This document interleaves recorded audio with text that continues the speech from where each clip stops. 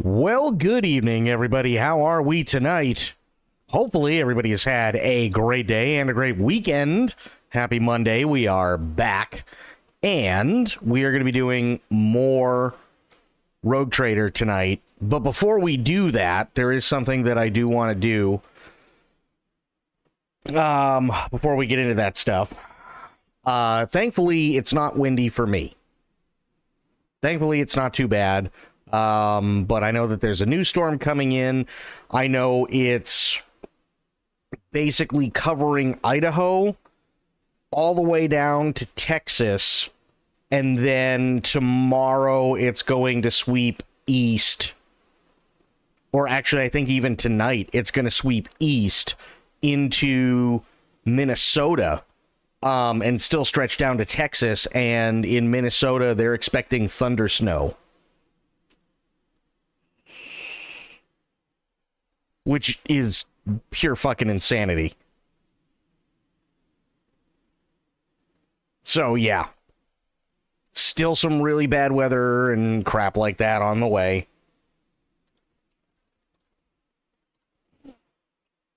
Hang on one second. So, I had a friend of mine contact me today, and they got something stuck in my head that I haven't seen in forever. And it was a meme that I thought was dead until it started living rent-free in my head again today. Are you ready for this? Because now I have to share it with you guys. I have to share it with you guys. That's just how it is. It has to be shared. Are you ready? Before we actually get into Rogue Trader?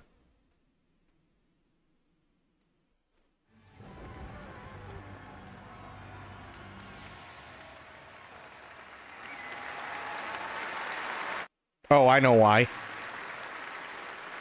There we go.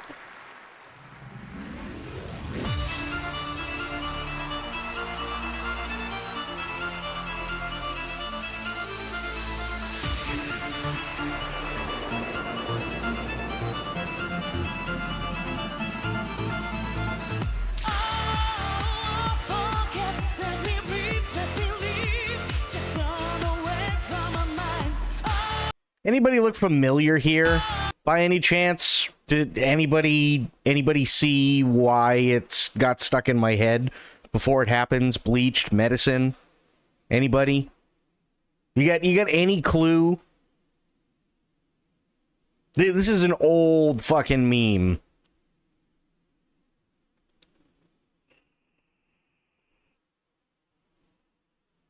This is a really, really, really old meme. Are you ready for this?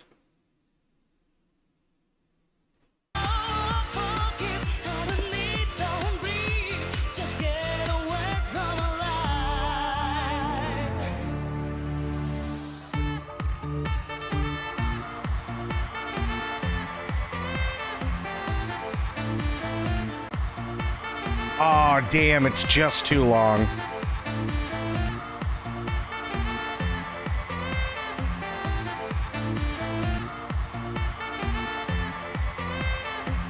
Literally, that clip was all over the place about 10 years ago. And somebody brought this up earlier today, and it's been stuck in my head all fucking day.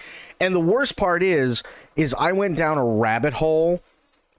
I went down a massive, massive rabbit hole of, like, 2010s European and Russian pop songs and everything that were like really big hits and all over the place for like a summer or for like a month and may or may not have turned into memes and then just kind of went away and everybody forgot about them. And the worst part is this is literally the only one that I can show you. Not because I'm necessarily worried about DMCA, but because there's shit that they got away with like 10, 15 years ago on TV. that I still can't show you on Twitch. There's literally a song by Sasha Dith called Russian Girls. And the music video entails a Russian officer who gets kidnapped by really hot women, and they drive him into an airplane hangar that's on fire in their Hummer. It's a Hummer, not a Humvee, because it's Russia, so they don't have access to military equipment. So they drive him to an airplane hangar that's on fire.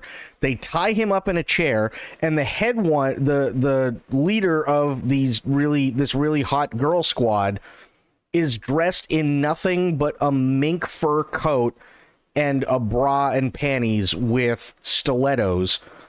And she punches him in the face and then grabs him by the back of his head and throws him against the Humvee and makes him watch as the rest of the really hot girls strip down to their bras and panties so that she can wash them all down with a fire hose, and then they can clean the Hummer, and then they leave him there.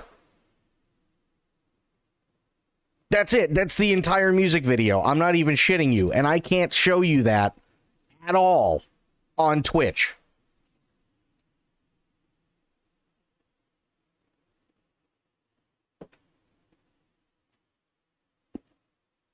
But this motherfucker, I can.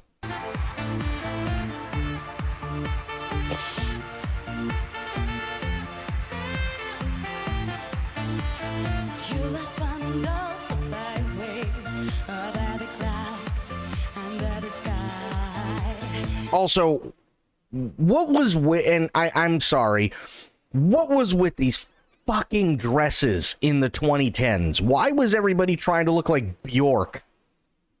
Could somebody please explain this to me? Never come back and run away with all your might. Give up you.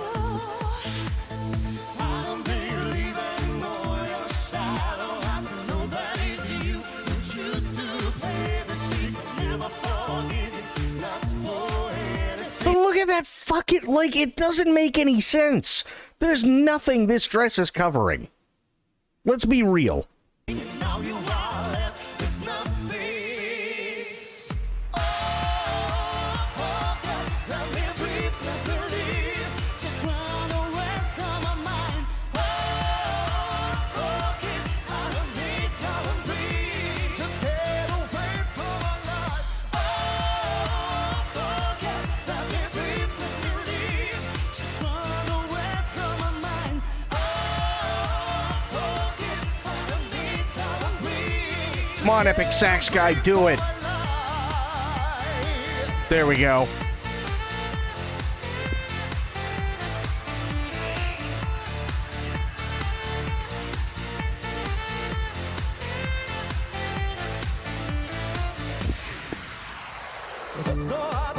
The sax carries, yep.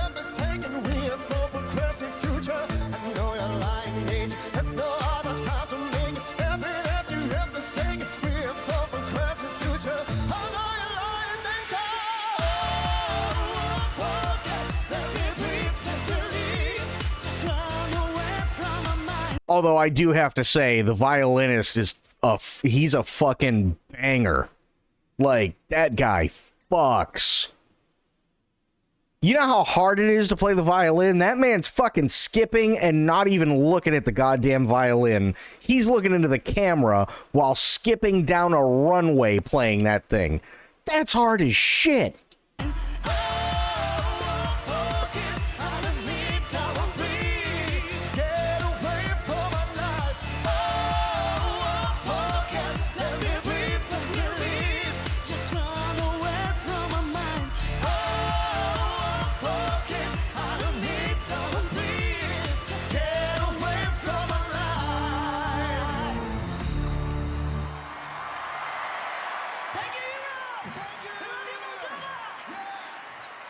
Okay, so we have that, right? But then you do this.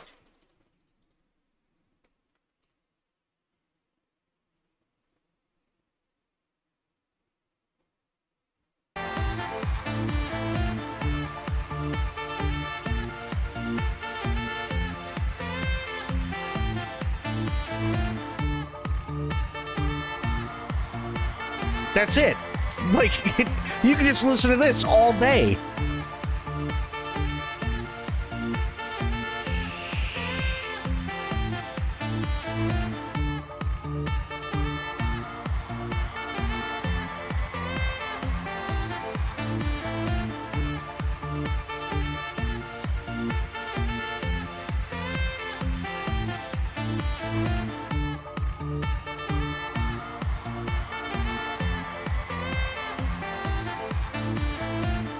You know what I need to do? I need to make a song. I need to make a song because I have my my digital audio workstation now, so I can actually like make more songs and shit. I need to find a clean version of this without any audience noise in the background and just loop the fuck out of it and put him in there. I really do. Epic Sax Guy needs his own song.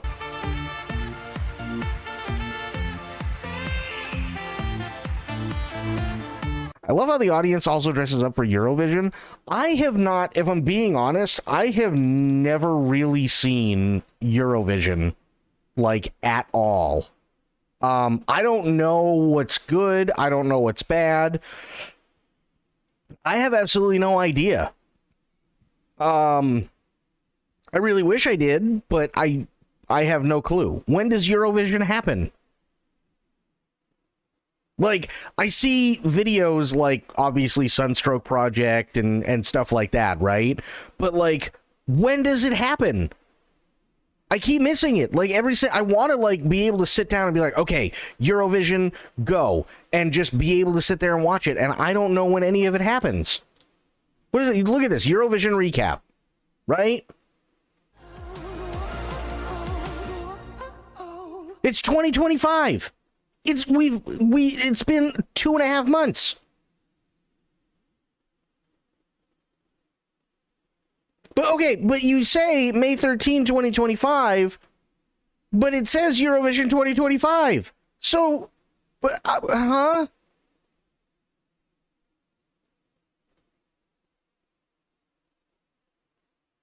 Yeah, this year, but it's March. So, how do we have Eurovision 2025? These people are trying to get... Oh, okay. I don't know.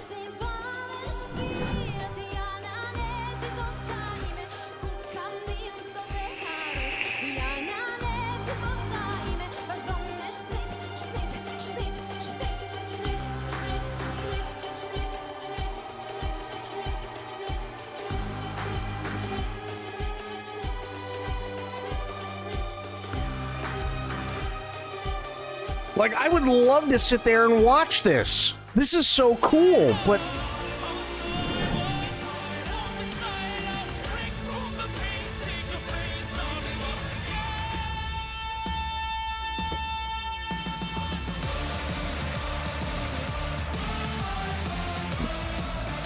I'm going to be honest. If Armenia doesn't get in with an act that's called Parg, with a song called Survivor, then Eurovision is broken, because that is the most metal fucking name ever.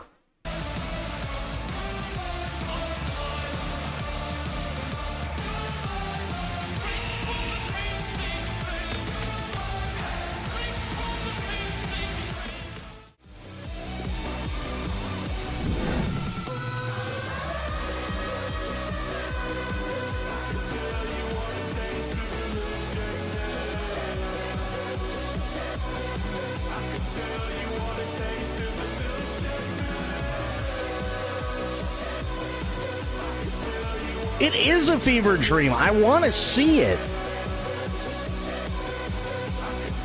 I really want to see it because it just seems like a blast.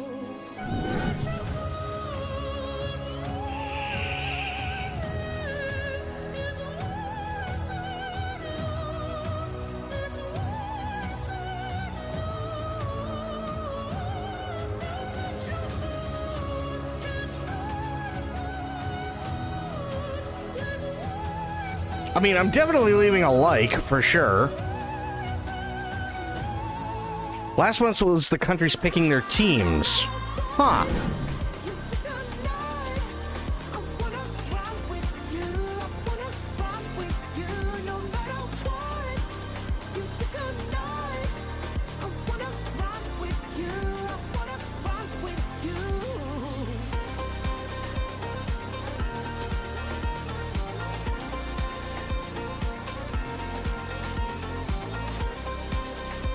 Right now is the watch the videos and vote. Oh. Oh, dear God.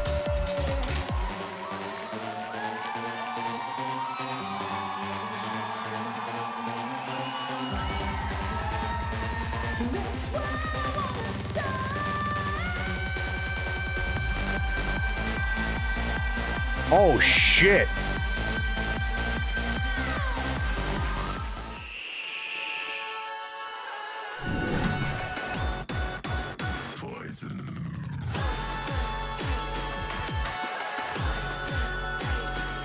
Ooh. Okay, I gotta see. Hang on. Oh, shit. The song contest is March tomorrow?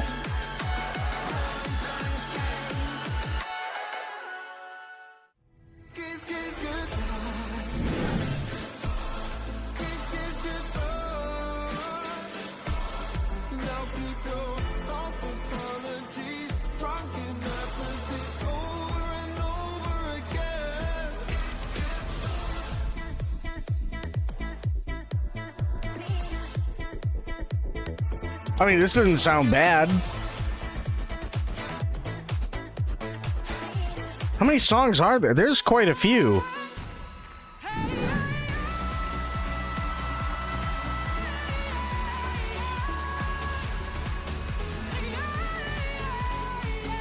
Wait.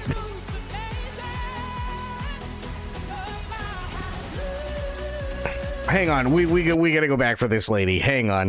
Wait a minute. Literally, she's just screaming.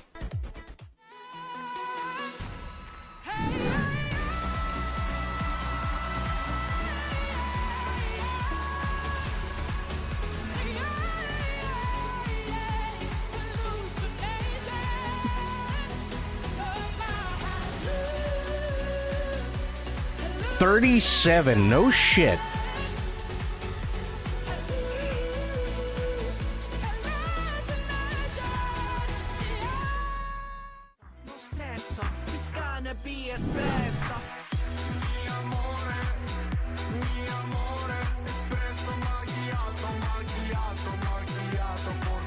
No, don't. I don't want Estonia to win with espresso macchiato. Espresso macchiato.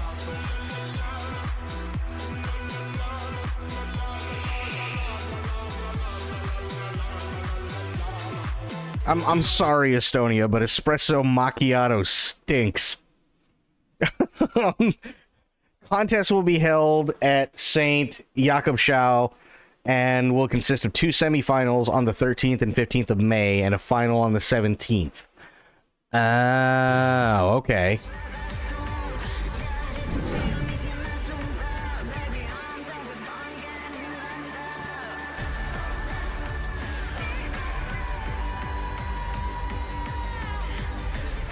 This is very Finnish.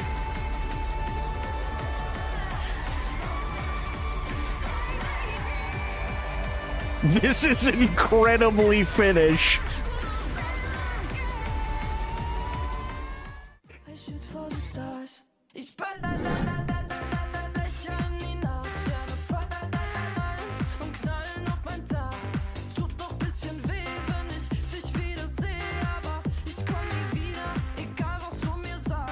You've been keeping up with the drama of countries picking their singers, really?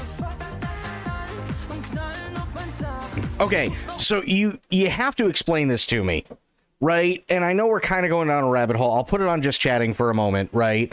But you have to explain this to me. So is this like a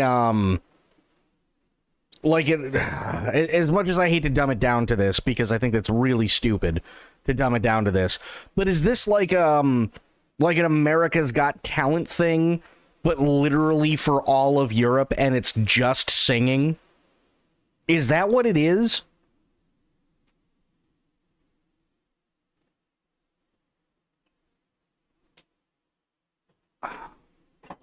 Oh, Rainbow, how you doing? Good to see ya. How are the things? But is that what it is, Bleached? Like, I don't know. Been around since the 1950s. Yeah. No, I know it's been around for a long, long time. But I'm still trying to figure out, like, what it is. Like, is it, here's the best band or artist from all of Europe? Kind of like, it's like a bragging rights kind of thing, and then maybe they'll get popular worldwide? Still kicking? Hey, sometimes that's all you can do, right? Pretty much, yeah? Okay. Bisschen weh, wenn ich dich wiedersehe, aber ich komm nie wieder, egal was du mir sagst.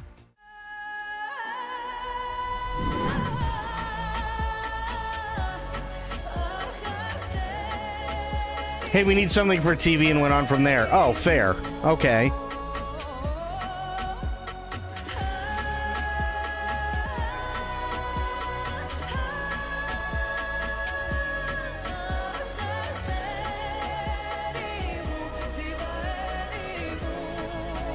What happens when they get to the top? I guess we won't know.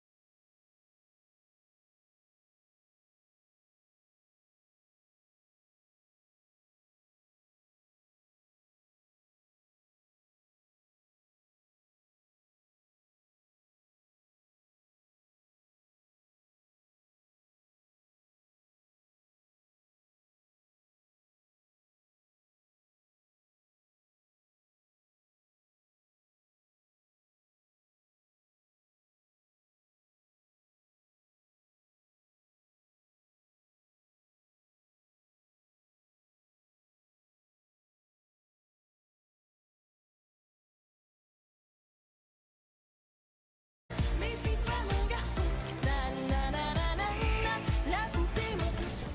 Should we let other people decide what we could be having the time? Wait, hang on. The EBU has banned the original version of Kant in Maltese singing, Because of the similarity of the word to an English. Oh, really? Come on. TVM has appealed the EBU for this decision, but if nothing changes as of March 6th, Miriana Conte has 4 days to submit a new version of the song or a new song in order to be eligible to compete in Eurovision 2025. That's bullshit. Especially considering, and I'm not gonna lie, found out I might need surgery on my knee again. Ouch. That sucks. But yeah, especially considering, and I'm not gonna lie, you want to know what? I'm not even kidding. Not even kidding about this. Okay. I used to be really, really good friends with a guy whose mother was off the boat Polish. Okay. One of the sweetest people I've ever known in my entire life. She was a seamstress. Would you like to know what the pleat that goes down the like men's pants, like from the knee down in the center of the pants, would you like to know what that's called? It's called a cunt.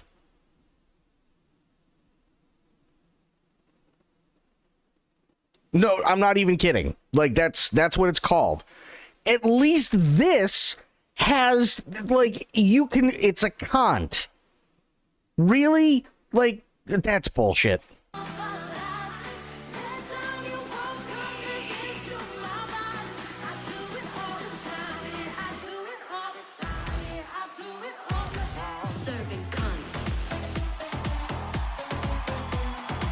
Really?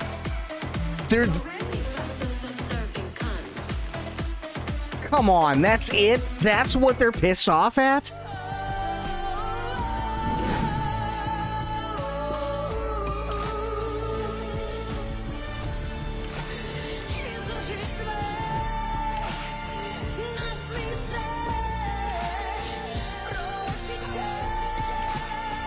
Should play Zomboid, oh boy.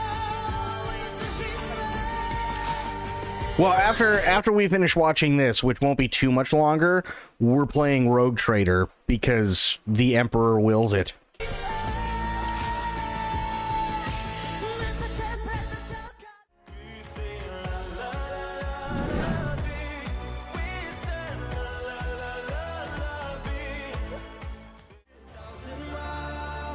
Wow, they cut that one short. Holy shit.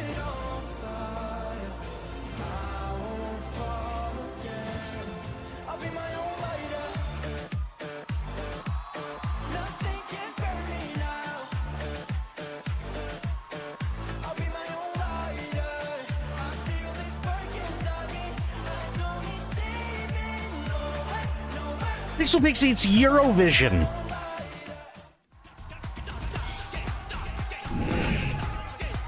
We're just watching the recaps. That's it.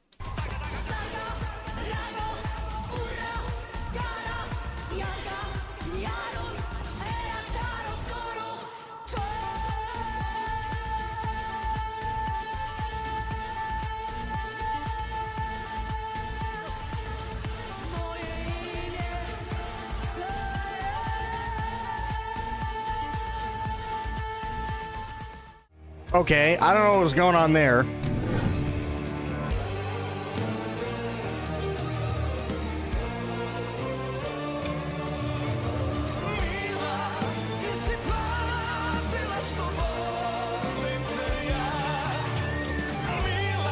Oh, shit.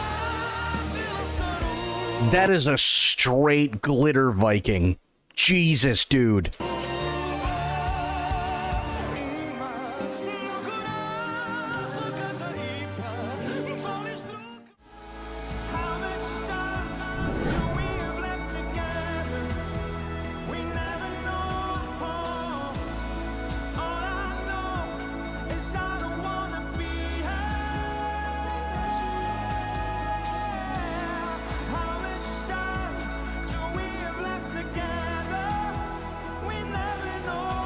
He does kind of look like Seth Rollins, yeah.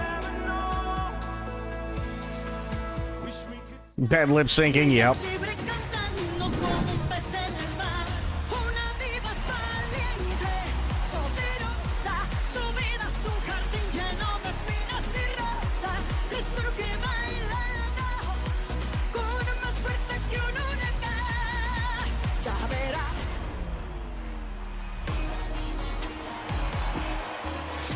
I'm just like, okay, here, so for anybody who's tuning in, the reason why I'm looking at this is because earlier today, a friend of mine got fucking Sunstroke Project, aka the Epic Sax Guy song, stuck in my head again. So I was watching that, and then I went down the fucking rabbit hole of everything from like 15 years ago that was like European and Russian that like made a really big splash. Some turned into memes. Some were just really good songs. Others were quite literally just made specifically to have hot women dance around in like nothing. And so I went down this rabbit hole, and then we were talking about it, and I showed the Epic Sax Guy song on stream, and then I was like, fuck, well, what are they doing now for Eurovision? So that's why we're here. You please just leave, share my heart with someone who flies. But I'm begging you, please just leave, share my heart with someone who cares of me, my little bird. Hasta luego, Mari Carmen. For the time I've been without you, I wanna live without you. God damn it. I'm gonna have to fucking...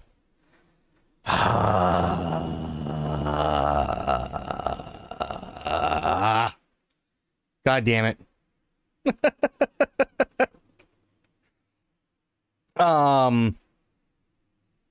Well, what? Yeah, no. There's a song. I can't even show it to you. That's how stupid it is. There is a song by a band. I can't even say band. It's a group called Girls Aloud. And the name of the song is Long Hot Summer. It's literally a song that is only made to show 5 really gorgeous women in almost nothing for most of the song. That's it. That's all it's for. No bullshit. There's another one by Sasha Dith, right? Who is a DJ. The song is called Russian Girls. No bullshit. It's about a Russian officer who gets kidnapped by a platoon of really hot women. And the leader is wearing one of those black Russian hats and a white mink fur coat and a black bra and panties with like thigh-high stilettos. And they tie him up into a chair. She punches him in the face. He falls down onto the floor. She grabs him by the back of his hair, throws him against the Hummer, not Humvee, Hummer, that they brought him in. And then he's made to watch as the other 5 really hot women strip down to their bra and panties and take a shower, specifically because they got a little dirty when they roughed him up. So the leader of this platoon has to hit them with essentially a fire hose so that they can dance really sexy and wash themselves. And then they get to sit there and watch, and he gets to watch them wash her Hummer in their bra and panties, and then they drive off without him. That's the entire music video.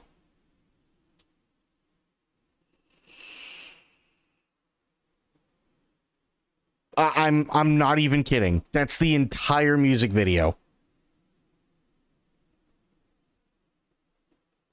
I went down that rabbit hole today, and it's like, God damn it. Why? So, yeah.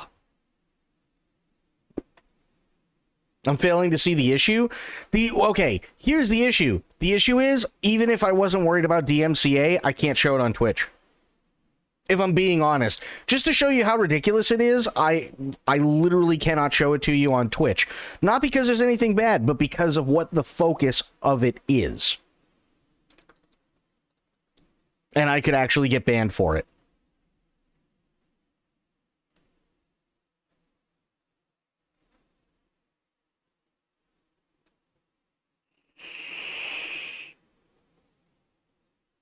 That's the biggest issue. Like, I can't show you how ridiculous it is.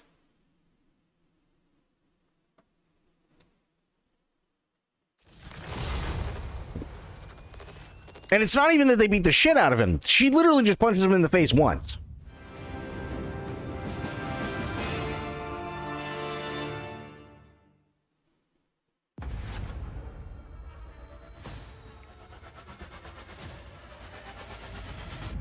That's the funny thing. It's not trash. Not even remotely close.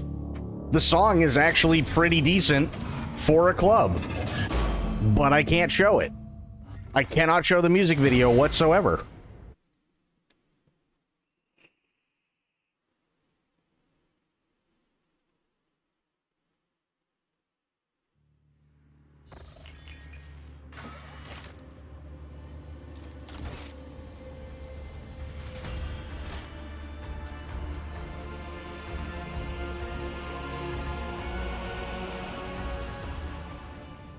Okay, so I don't want to go to Rykad Minoris yet.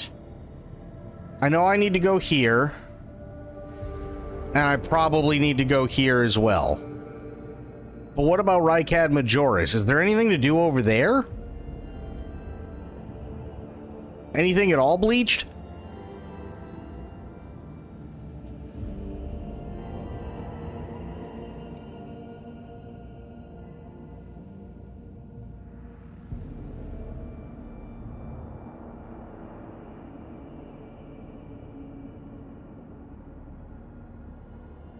Not as of yet. Okay. We'll just go here then.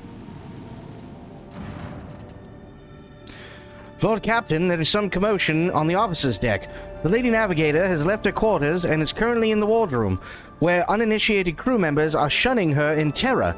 Perhaps you should find out what has brought Cassia to the deck. Alright.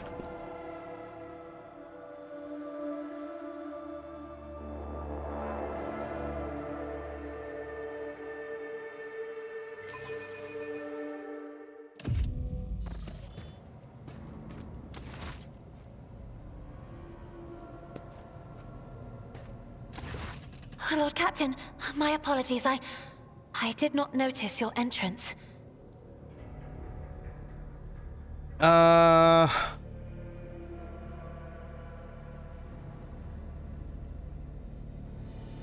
Pleased me to see you adjusting to life.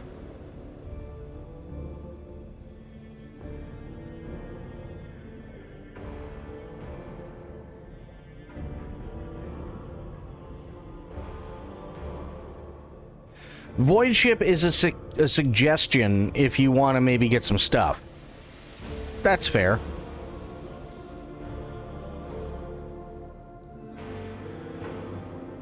I see you are fond of reading.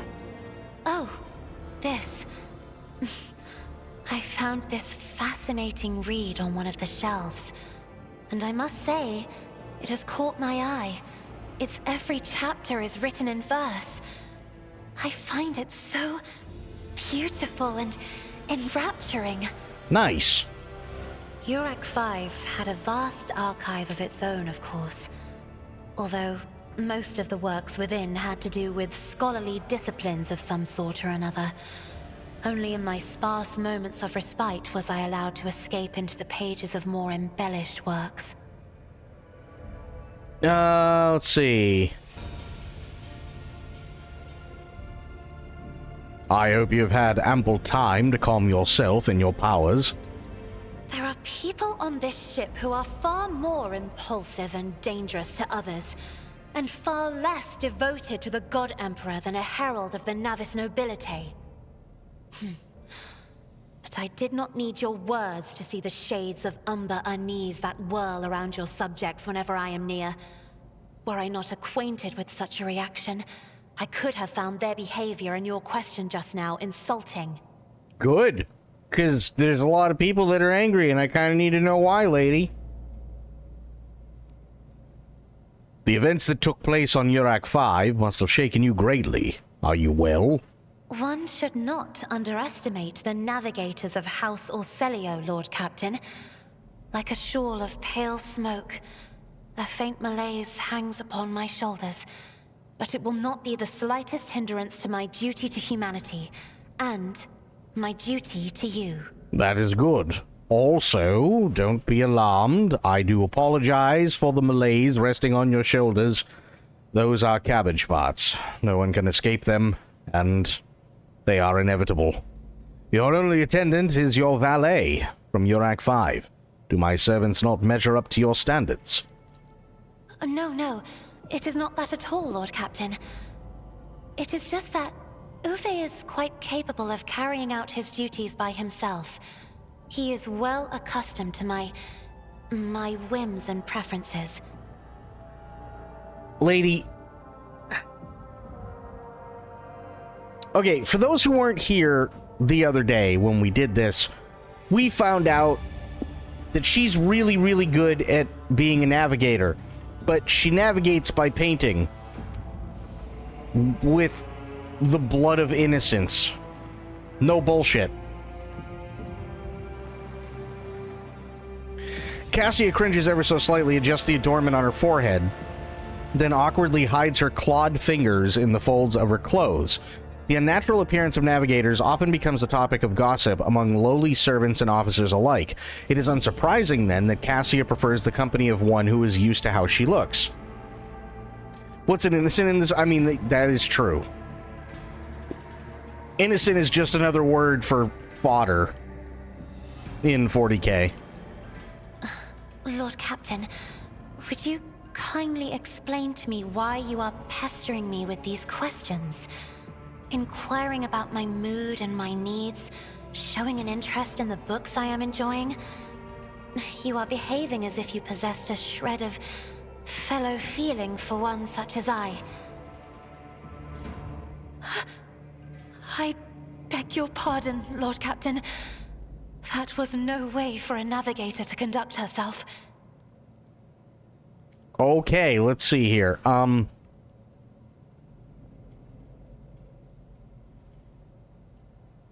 Let's see. I am beginning to think, Lady Cassia, that the feelings I have for you are far more complicated than common sympathy. Lord Captain? So many colorful sparks are flaring to life and dimming all around you. It is a veritable ocean of emotions. There are so many of them that I can barely see the pure white sincerity of your words. No, sorry, that's the thing on my head. It sparks every once in a while. Please forgive me. I cannot even understand myself right now. Your words and attention have reminded me of life on the station, of Theobald and Felek. I do not understand. They were merely the keepers of Yurak 5. So why do memories of those two make me feel a strange heaviness here? At the same time, I find myself overwhelmed with new excitement and anticipation. At last, I have set foot outside my familiar walls, and into a world that I have only seen before in the pages of books. Your ship alone is a treasure trove of remarkable artifacts and curiosities. And just imagine the things that await beyond, but... My delight must seem childish to you, surely. In your heart, you must be finding all this quite amusing. Not at all. We're totally gonna sex her. I would not dare to make fun of a lady's feelings, especially not one who has captivated me since I first set eyes on her. Words like that, Lord Captain, Itzy! could easily be misconstrued. You should familiarize yourself with some of the works in your library to learn the appropriate manner of conversing with a lady. Deal. I started a romance. Nice. Struggling to maintain an expression of polite indifference, Cassia covers her burning face and swiftly exits the room.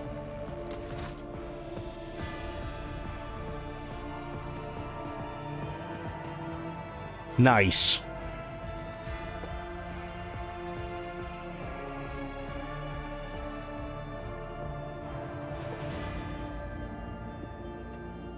See, and just like that, we now have bestest girl. That's it. That's all it took.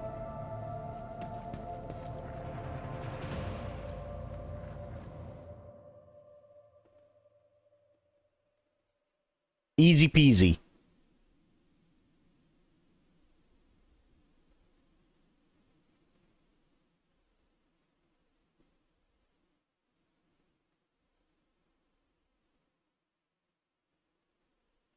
I like that. Please report any bugs you find by hovering the cursor over the broken character, creature, item, spell, or whatever, and just hit Alt-B. That's actually pretty cool.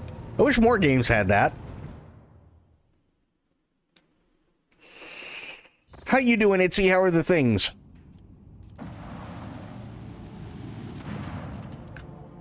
Lord Captain, sorry to disturb you. Vigdis pauses, as if listening to something. It's pandemonium outside the bridge gate. One of the officers seems to be demanding an audience with you in person. I think I hear Master Viserian's voice. In any case, I wanted to warn you in advance. God damn it. I'm just trying to get to a planet.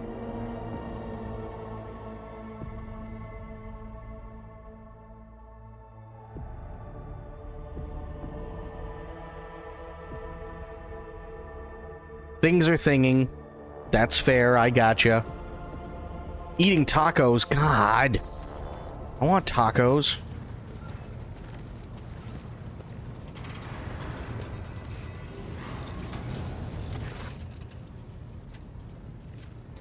The everyday sounds of the bridge are disrupted by voices raised in anger. Abelard's voice, the loudest of all. This is not the conduct of an officer. These are the antics of a highborn brat out on a lark. Explain yourself, Lieutenant. Weather over here is okay. Only thing that's slightly concerning is literally all day I've had the Air Force flying really low over my house. Like every 20 minutes.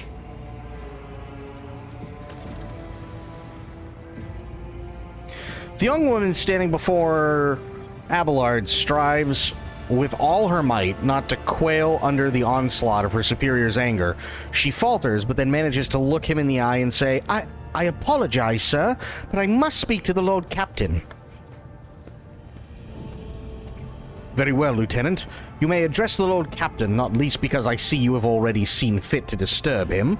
Your unauthorized appearance on the bridge and display of belligerence toward a higher-ranking officer will be logged on your personal file without delay.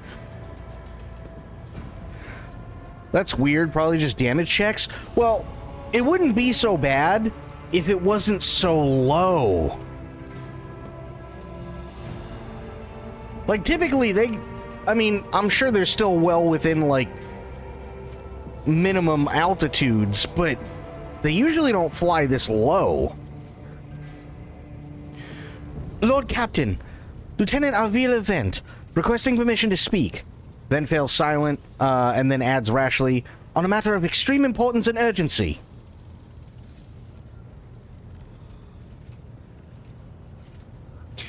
You may speak, but I want to hear a report, not a shouting match. Having two officers bickering in full view of the bridge is unacceptable. I am sorry, Lord Captain. I thought that drastic times called for drastic measures, Vent exclaims hotly. This matter cannot wait. Any minute now, an assault unit will be dispatched to the lower decks on orders to crush the workers' strike by any means necessary. But I am convinced that this step is unwarranted, and that the crisis itself was provoked by the actions of one of the senior officers. Vent is almost trembling with tension as she delivers her speech, her face extremely pale. Abelard, in no hurry to intervene, lets out a skeptical huff. He glances at Sauerbach, who is standing not far from him, but she maintains a stony expression. Lord Captain, I urge you to investigate the actions of the Seneschal Wessarian and to intervene in what's happening on the lower decks, because very soon we will have a mutiny or massacre on our hands. Vent reels off the last words as though she knows them by heart. She's clearly been preparing to say them for some time. When she is finished, she casts an anxious glance at Abelard, then at you.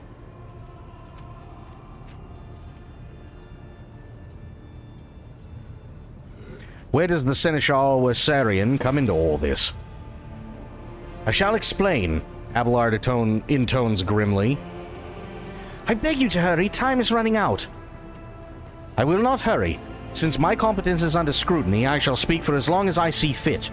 There is an established order to the way things are done on this ship, and one of the pillars of that system is the rogue trader's attention is not distracted by trivial matters. It is the Seneschal's role to ensure that. I have always handled internal problems myself, so of course, when I received information about cultists hiding on the lower decks, I took the matter in hand. So long as I live, not one of the vermin who murdered Theodora von Valancius will find refuge on her ship. You are far too heavy-handed, Seneschal. Arrests, interrogations, mass punishments for entire sectors. It has driven the people to the brink, Vent says bitterly. Now there is a strike in the lower decks, in Depot 4 to be precise. Three worker clans are involved, but many more are passively supporting them. The situation could degenerate into an all-out insurrection, but when I reported my concerns, the only response I received was an order to dispatch an assault unit and crush the strike with maximum force.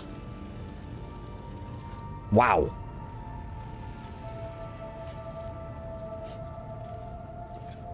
Master-at-Arms, the ships and forces report to you, and yet you seem hesitant to provide your own perspective.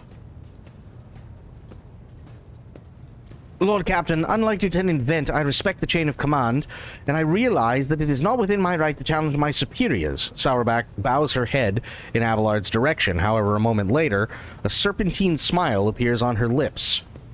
That being said, while I entirely share Master Wessarian's opinion on what fate Depot 4 deserves, I must note that this insubordination is a direct consequence of practices that he himself has introduced. Mistress Sourback, I see you have decided to follow the lieutenant's example after all. Such behavior does you no credit. Oh boy.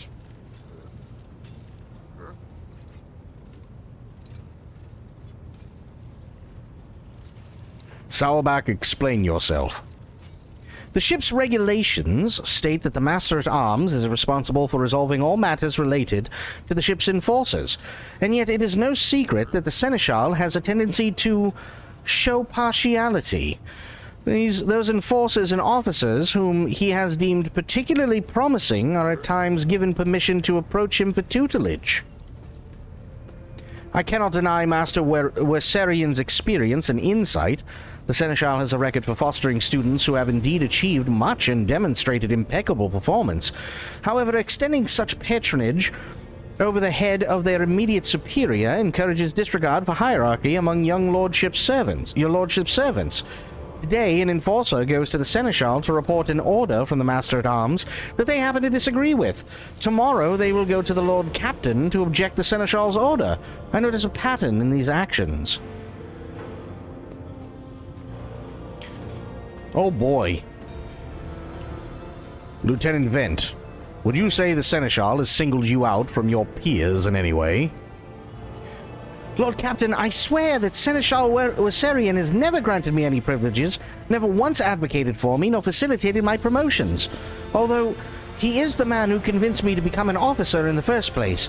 He has offered me extensive guidance in my service, for which I am grateful to him, and while not all my fellows receive such attention, I know of at least a dozen fine officers whom the Seneschal keeps in his sights to ensure that they continue to strive. To prepare new generations for the dynasty's servants, to instruct them, and to separate those with potential from those who have exhausted it. That is my duty as Seneschal. This ship has bays worth of pilots, enforcers, officers, technicians, and stewards whom I have raised personally. By the throne, every third person standing on this bridge right now was my student at one point.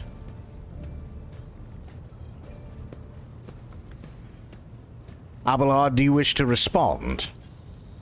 Mistress Sourback, can you recall an occasion where I would encourage an officer to disobey their superior, or one where I would overrule their order, or show favoritism to those who merited one? None, Seneschal, for there have been no such cases in the entire time I've served aboard this ship. If anyone were to claim otherwise, I would have them pay for insulting your honor with blood. Your conduct in this regard have always been spotless. Nevertheless, given your eminent position, a simple show of attention on your part is enough to erode the propriety of junior officers, inflate their sense of self-importance, and undermine discipline. That you distinguish some of them and know them by name is tantamount to walking around the officers' deck handing out gifts to officers who have caught your eye. It fills those you set apart with ambition and audacity, makes them stand out among the rest. Enforcers are meant to be faceless servants, fighters ready to die, their fate entrusted to their commander and no one else. That is the sole foundation of order. I see. Evidently, my officers are anything but a shining example of unity and adherence today. I have only myself to blame, I suppose. There is an insurrection in the making aboard my ship, and no one has informed me. I will not deem it a problem worthy of the rogue trader's attention. The lower decks, as it so happens, are in revolt. 30-some years ago, we even had a revolutionary leader rise up who dared to establish workers' rule across the entire ship. It took a month to restore order, but even 8 years later, we're still battling rumors that the hero who survived his execution and was on the verge of gathering people to fight against tyranny once more. Abelard scoffs. Needless to say, these rumors were baseless. As for the current situation, we have sufficient enforcers to deal with it. Ooh, excuse me. But on this ship, the word of the Lord Captain carries more weight than a salvo from 100 bolters. I'm sure that if the rogue trader addresses the malcontents directly, he will quell the unrest. Thank you, Spectre, and how you doing, buddy? I dread to think what problem you will disturb the rogue trader with next. Perhaps you will ask the Lord Captain to break up brawls in the mess room? I have already given you the means to resolve this problem. You simply need to use them. Tired? Fair. If I may, your lordship, sending a hit squad to crush the rebellion is a means of ignoring the problem, not solving it. How did this all start? The situation could boil over at any minute, so I'll give you the condensed version. It all began when the enforcers found a cultist amulet on the body of someone who'd been killed in a drunken brawl. We reported it up the chain immediately, arranged for a cleansing rite to be performed, and opened an investigation. No heretics have been found alive, but the searches brought tensions between enforcers and workers to a head. Managed to paint my room. Looks nice now. Hell yeah. How you doing? I'm okay. Doing okay. I'm actually feeling better, which is really, really nice. I'm definitely not as tired. So yeah. Doing okay. What is Depot 4? Depot 4 is one of the poorest sectors on the lower decks. It is home to clans of general laborers. They are not as valuable to the ship as the families who have served its specialized systems for generations. They are an easily replaceable resource, and one which is now more besides giving succor to cultists and minions of the arch-enemy. Slowly but getting better. Good. Depot 4 is poor and troubled, but at worst that means drunken fights and illegal rotgut brewing. We have handled workers of Depot 4 in the past. We would have done so again if the crackdown on Depot 4 hadn't been so harsh. And another important point to bear in mind, the problem is not limited to this sector. It is located on one of the most populated lower decks, and everything that happens there has a knock-on effect on all the neighboring sectors. Abelard, what do you have to say to all this? I see no need to add anything. I acted within the remit of my authority, guided exclusively by the best interests of your protectorate and your personal safety.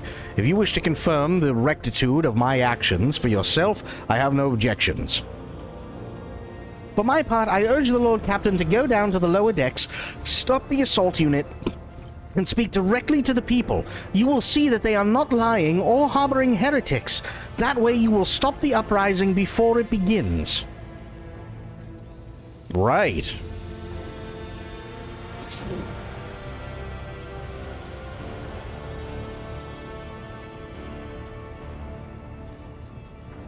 I have heard enough. I will go down to the lower decks and deal with the problem personally. Praise the Emperor! Vent cannot contain her relief. Thank you, Lord Captain. Abelard grits his teeth slightly. An enterprise bordering on sophomoric, but please yourself, Lord Captain. However, I categorically insist that I escort you.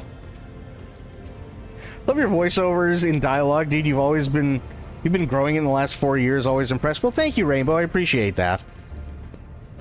Lord Captain, I regret that the enforcers were unable to handle the situation, which then led to your and the Seneschal's involvement. I consider it my duty to go to Depot 4 myself and see to the expedient resolution of this incident. That's a lot of people. We're taking... Can I just... Why can I not... I want to choose all of them. What? Okay, wait. Oh, I see. Gotcha. Wait, no, I don't see. Fuck. I got 1, 2, 3, 4, 5. Right? So, why can I not... What is... Okay.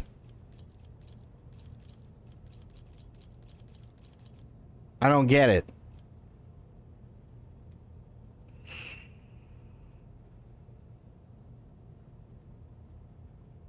With your hater snake? A hind D. Colonel, what's a Russian gunship doing here?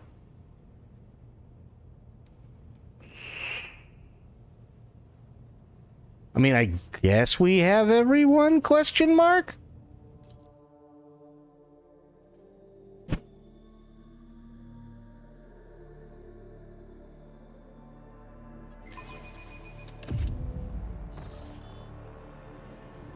Oh boy, this looks fun. Lower deck rabble. We shall reclaim what is rightfully ours. Oh shit, okay. I was like, he's here. Oh, playing the NES one, I gotcha. Did that motherfucker... Abelard reflexively wipes the sweat from his brow in a startlingly human gesture, and a telling one. A rare moment where he allows his age and wariness to show through his armor like veneer of self-assurance. The lower decks are a source of endless problems. Sometimes I dearly regret that we cannot replace all the locals with servitors. Get a gig as a voice actor for sure. You know, it's... I'm gonna be honest. I've tried, and maybe I should again, but I've tried to figure out exactly, and I've tried to talk to Fei Lin, because Fei Lin's a voice actor, right? But Fei Lin's been busy, and I don't want to, I don't want to push it. I love Fei Lin. Fei Lin's amazing. She's incredibly sweet, and, you know, she's just phenomenal. She's an awesome person. But I don't want to sit there and I am her and be like, please tell me how you got into voice acting. You know what I mean? It's because I looked into it. It's not easy. It really isn't easy being a voice actor unless unless you know the steps that need to be taken, basically. And there's a lot of them too. So for instance, there was one website that there were a bunch of voice actors recommended, right? And essentially what it is it's for audiobooks. And I was like, wow, actually that sounds really badass, right? Imagine a Warhammer 40K audiobook, but I'm fucking voice acting the damn thing. How cool would that be, right? I get to actually be part of 40K lore, or I get to be part of like a fantasy series, or I get to be part of like a sci-fi series, or like whatever. There are tons and tons and tons of stuff on this website, and I'm like, this is awesome. But then they sit there and they go, well, here's the catch. You have to be, you don't want to just go for the big ones, because if all you do is ever go for the big ones, you'll be lucky if you get one. You have to be established. So if you have to be established, then you have to go for the stuff that maybe is coming out, maybe it's a new author, maybe like, you know, they're just getting into it and stuff like that. And that's fine, but then you have to actually read the book so that you know exactly like what you're getting into and what they want you to do and so on. Again, perfectly fine, but if the book's not out, how the fuck are you supposed to read it?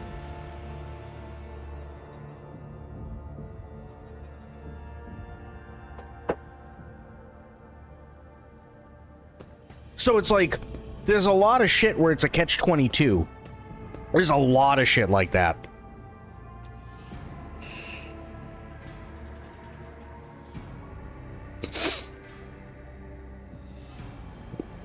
It's like, and trust me, I would be more than happy to do it. Like, and I mean, to be fair, you know, depending on exactly, you know, what they're offering and stuff in terms of like compensation, it's not a bad gig.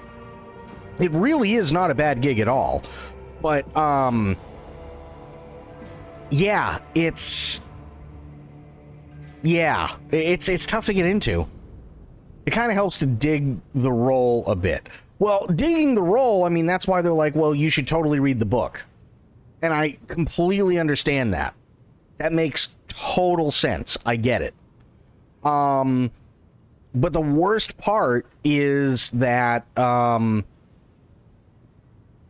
if the book's not out, like there was one that I was looking at, and this was about a year and a half ago, something like that.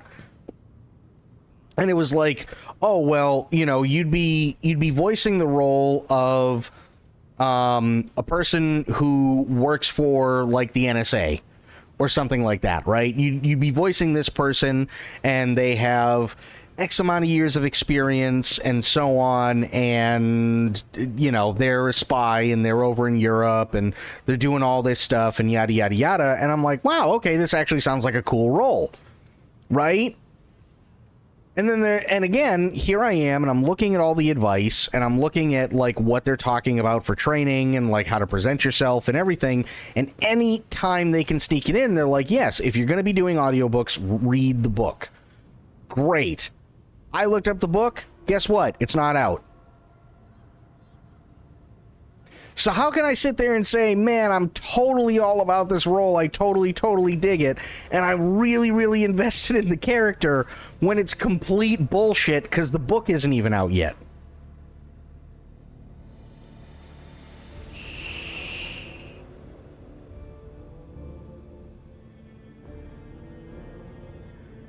So yeah, it's just like, what the fuck? So yeah, I wanted to talk to Fei Lin because she knows the ins and outs. She knows how to like get stuff done. She knows exactly the steps that need to be taken and so on. And I respect the hell out of Fei Lin, because Fei Lin, for those of you who don't know, not only is she a streamer here on Twitch, but she also played Sheriff Tabitha Thorne on Wild RP. And we all know how good she was with that. So, yeah, I definitely respect her just as much as I respect Flickerclad and so on, and that's fantastic. But again, Phelan's got her own stuff going on. I don't want to sit there and, like, bother the crap out of her. You know what I mean?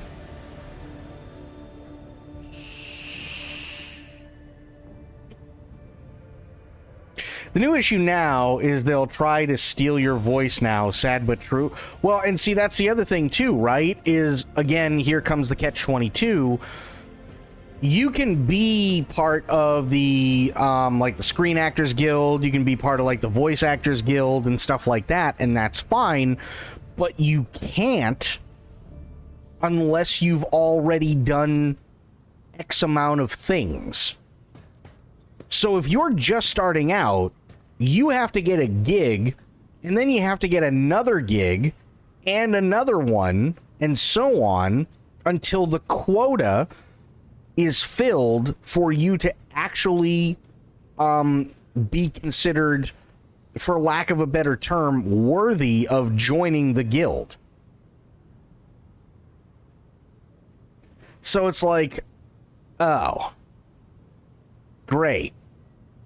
You know what I mean? Like, it's really, really stupid. And like, the Voice Actors Guild, the Voice Actors Guild, the Screen Actors Guild, the Writers Guild, they have all these protections, and it's great that they're trying to like stop people from stealing their voices with AI. But if you're just starting out, you're screwed. And I mean, to be fair, let's be honest, I'm not David Hayter, right? I don't, like, I can pull off a decent David Hayter. I can pull off like a decent Keanu. I can pull off like a couple of other people, right? Most of them are in jest. You know, if somebody says, oh, you do Christopher Walken, oh, I got a favor. And the only remedy is more cowbell. You know what? Like, it's in jest. I'm not doing it to be serious. But on the whole scheme of things, there are probably like 18 million of me out there that have this kind of voice where you can just kind of naturally do stuff like that. So on the whole scheme of things, am I really all that worried about somebody stealing my voice? No. But at the same time, as somebody who wants to be a voice actor, obviously it's a concern.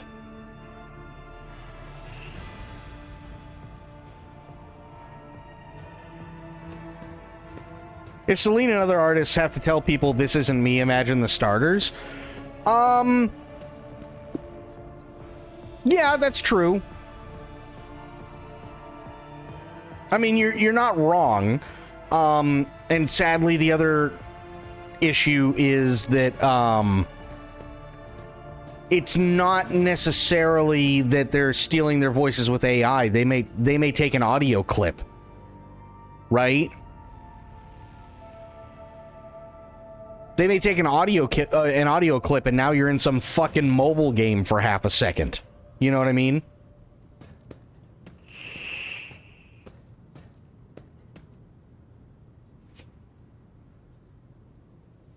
They said you get paid, but scammed is what I'm saying. Well, I mean, that's where you have to read the contract, right? That's where you need to you need to get a lawyer.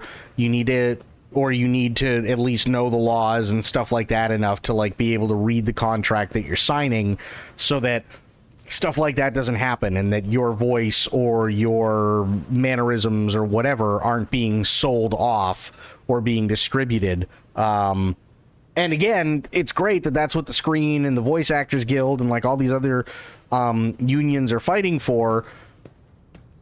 But again, it sucks because if you're just starting out, you're on your own. You can do Keanu. I mean, I can do a decent Keanu. It's not like I'd sit there and win any fucking awards for Keanu or anything like that. It's every once in a while, you know, I can be like, wake the fuck up, samurai. We got a city to burn. You know what I mean? Like, do that kind of thing where it's just like, okay, there you have it. And it's decent, but I'm doing it as a meme, and that's about it.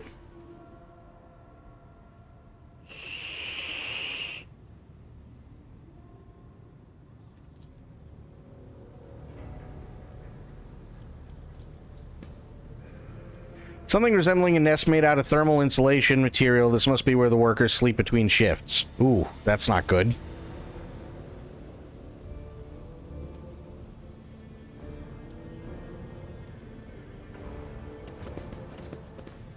No, don't step in the acid, you idiots. We are bound by the blood of martyrs. Why are you yelling?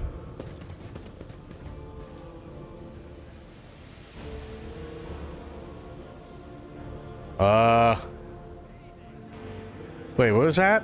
Lower deck rabble. Rabble. Gotcha. I mean, I guess I should just pick a door at this point, right? And who's this guy? Hang on. The Emperor gave me a vision.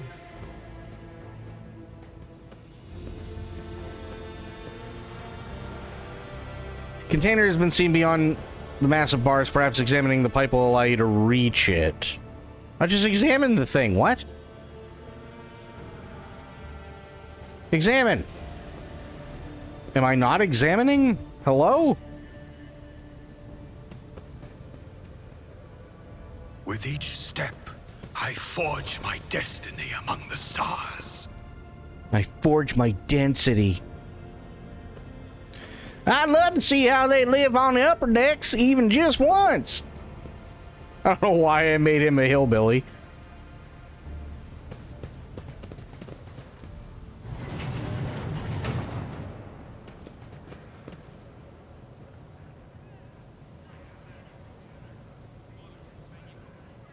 Can I? No, can't talk to her.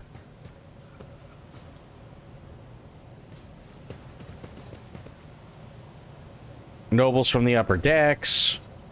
Listen, bro, I'm just trying to figure shit out, okay?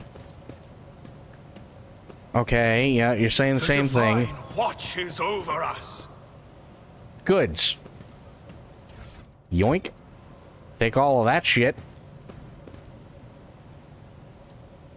Inside the box, a string of scratch letters runs along the edge, different from the first names. Different first names, but same surname.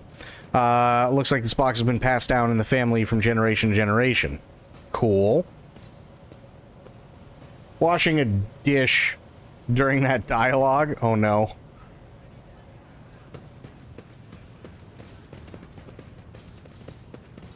Well played.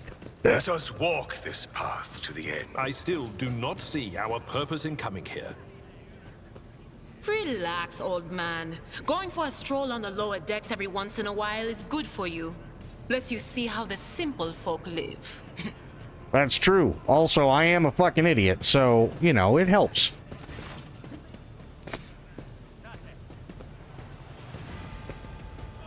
Oh, there we go.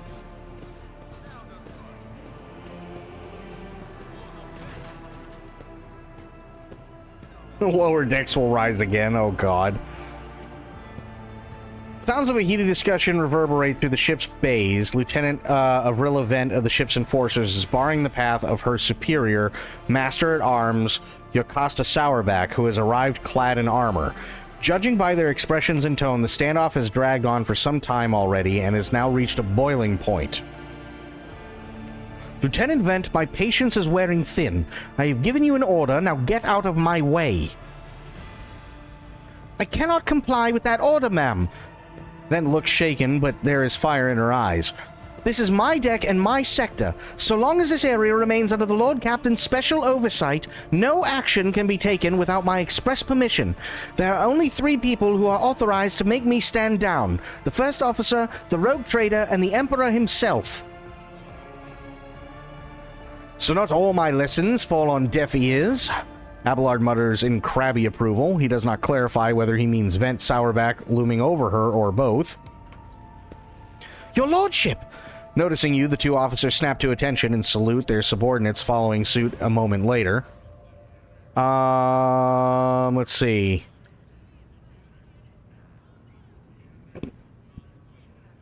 I want to speak to the strikers. Abelard's mouth twists, but he restrains himself and says nothing. Right you are, Lord Captain. Allow me to wish you good luck. Hope gleams in Lieutenant Vent's eyes. Yeah, I might come out with blood all over me. Just saying. There may be a lot of blood. Know your duty. Like a lot.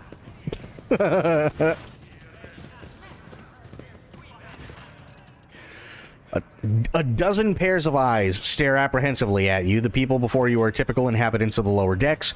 You take in their simple clothing, crude weapons, and faces that display varying levels of mutation from barely discernible to the strange to the outright grotesque.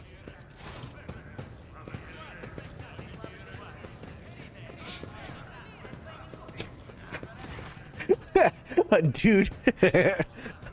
Sorry, I had to do it. I have to do this because all I could think of was something I saw on a YouTube channel, and I showed it to you guys, and it's one guy who is a voice actor, and it was really, really funny, and all I could think of was this guy here comes out, and he just goes, I am Melania, Blade of Mikla, and I have never known defeat. Yeah. That's all I could think of.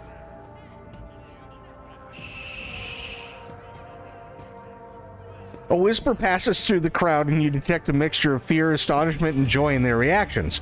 Finally, 3 people break away from the crowd, an elderly woman and 2 men. These must be the leaders. They bow clumsily before you. Lord Captain, you've come down to us.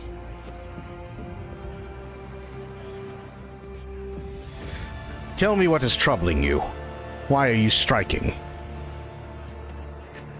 Striking? Well, that's new to us, your lordship, says a tall, thin man in worker's garb. All we're doing is asking questions, saying what we think. Old Nan? Oh, okay, it is a woman. Shut up, Rivet, snaps the old woman, who turns her hostile dark eyes on you. Here's the deal, your lordship. Your damned enforcers are all over us down here. They say they're looking for the cultists. One wrong word and they're reaching for their batons. If they want to punish someone, they turn off the heating to hold bays for a week at a time, so we get sick and freeze. In my clan, 2 little ones died from inflammation in their lungs, all because of those enforcers. The old woman spits on the floor and rubs the spittle with the toe of her worn-out shoe.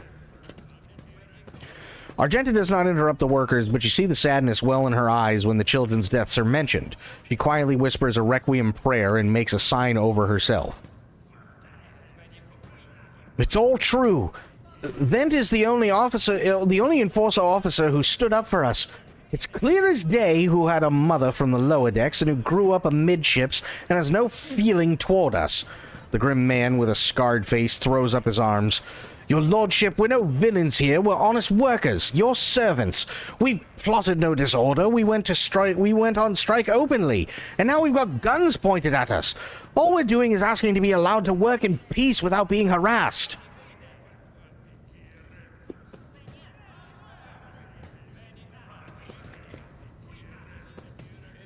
Persecution started apropos of nothing, you say.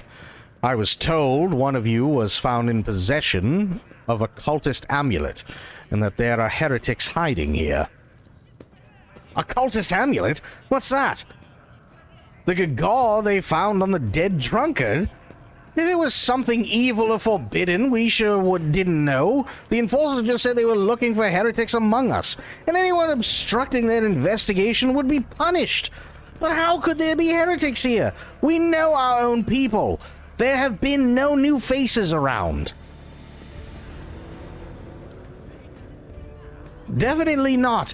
And if there were, we'd be the first to report them. And as for this amulet, or whatever it is, they took it off a dead body. There are no cultists still breathing in our sector, that's for sure. But when that fight broke out, some enterprising folks looted the bodies. The boots they came back with. Nobody's ever tread these decks in boots so fine, I can tell you that. Seems to me these cultists have better commanders than us. Oh yeah, those boots were really fine. And there was no harm in taking them, right? As for the amulet, it must have been pocketed by someone who didn't know any better. We didn't know any amulets around here. We all worship the Emperor, and when we're working, we bow down before the machine spirits of the large and small transformers and the servo motor. Same way my grandfather was taught 100 years ago by a tech priest who came a-calling. Believe us, your lordship, we are people of the faith. Naive children! Weren't you taught from an early age about the dangers of the archenemy's creations? Weren't you warned that any unfamiliar object could be one of them? We were told, Holy Sister, but it was long ago. The last time we saw a confessor in our sector was just after I'd had my 3rd little one. That is regrettable, but you cannot lay the burden of leading a righteous life on the shoulders of the Holy Fathers. Who will you blame when beasts crawl out of those amulets you stole from the heretics? The Holy Father who was not there, or the scavenger who brought evil down on himself and his neighbors? Abelard, do you have anything to add? I authorize the use of all necessary measures to locate Chaos worshippers hiding in this sector. The specific steps taken by the officers were not reported to me. Abelard frowns, clearly disgruntled at having to explain himself in the workers' presence. Nevertheless, I am certain that their actions were justified. Cultists are no drunken stevedores.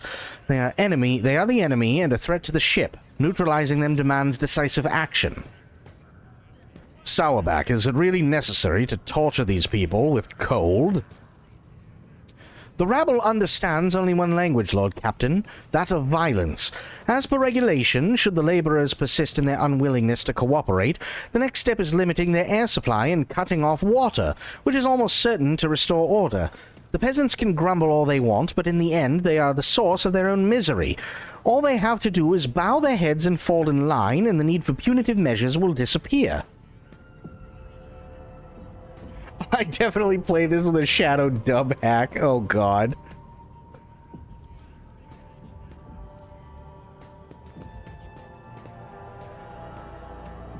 We were attacked on the way here. How do you explain that?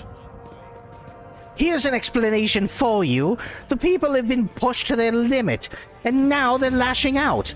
As if we don't know why the top deck units are being sent down here, like that one there and the lieutenant that won't let past. Our clans are all inside the bay that's been sealed off, but the lower decks are big. I'm sure there are some people who have just had about enough. We're getting it from all sides. The soldiers have encircled the ones who've risen up. A death squad has just arrived. It's no wonder folks are lashing out. Their words seem sincere to you. Their body language and the glances traded between them reveal that the news of the attack has shocked them. What changes do you want? Would you look at this? The exalted Lord Captain himself is asking us bilge rats what we want. Well, here's what. We want you to rein in your damned officers, to quit turning off the heat, and to stop battering everything that moves. No, that's not it. We want the enforcers gone from here, and we want to be armed. Give us arms and we'll govern ourselves. We'll defend ourselves if these cultists do show their faces. I've been leader of my clan for 20 years now. Getting rid of these club-wielding thugs can only improve things around here.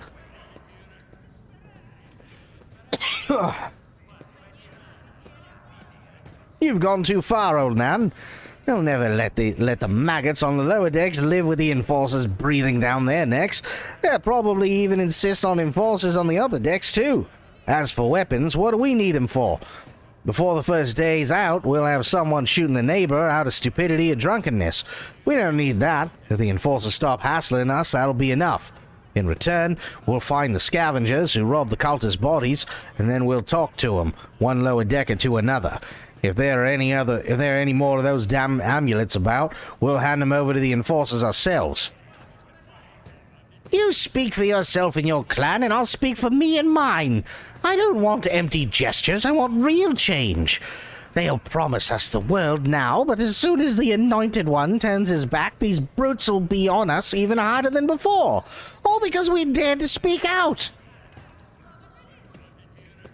The tall worker's eyes dart between the two arguing leaders. Every few seconds he opens his mouth as if planning to agree, but each time he falls silent, simply making a few vague noises of approval.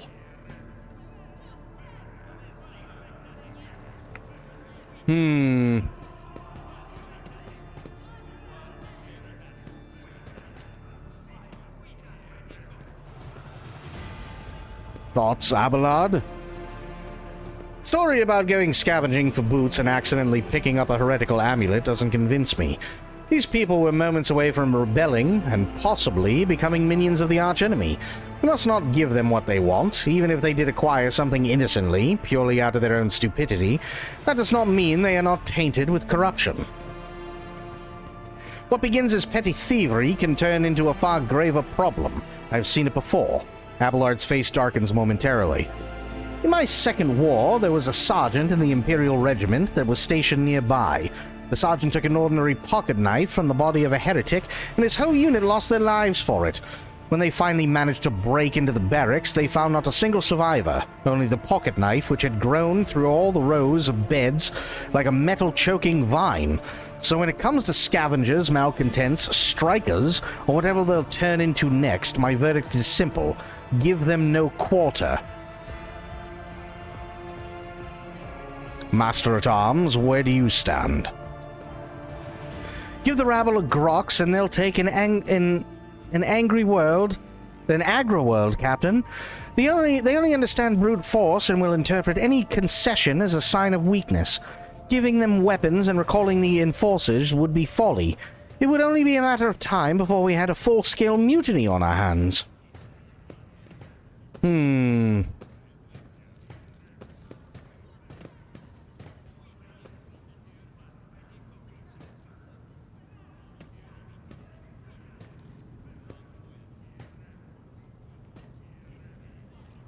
Let's see here.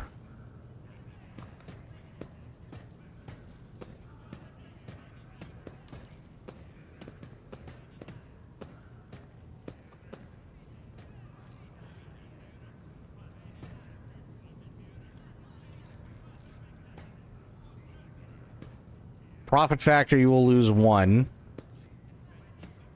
Chance 100%. Okay. Shows the best character for this action.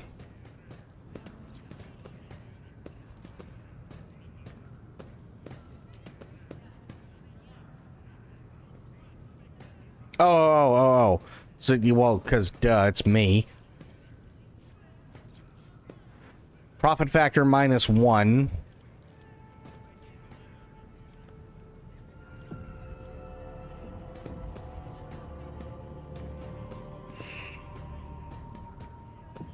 We're going with 3.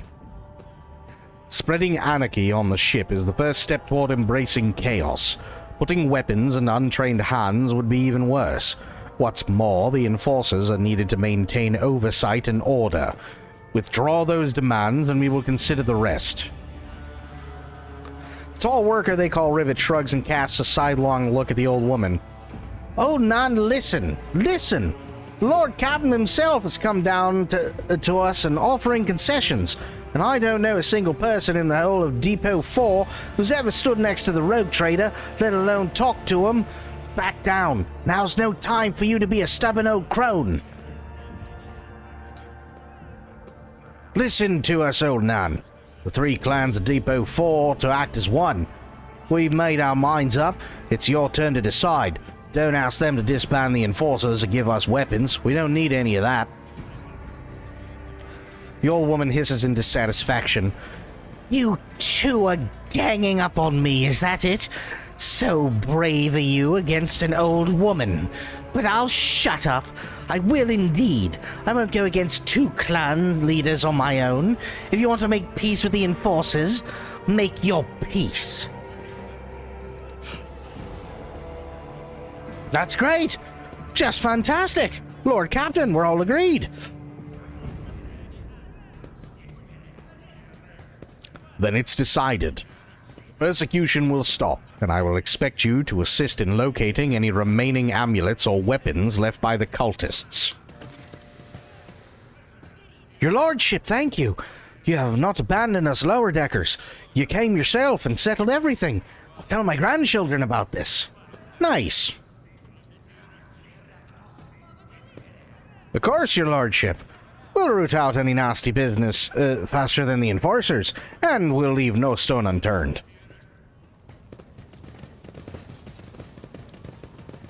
Great, can I go back to the bridge now and just fucking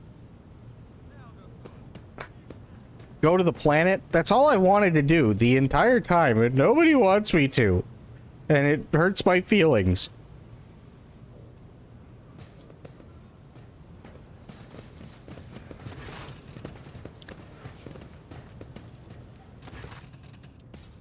Stopping unexpectedly, Abelard imperiously dismisses the unit to stand at a distance and addresses your other companion saying, "I have an urgent matter to discuss with the Lord Captain. Please give us a moment." Abelard looks at you and his last vestiges of restraint vanish.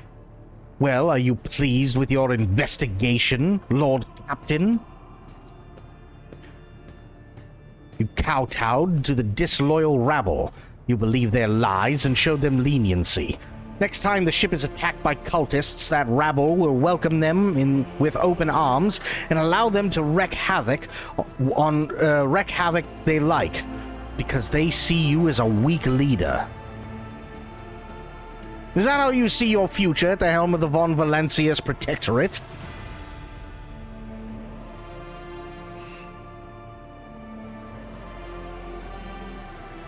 Let's talk about your role in all this instead. You allowed this revolt to happen. Your actions practically guaranteed it would. I would have handled the situation myself had you not decided to intervene, Abelard says irascibly. Remember Lord Captain Theodora. Do you think she ever set one slippered foot on the lower decks? No, she did not. Such matters were left to myself and the junior officers while she dedicated herself to her grand designs for the Protectorate, as any true strategist and rogue traitor ought.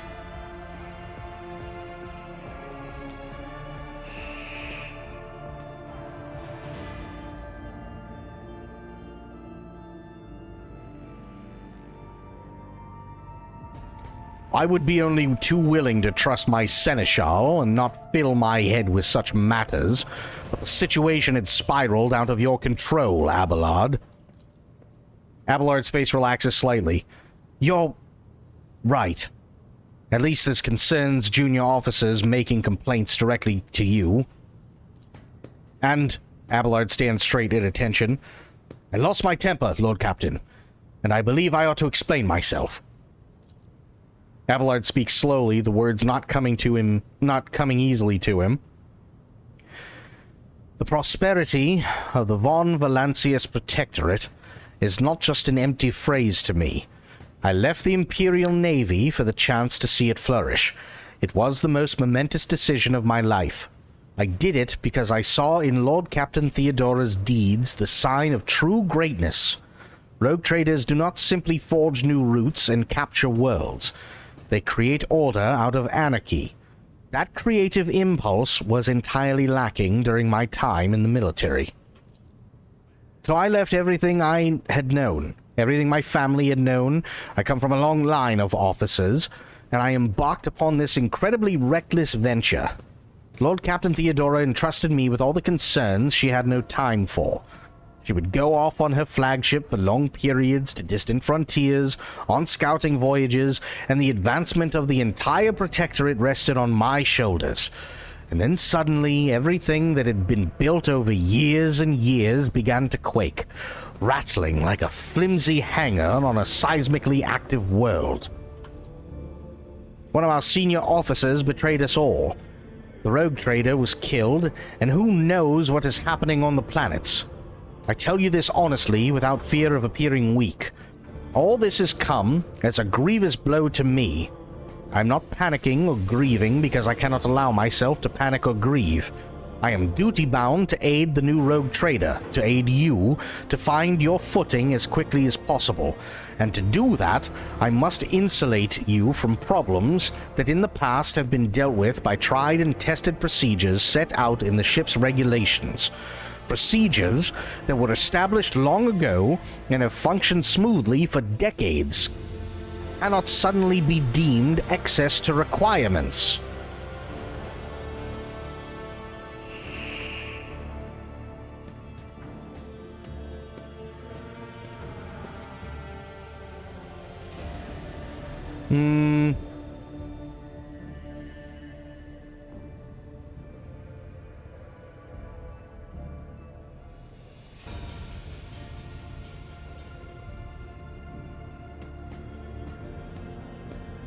I value what Theodora created, and I trust that this situation is an aberration in the ship's otherwise smooth operation.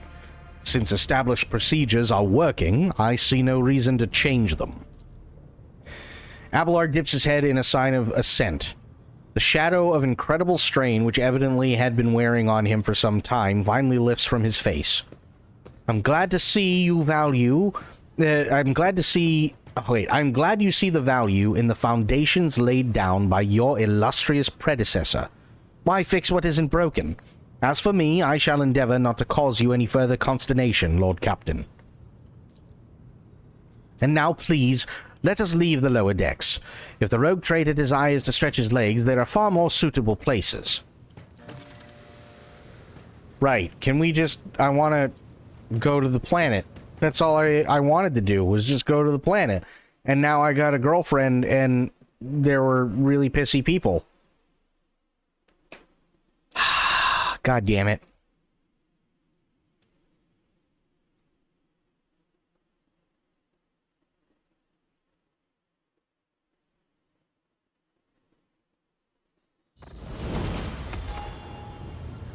Okay.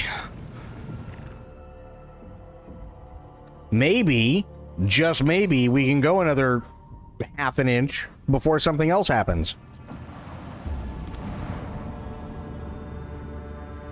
Begin scan.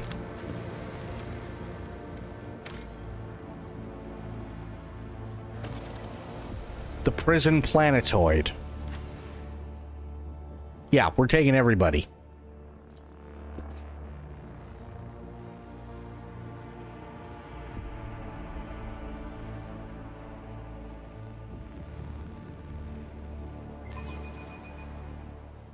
Ooh. I'm glad I grabbed extra drinks for this tonight.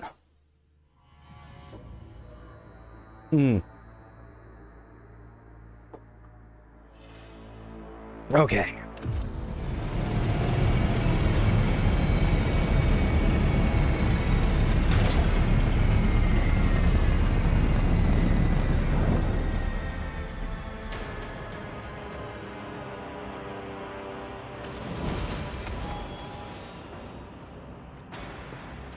Grabbing the goods. Nice.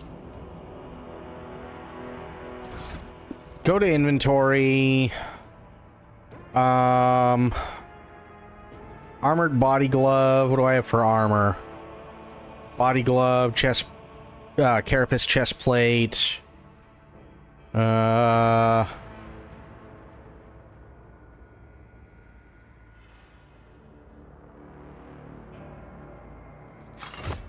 Take that.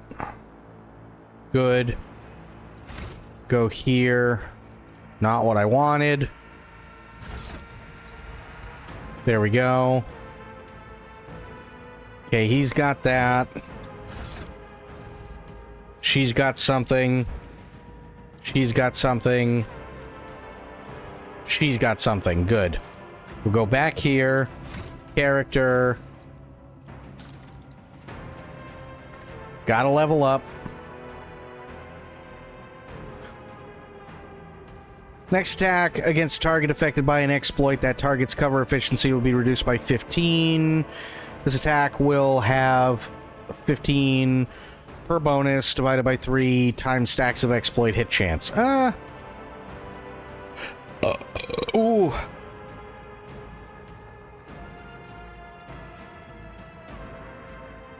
Intimidate. I like that.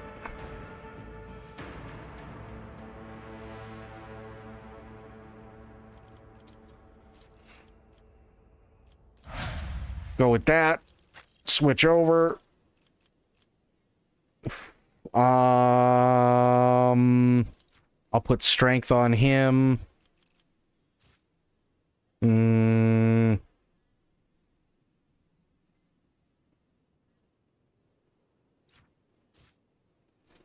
40% wounds Imperial World characters gain a plus 10 bonus to all characteristics. Sure. Next. What do we have? Oh yeah, she's another operative.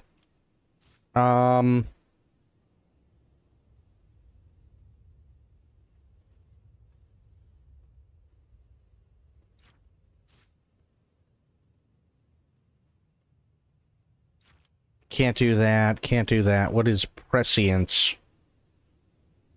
Until the end of combat. Wow, that's actually really good. Holy shit.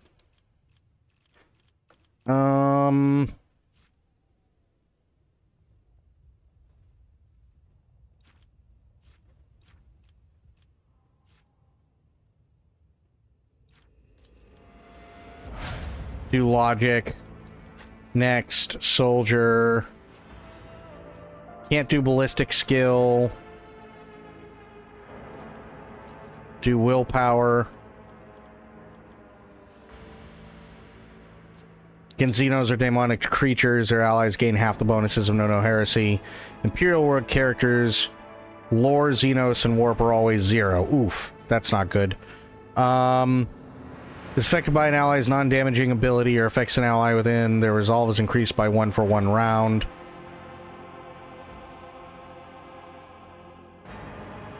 Okay. That's good. Next.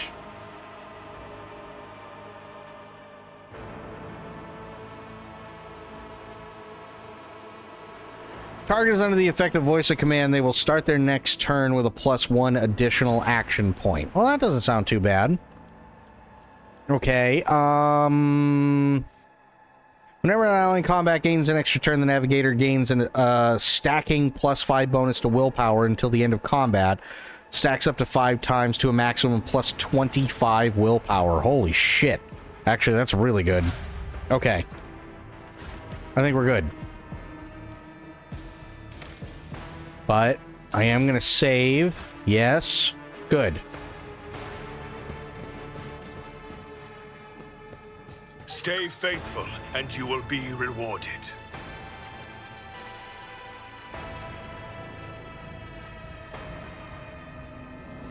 Captain Vicari, escort, please come in.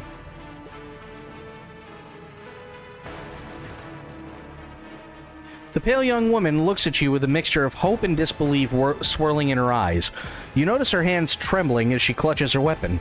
Who are you? Did you come from the planet? Are you reinforcements?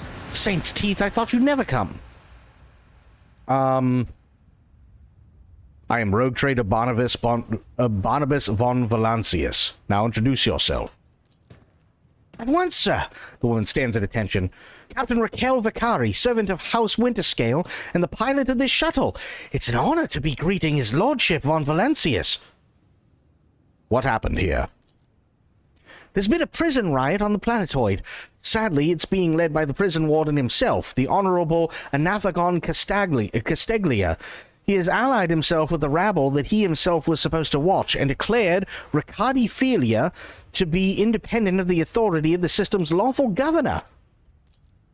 I came here as a shuttle pilot alongside the Honorable Yvain Winterscale, son of Caligos Winterscale, rogue trader, vanquisher of Xenos, forever triumphant over the enemies of humanity. She details, enunciating every word of her overlord's title. Young Lord Winterscale wished to speak to the warden personally so he could put an end to his lawless treason. He and his escort went ahead and... She grows paler. I haven't been able to contact them over Vox for a very long time now. Yvain. Abelard mutters, stroking his beard. One of his distant younger offspring, yes. That's as much as I know about him, which means he hasn't distinguished himself in any meaningful way. Yvain Winterscale has made several diplomatic visits to Urak 5 on behalf of his father, rogue trader Caligos Winterscale. The Great Regent would not have granted entry to someone dishonorable, which means, whatever happened in this terrible, malodorous place, we must aid this man of noble blood. The warden himself is spearheading the riot. Yes, she bites her lip. No one expected this. Master Casteglia is a nobleman from a respected governor house and a vassal to House Winterscale. All of a sudden he proclaimed that Riccardi Filia was now his personal domain, and that the prisoners were his subjects, and that he would never bow to anyone again. It's pure heresy. And I take it they're looking forward to a diet of sand and gravel. What kind of madman would start a revolt on a barren rock? Why would young Winterscale have felt the need to parley with the dissidents? She sighs quietly. It's a personal matter. Master Casteglia, the seditious warden, is Lord Yvain's childhood friend. When my lord heard of the riot, the news saddened him greatly, so he rushed here without delay, in hopes of bringing his old friend to his senses, no doubt. The first winter scale in my memory who prefers to talk first rather than shoot and slash. She smiles faintly. Young Lord Winterscale is not his father's shadow. If he is determined to save his friend, he won't back down. I pray to the throne that he is alive and well. He's been gone for such a long time, and I really don't like this place. Cassia frowns in confusion. Theobald executed his wife and only son on the mere suspicion of treason against House Ocelio, so why did the noble Yvain rush to save someone who had betrayed his house? Do bonds of friendship give one the right to make inexcusable mistakes? Well, I mean, not in the Emperor's eyes. Fuck that noise.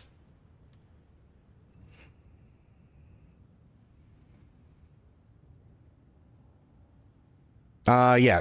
Tell me about this planetoid. The only settlement on Rakati Philia is a penal colony. The prisoners work in the mines and the domed quarries. They mine sulfur, serum dust, and sand, which is then melted down. A rather nondescript place, or so it was prior to the current events. I'm looking for a man by the name of Heinrich von Calyx. He is here, perhaps? Unless it's one of the prisoners or guards, then it seems unlikely. There are no shuttles in working order other than yours and mine. There is nothing else anyone could have used to reach this place. Is there anything else I should be apprised of before I set out? Some of the rebels have holed up in the barracks. I don't know how many, but given this is the only way through to where the negotiations are taking place, I would expect heavy resistance. Please take caution, your lordship. Lord Winterscale's guards mined the entrance so that the rebels couldn't get to the shuttle. I have no more questions. You may excuse yourself, pilot. The woman freezes for a moment before asking hesitantly, Your lordship, if I may have a minute of your time, I wouldn't ever have dared trouble you with a personal matter, but the situation... In any case, have you been to the capital of Rykard Minoris yet? I just want to ask if you saw a man there. The communications officer by the name of Jasper.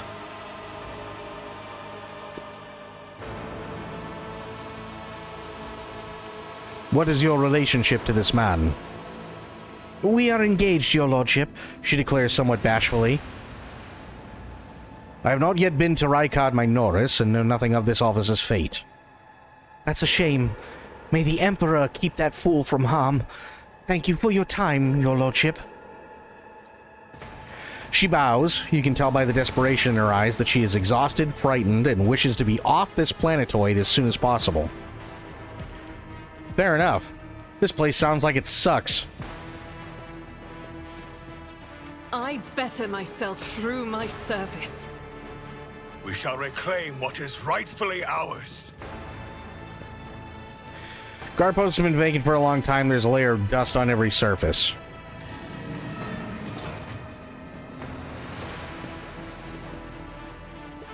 Oh boy.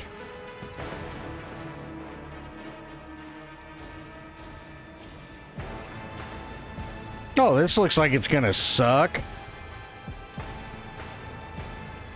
Chaos creates dust. Closer. I mean, that's fair. Chaos does, in fact, create dust. You are not wrong. I feel my age when fighting alongside such young warriors. Well, then, Indeed. stop While it. I have my navigator skills to call upon, you are, statistically speaking, far more likely to perish in battle. Oh, I mean, that came out wrong.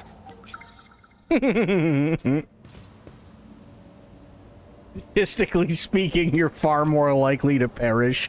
Jesus. The duty prevails.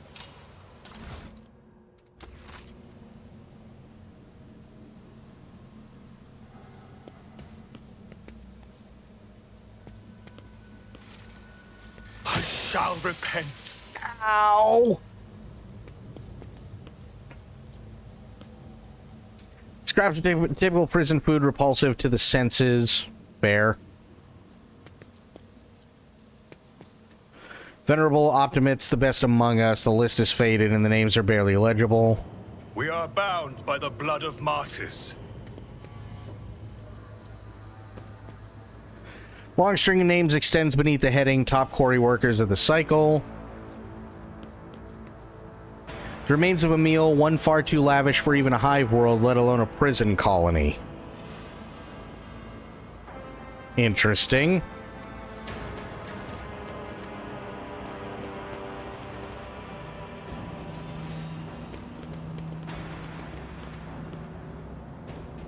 The Divine watches over us. I really hope so.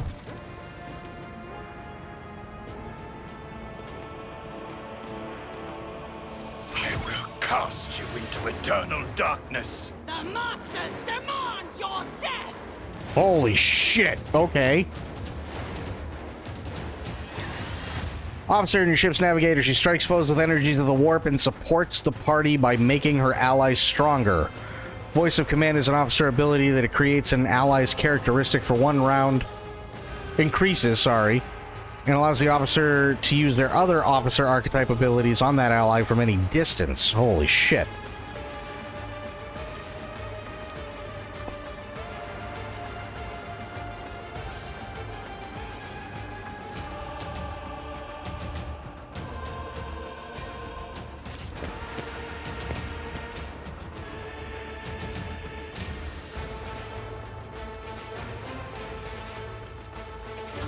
Death to the weak.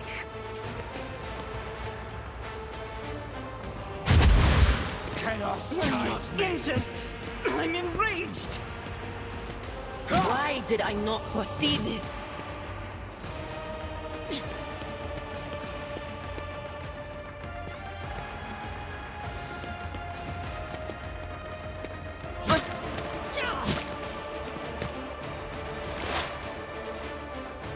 Who's up? Me? Yeah.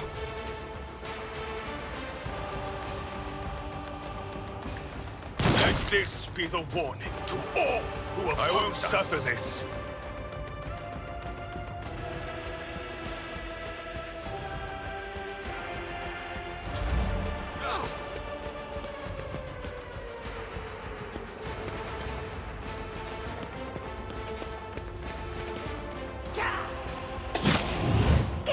Oh. That hurt. Stop mocking My way. me.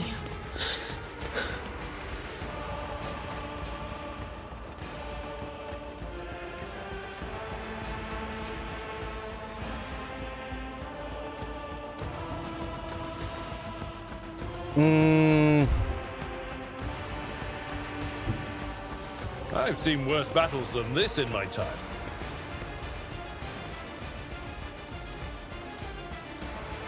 It will be done.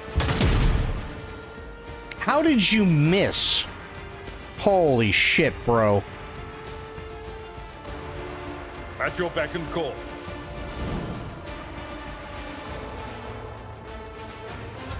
Death to non-believers.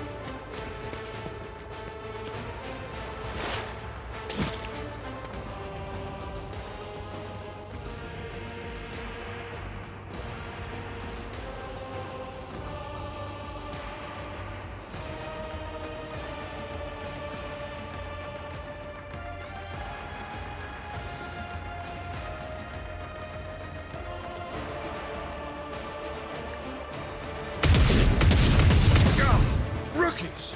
Sorry. Worth it. Doubt is for the weak.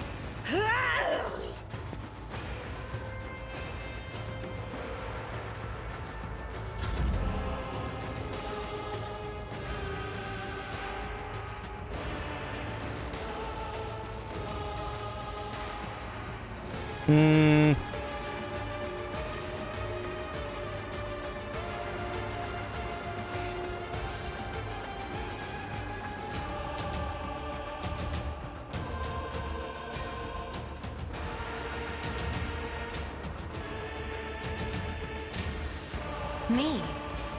If you insist, Lord Captain. Nice. Get fucked. But of course. Be gone! Stop it! Worth it.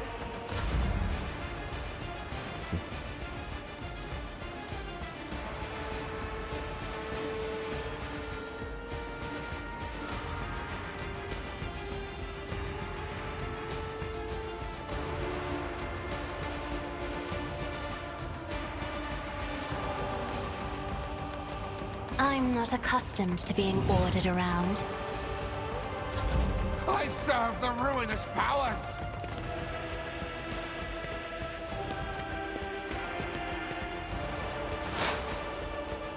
Okay. Now it's time to fuck some people up. Your corrupt way has failed you. Show me what you've got.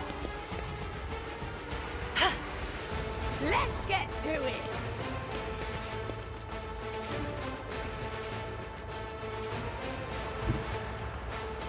Follow my lead.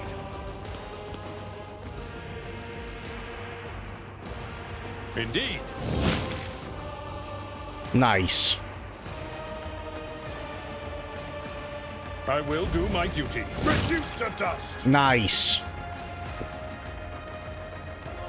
At your beck and call. Chaos guides me.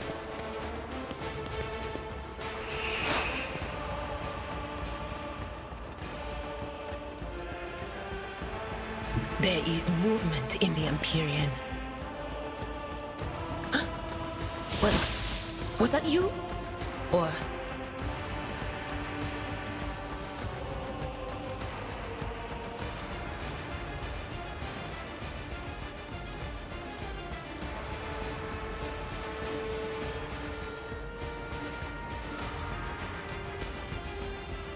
It's nothing. High momentum.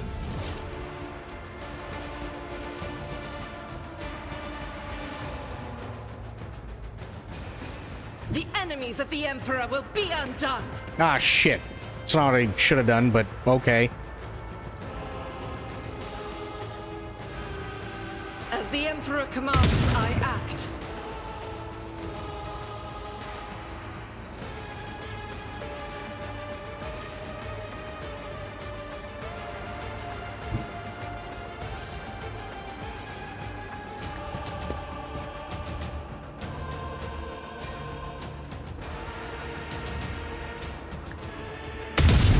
Nice. Dead. Perfect.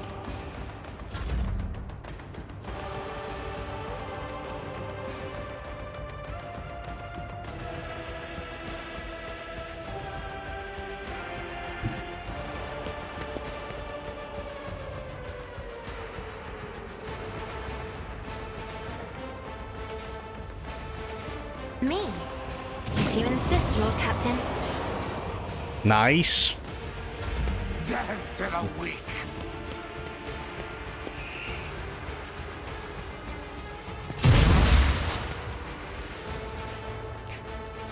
Oh, God, she's dumb. Okay. Okay, there's me. Nice.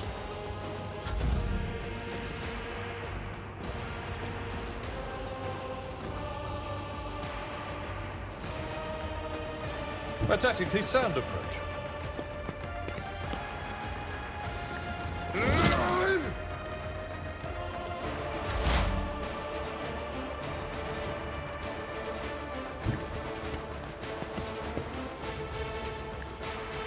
What an unfortunate turn of fate. I need your aegis, O Emperor.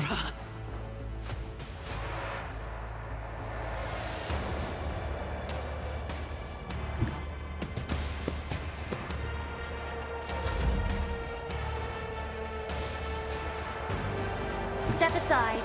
The navigator is coming.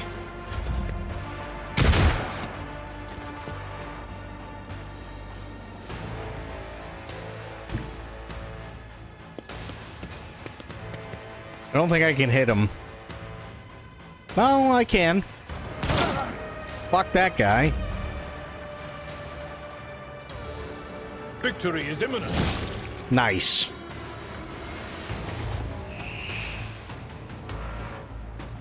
And nobody died. Okay, bare beds, yeah. Grab all their shit. I like it. With each step, I forge my destiny among the stars.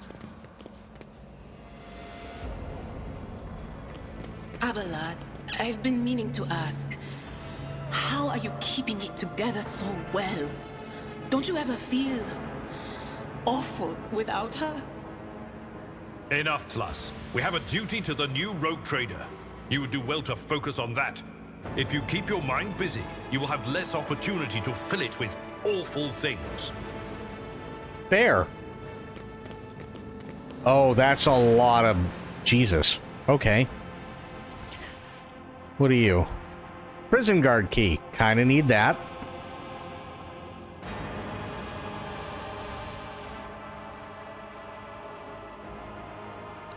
Prison Diary of Ati Shan, Part 3. Oh boy.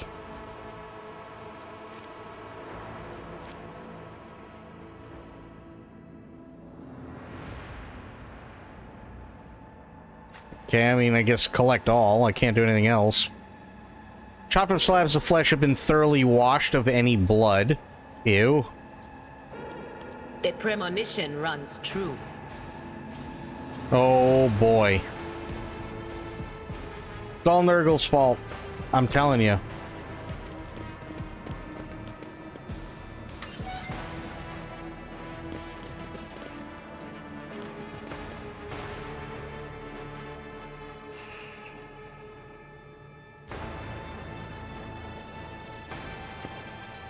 Dead guard did not even have time to draw a weapon. The attack must have come as a surprise. Corpse in uniform decorated with winter scale coat of arms. Oh, okay.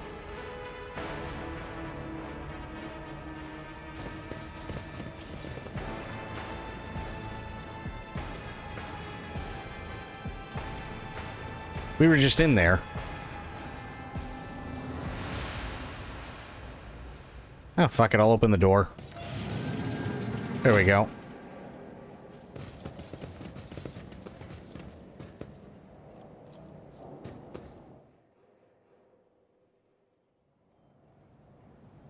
Okay. Oh, good. We've auto-saved.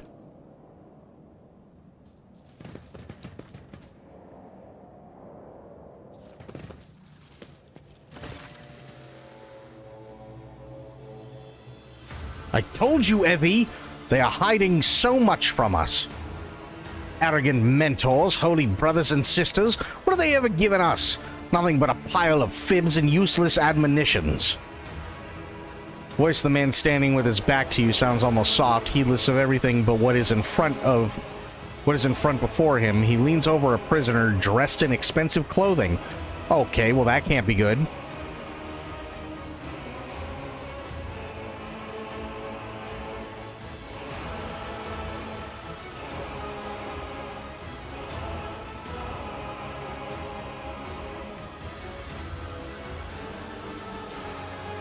But Aurora, she is different. She spoke with me like no one ever had before. She revealed the truth to me, and now I can reveal it to you. If you just stop struggling for 1 minute. What? The man finally realizes that he is not alone and turns to you.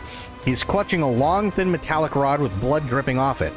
We have guests from the Von Valancia ship, I would wager. Heavy, my dear, you will have to wait. Do not faint, I beg of you. It's important that you feel everything, including your other eye. Such dreadful shades! Cassia recoils and covers her mouth. Colors of this place, they are putrescent to the core, and these people, their colors are oozing with madness and despair, pain and doom.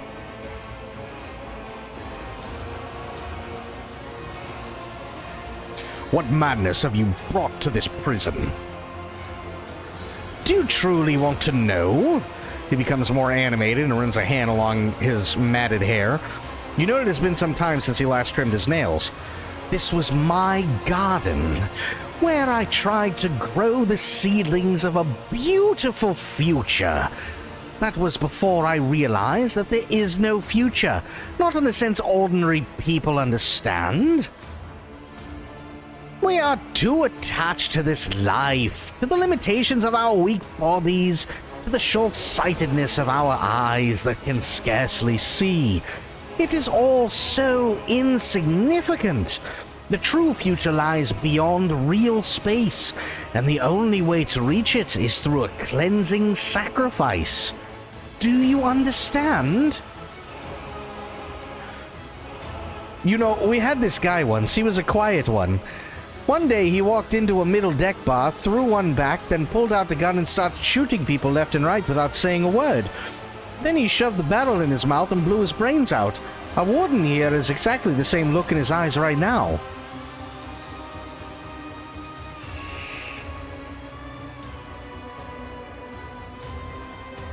Who is Aurora?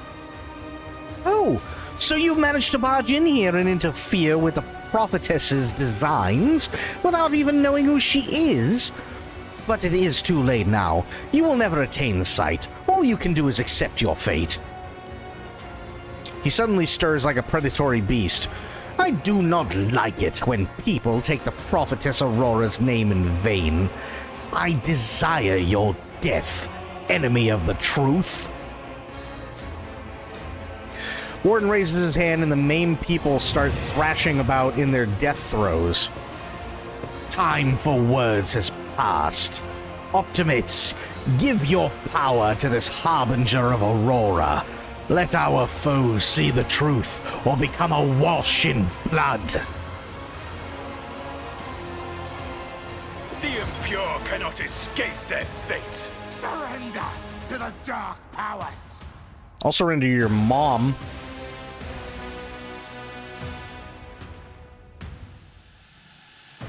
Unholy lens, huh? Why do you guys have a lens that's unholy? That's not nice. Why would you ever have one of those? That sounds dumb and stupid.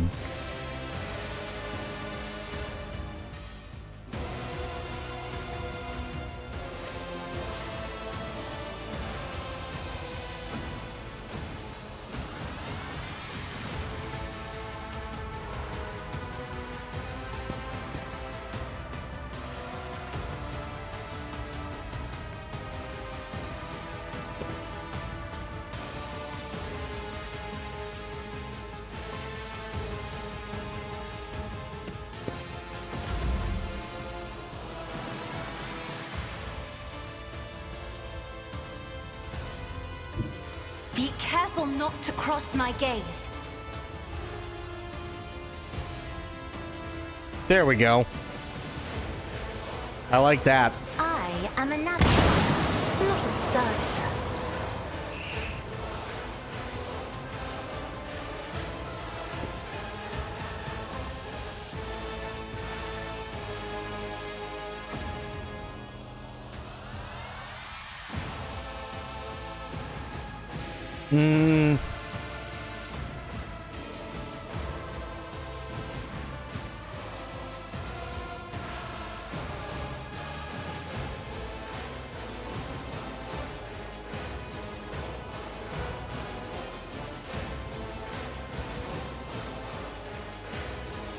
Isn't this a job for the serfs?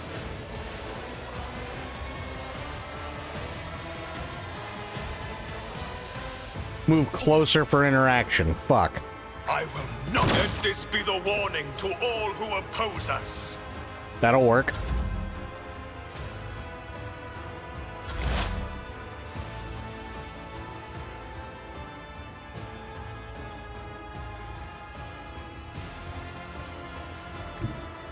May the Divine's will be done!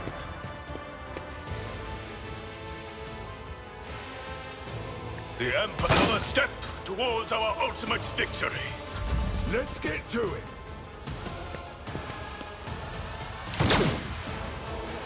Chaos guides me. out of my way! Help me, Lord Captain.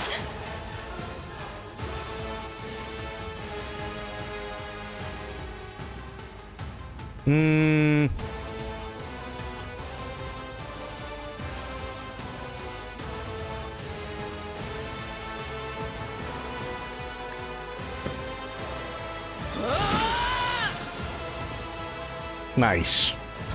Death to non-believers!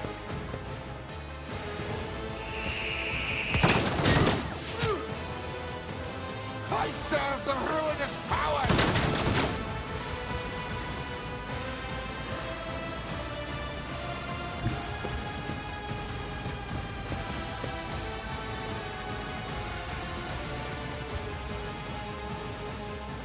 I'll do it. Nice.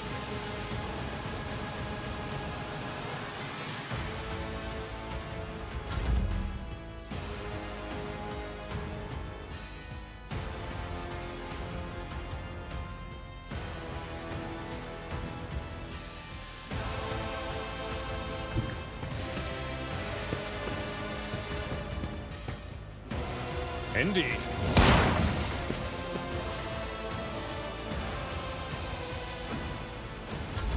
I am your doom.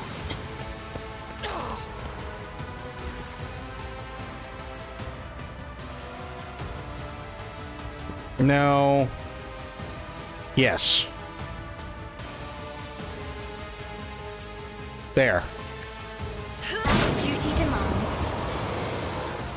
Nice.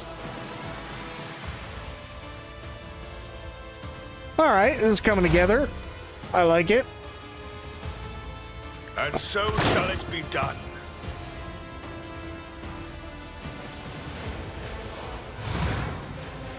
Oh, shit. Really?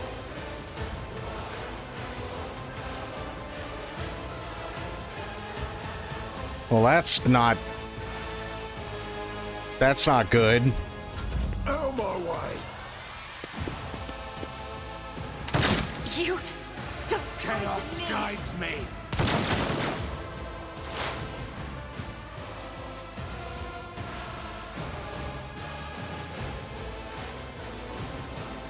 Oh, these fucking things are everywhere. This is gonna suck.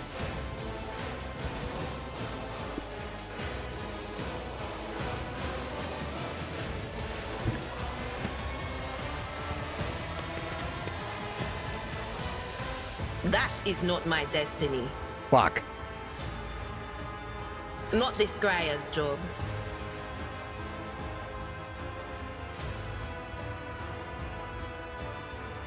No can do. Shit. Death to the weak! Why did I not foresee this? Chaos guides me! Your end is near! High momentum.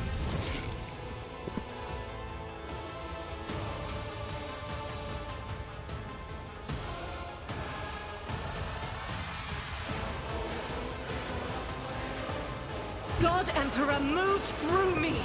Be the fire in my heart! Faith without deeds is worthless.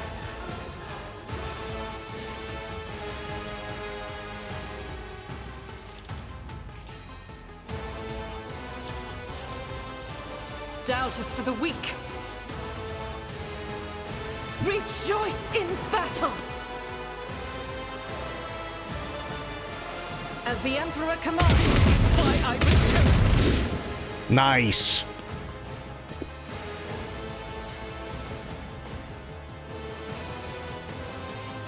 I'll do it.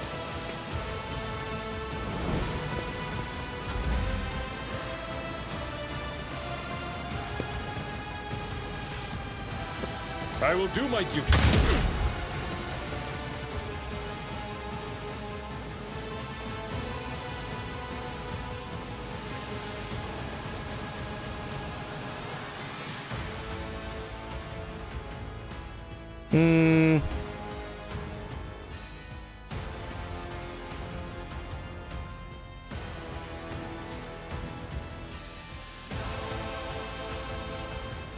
For von Valancius! Nice, actually. My place is at the fore.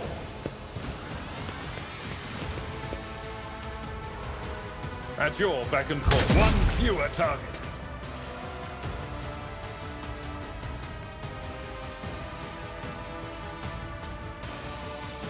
It will be done.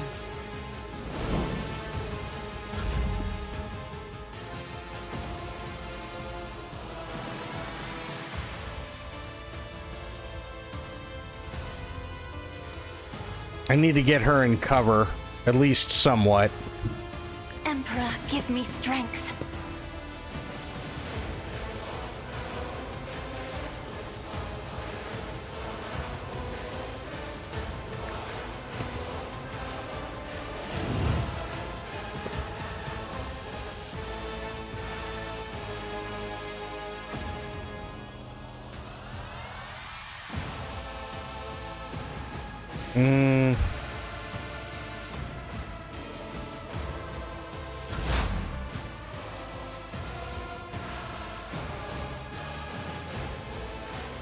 Actions will speak louder than words.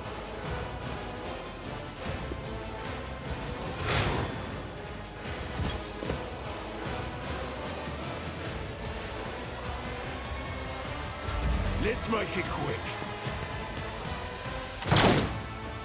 Nice. Out of my way! Your blood will flow!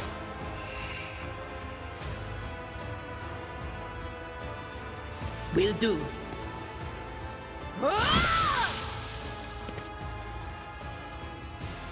Oh, this guy's a prick. To non-believers!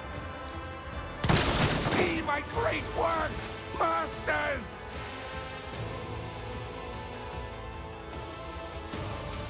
Guided by faith! As the Emperor commands, I act.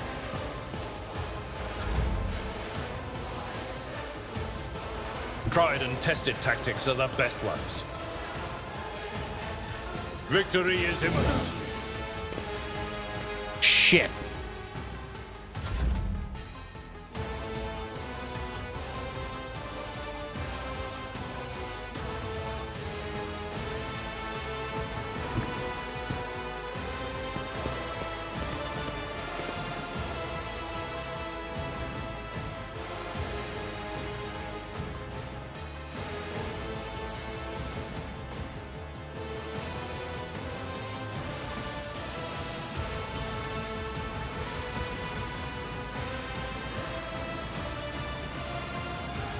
I'm afraid not. If I may?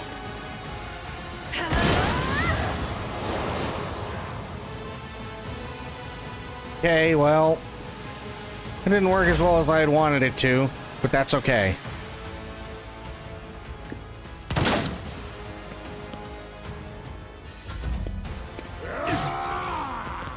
Good parry. I serve the ruinous powers! The whispers call to me. Well, hang up. Like, what do you want me to say?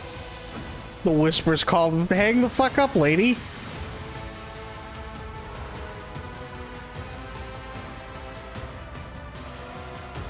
I need to put her in cover.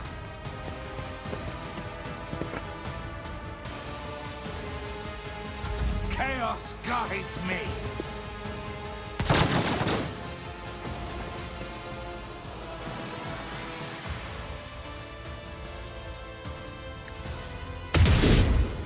Oh my god, she's so dumb. I'll do it.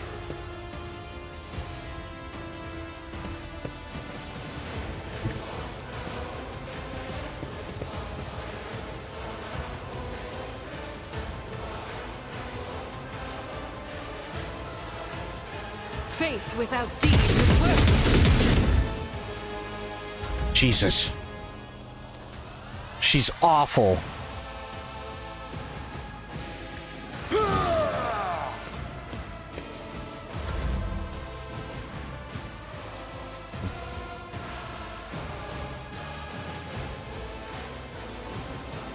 I have read tomes of military tactics.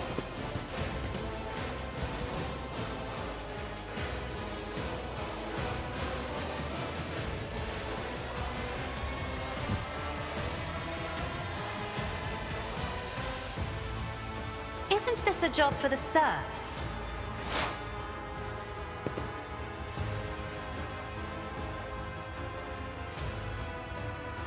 Rejoice in service. Nice. That one's toast.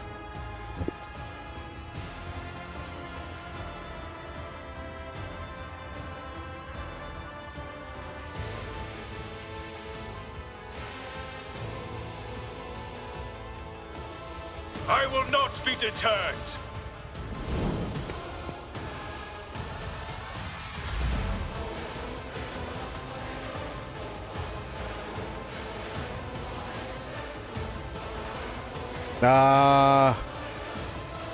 He can't do anything else right now.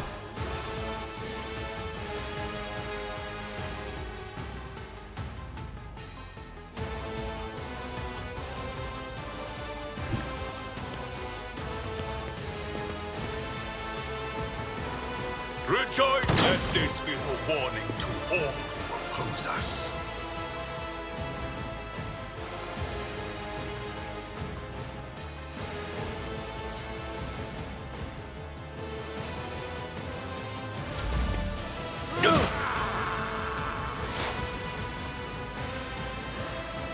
What is this foreboding?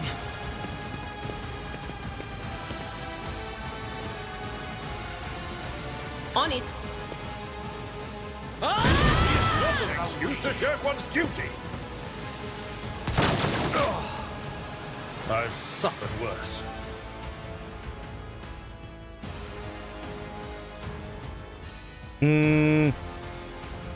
I will bathe this battlefield in righteous fury. Doubt is for the weak. And she missed. Somehow. What the fuck? What?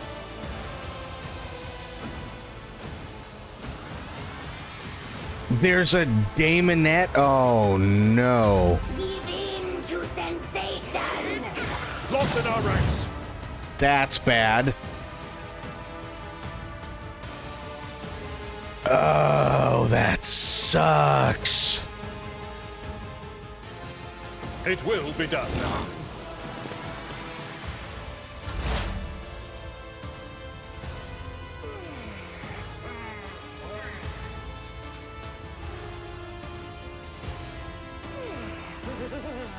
Piss farting von blurpin burpin. Oh boy. What's going on, Sober? How you doing, buddy? The Emperor commands. Brink of agony! Chaos guides me. You will endure.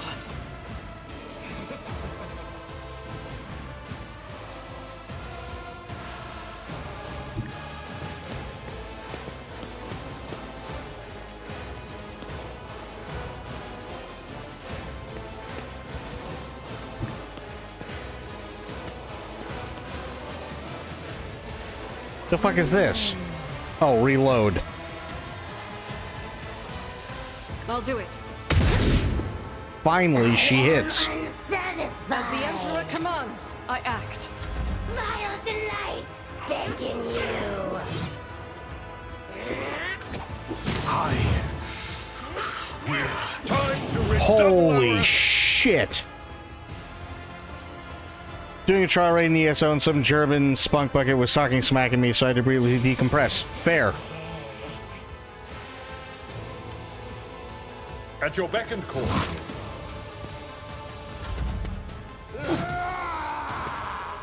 Out of my way!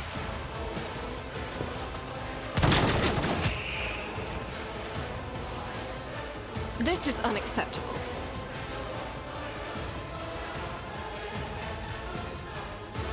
It's not what I wanted.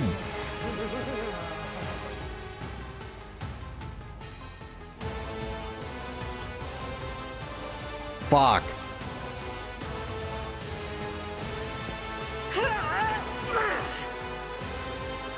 God Emperor, move through me. Be Yep. the fire in my heart. Saw that coming. Faith without... Brink of agony. Give in to Dead. We're at a tactical disadvantage. Ooh. Yeah, this ain't good. Indeed.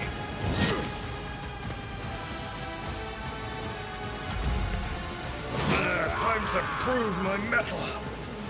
Hang on. I'm gonna load the autosave because we're fucked right now.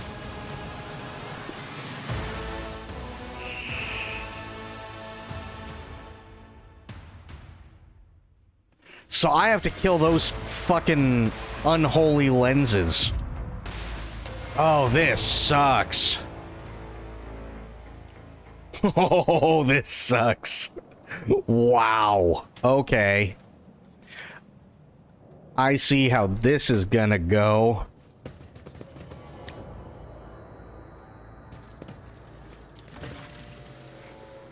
Yep, continue, continue. I did this. Yes, yes.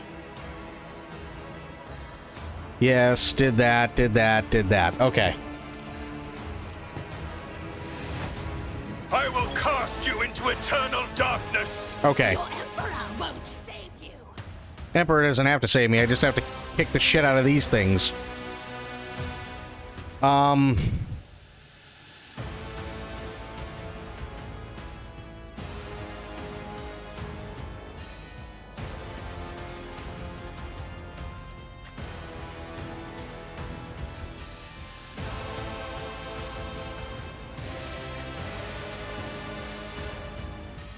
No, put you here. You can go into... No. There. Here.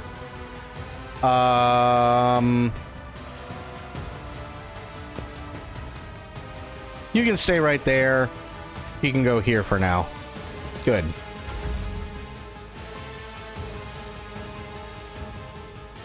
I'll do it.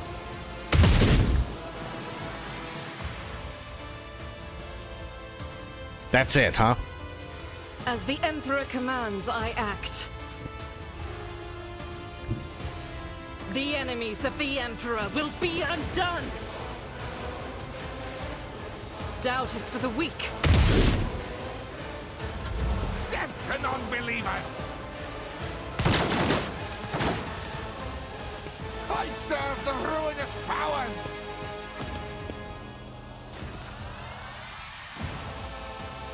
Okay. Go here, here. Don't die with grace, at least. There we go. Is it shift 2? Yes. I am a navigator, not a servitor. I'll do it. Nice.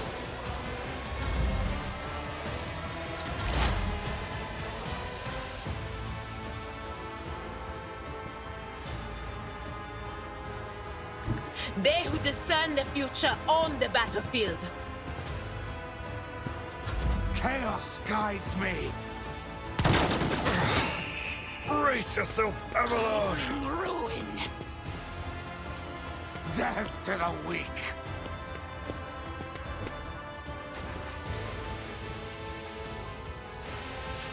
Switch over. I can't hit that fucking thing from where I am. That sucks dick. Like a lot of it. But I'll kill them. That'll work.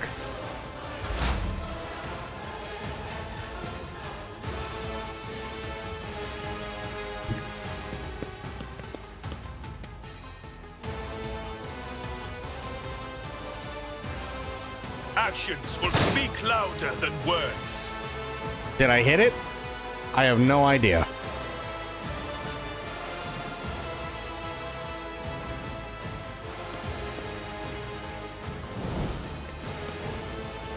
Here we go. I shall endure everything with Chaos guides me.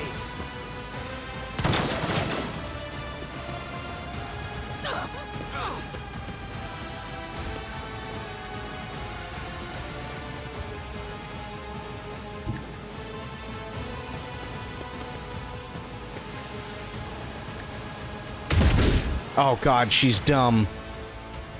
Out of my way. I keep forgetting that. Your end is near. Battlefields are always drowned in scarlet. That is true. Isn't this a job for the serfs? Another foe painted black. Oh, she got fucking melted. I love it.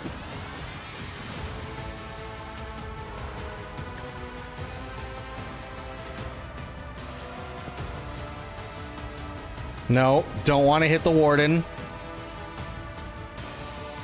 Faith without deed, none can escape Nice. the Emperor's judgment.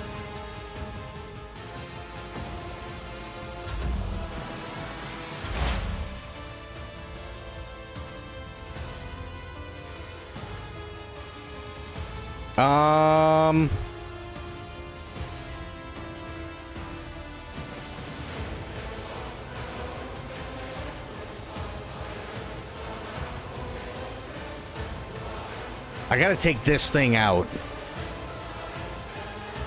I know what is to come. Death to non-believers. Through pain and hardship, we prove our devotion.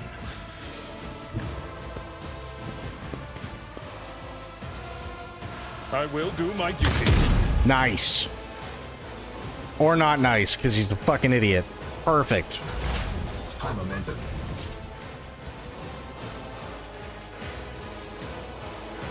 Even in the darkest moments, there is hope. I will not be deterred. Nice, that's 2. I like it. Hold on.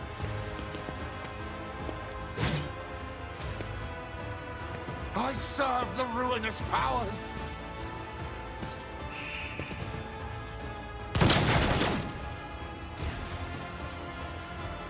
Okay.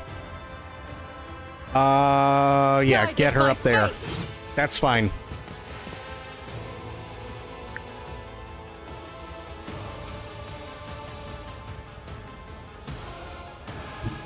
Rejoice in battle!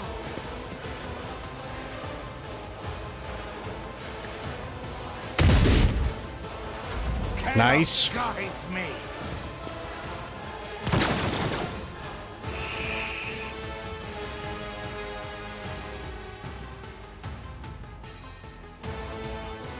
Step aside. The navigator is coming.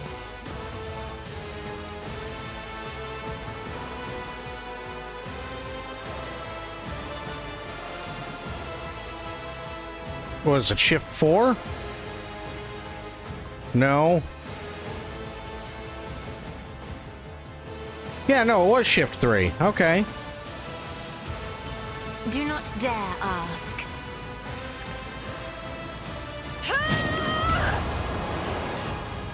Nice. Okay. Now shift 4. Cassia.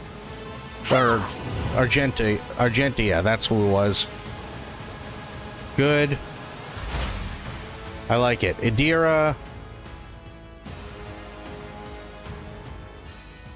There is movement in the Empyrean. Death to the weak. My armor is contempt. At your beck and call. Nice.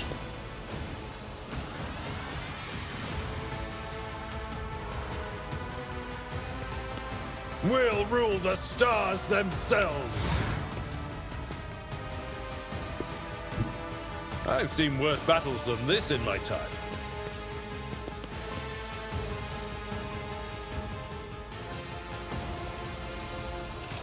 Actually, no. There.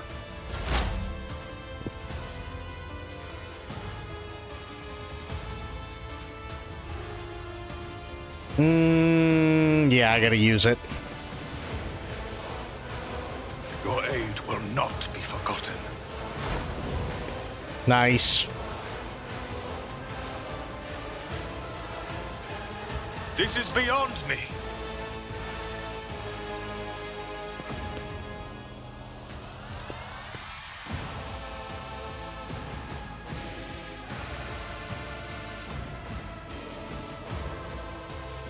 So it's all 5 to 7.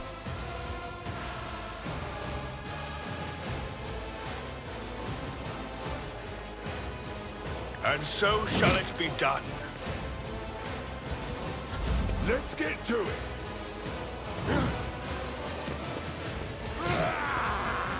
Good dodge.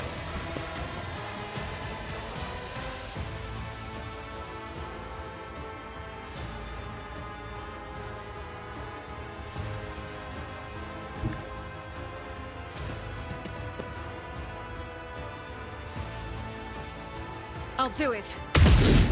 And a miss. Good job. Chaos guides me.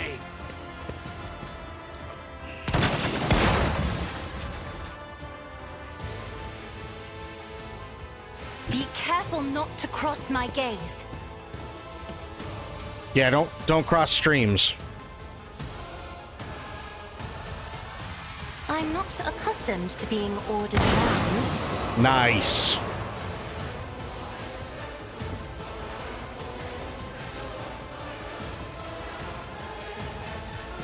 Shift 2. Yes. Okay. If only that were possible. Oh. Isn't this a job for the serfs?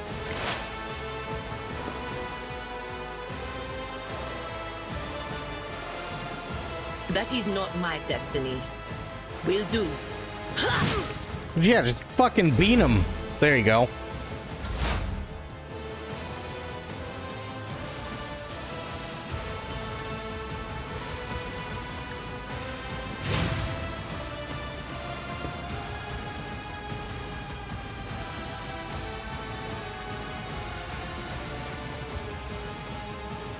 Yeah. Anything else? Nice. Out of my way!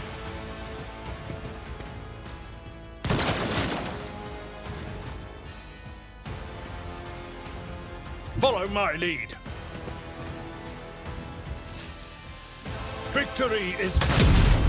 Idiot.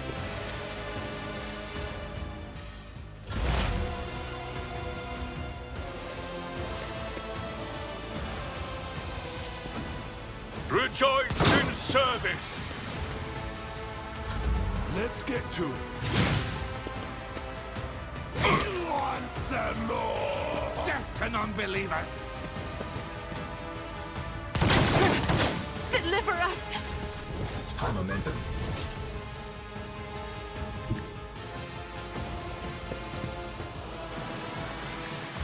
Eradicated. About damn time. I serve the ruinous powers. Cleanses the body.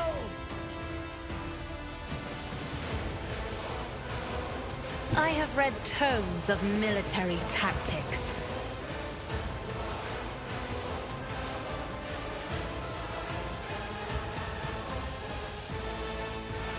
Oh, that's close, but it works. I am a navigator, not a servitor.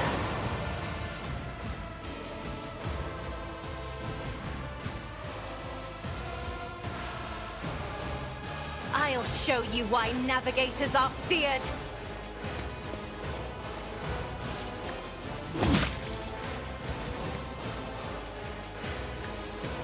Another step towards Nice. our ultimate victory. Get fucked.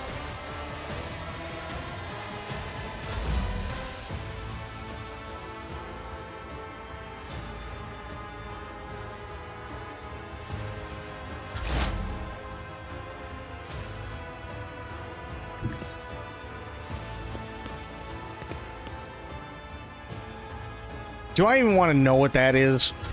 Probably not. My place is at the fore.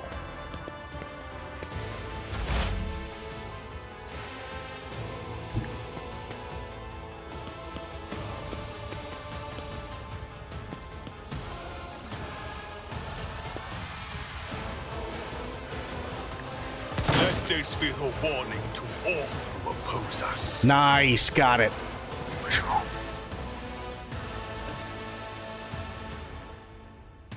Okay.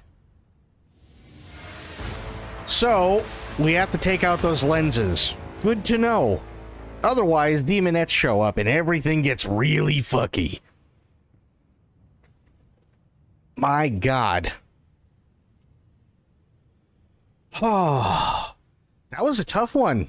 Not gonna lie. That was definitely a tough one.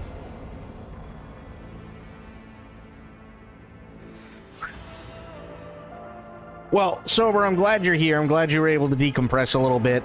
And that German fuckhead... I mean, it is what it is, sadly.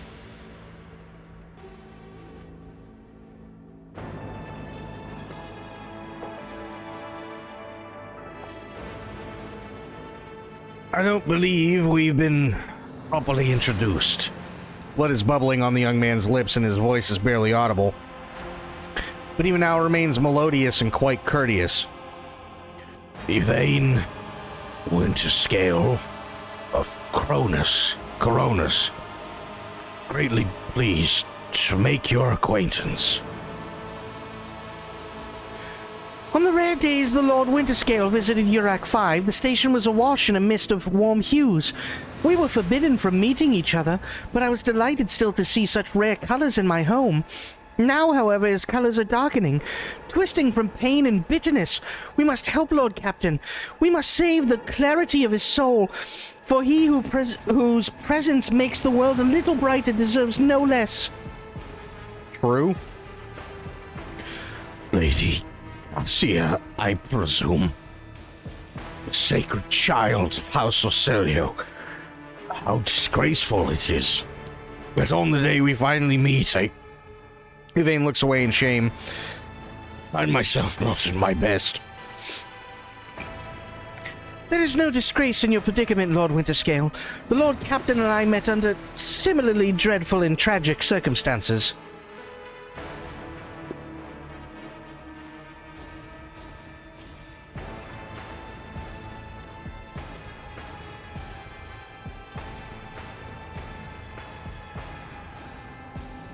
Conserve your strength. You are wounded and need help.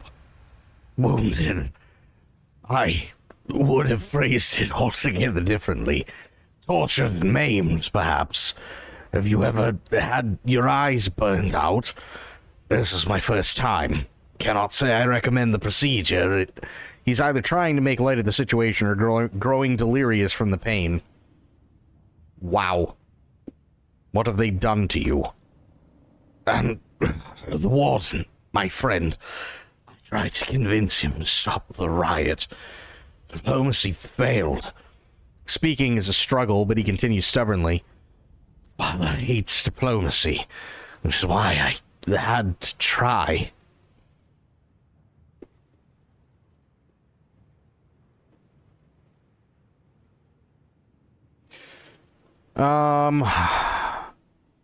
I must take my leave. I will see to it that assistance is provided to you and that you are escorted from here. He nods, giving into oblivion.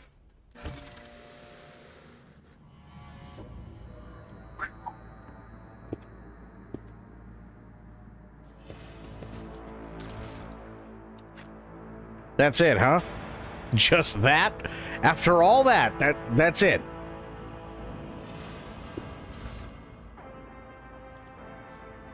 Noble sword. Oh. Okay.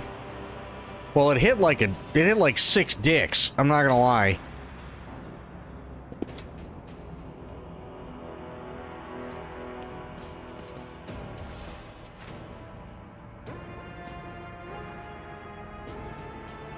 Inventory.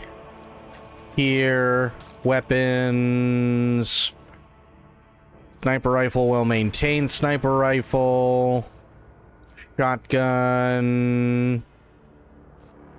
Still no las rifle, huh? Well, ain't that about a bitch?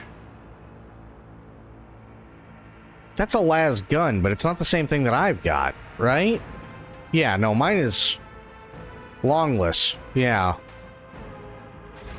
Okay. Well, I tried.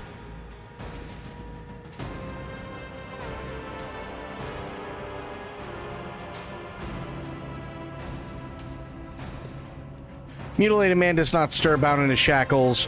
Plaque near his head reads, Most Holy Prophet and Optimate Atai Shan. Oh, good. Your skin crawls as you approach this place, however, there does not appear to be anything of note. Cripple man's appearance is ghastly, yet it is evident he was cared for after his mutilation.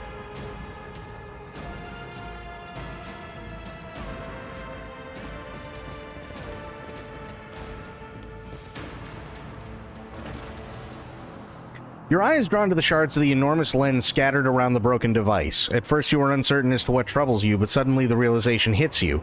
The glass shimmers in a unique way, just the same way as the shards of the unknown broken object you found near Theodora von Valancius's desk. What's the matter, Lord Captain? Why are you so interested in... Abelard trails off when he notices what you're looking at. He instantly makes the connection. By the Imperium Saints, it cannot be! Idira bites her lip. I see it too. Whatever that thing in her study was, it was made from the same material as this junk. What? What?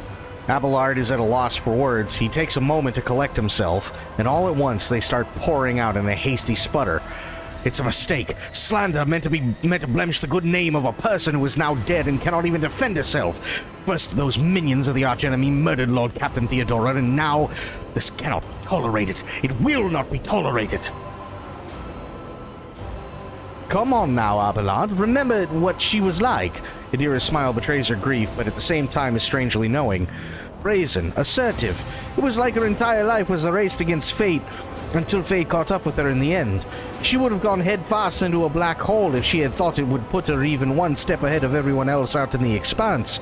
If we could just find out what she was keeping in a desk and why she went to get it during the attack. Sister Argenta's beautiful face is full of grief. How bitter it is to know that you were born from bad blood, but do not let this knowledge drag you into darkness. The sister's words ring with a genuine, sincere hope that you be blessed with a worthier fate. She does not appear to be shocked by the news of Theodora's possible heresy. Life must be so easy for you sanctimonious preachers. A dubious trinket and you no longer see a person, you see bad blood and an annoying hindrance. There's enough venom in Idira's voice to poison an entire regiment. Argenta recoils, but the next moment her dark eyes ignite with fury. How dare you admonish me? We are speaking of abetting the archenemy. A person who has tainted themselves thus can never justify their actions.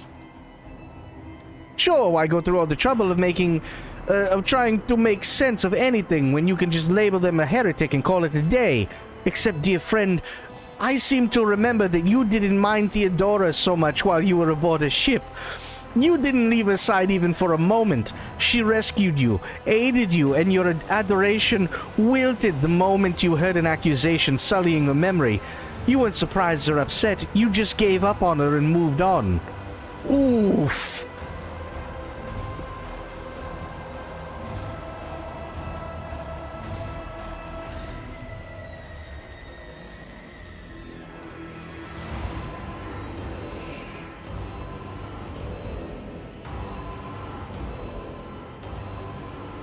Idira is right. It is too soon to cast accusations of heresy. Barnabas, don't be naive. Theodora kept an unsanctioned witch by her side like a pet. Do you really believe she would think twice about crossing the line in other ways? Damn. So is that it for this area? Like, entirely?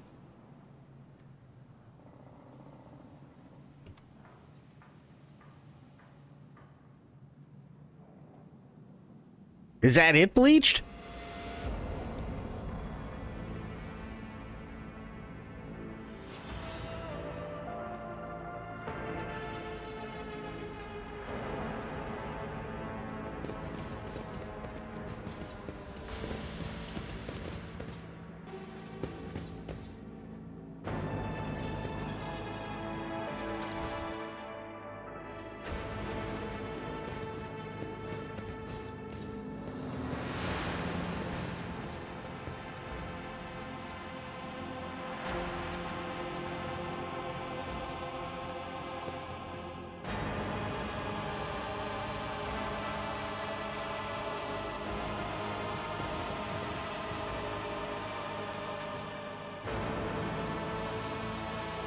Know your duty. This was kind of a small area, it looks like.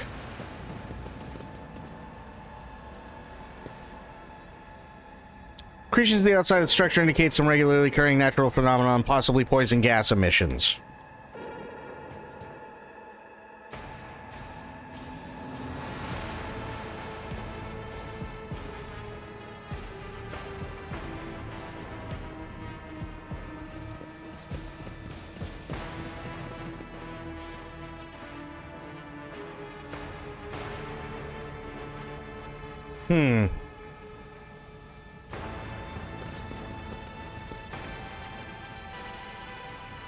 I have proven myself yet again.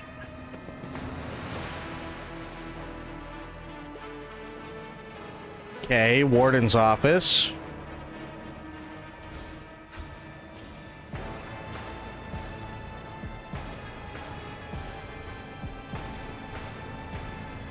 Doubt me. Attention to detail is the key to success.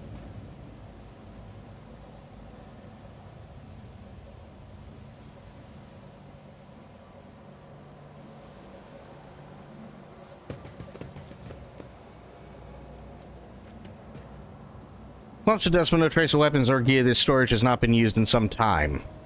Okay. I mean, I guess that's it. The fuck? Oh boy, here we go. Dawn will guide us to news. No, it won't. You're just dumb.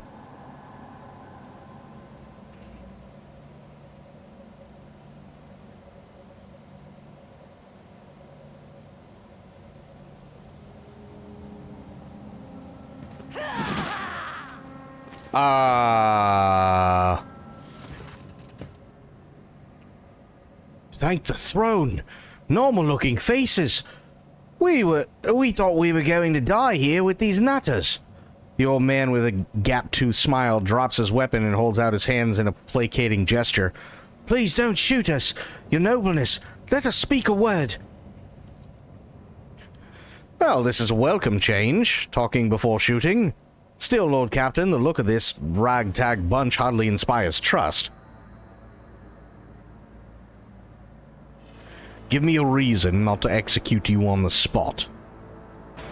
Here's the deal. We're honest, quiet inmates. We didn't want a riot, but, well, sitting out wasn't really an option either. The warden's lapdogs made short work of those who refused to join the festivities, so we had to, you know, play along. But that's all it was, play. We never meant no offense to Governor Medina, nor to a lawful authority of the Winterscale. Give us a chance, eh? We just want to wait till everything blows over and we can go back to ourselves to do and quietly do the rest of our time.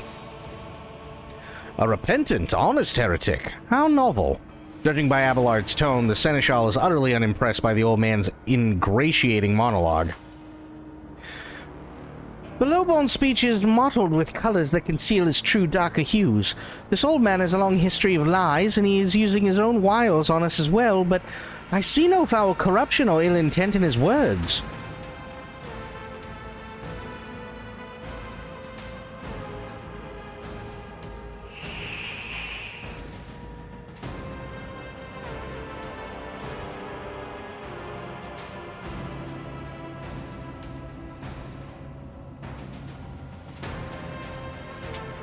Tell me more about the Warden and the riot. Ha! I saw your tongue by talking about that heretic, but if you insist, here's how it is. The warden of this here prison, the Honorable Master Castiglia, was a crackpot from the start. The previous warden ran things the proper way. Prayer, 1 meal a day, work, a punch in the chompers from the guards, work again.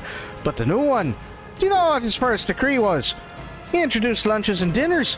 By the 9 devils, that's 3 meals a day. The man was obviously stark raving mad.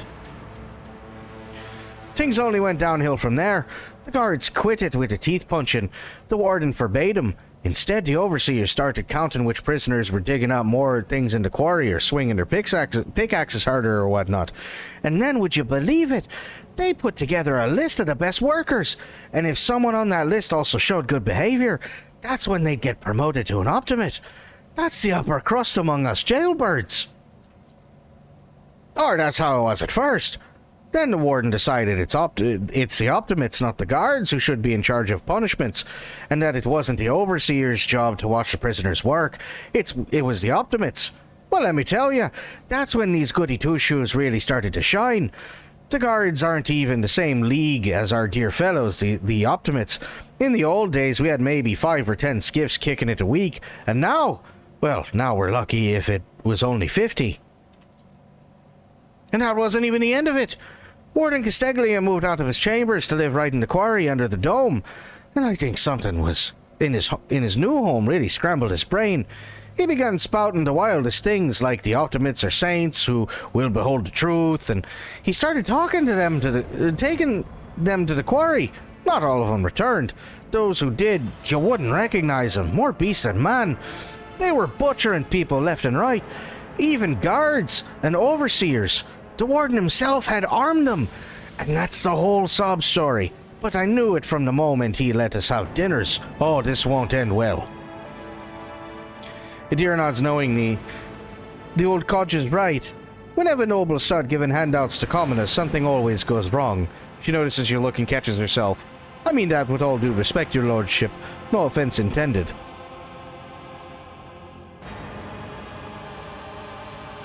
If I spare you, what do I gain from it? Now, how can lowly jailbirds hope to thank your noble self? An inkling. You see, us here, we're, how should I put this, different from the rest of the prisoners here in this place. They're all petty thieves from Ricon Minoris, debtors, gutter snipes. They're no one serious. Now, we, your nobleness, are cut from a different cloth altogether. We're fortune seekers from the void. Why don't we tell you where on Footfall Station? You know, Footfall, the only shipyard in the best market in all the Coronis Expanse. Yes, so where on Footfall you can find some very serious business-minded people, and how you can get yourself a very special discount from them on very special goods. What kind of very serious people?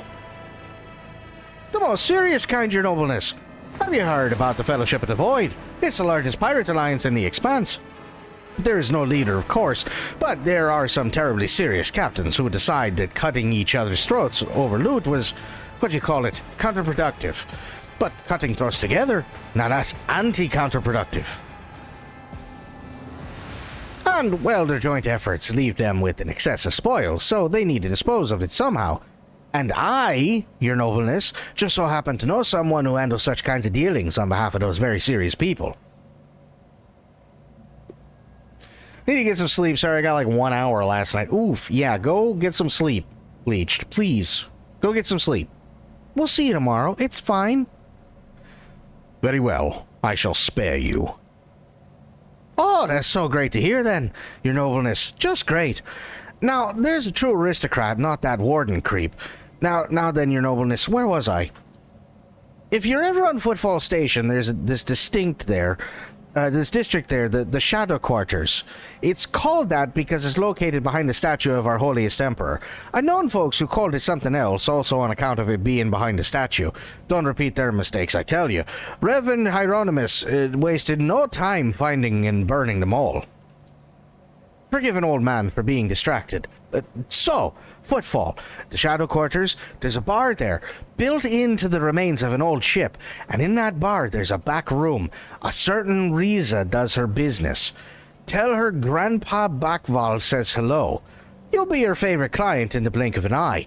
There we are, Well, your nobleness, we'll be going now if you don't mind.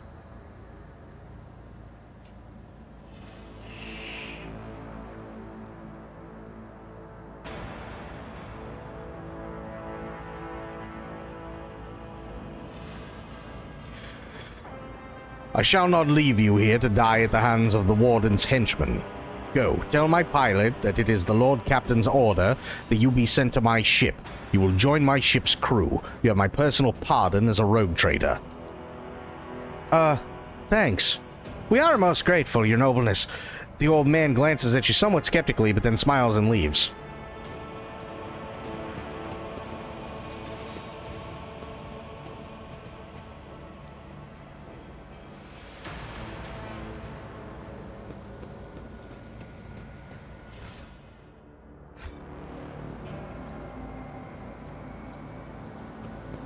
I rise above hardships. Nice.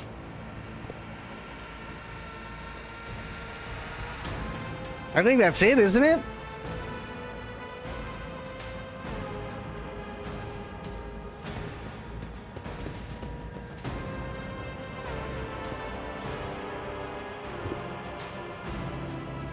Oh, shit.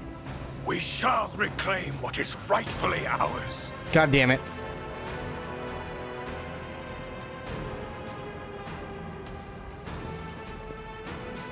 The duty prevails.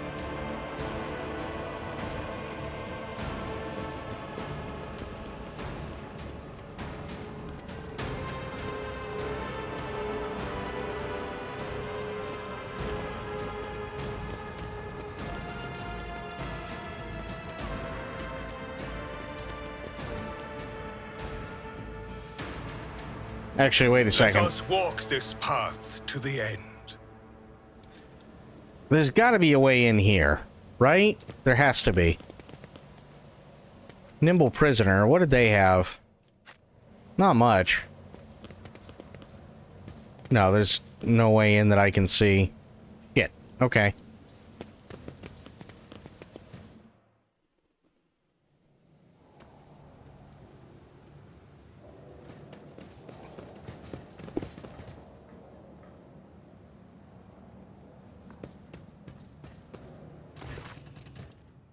Your lordship?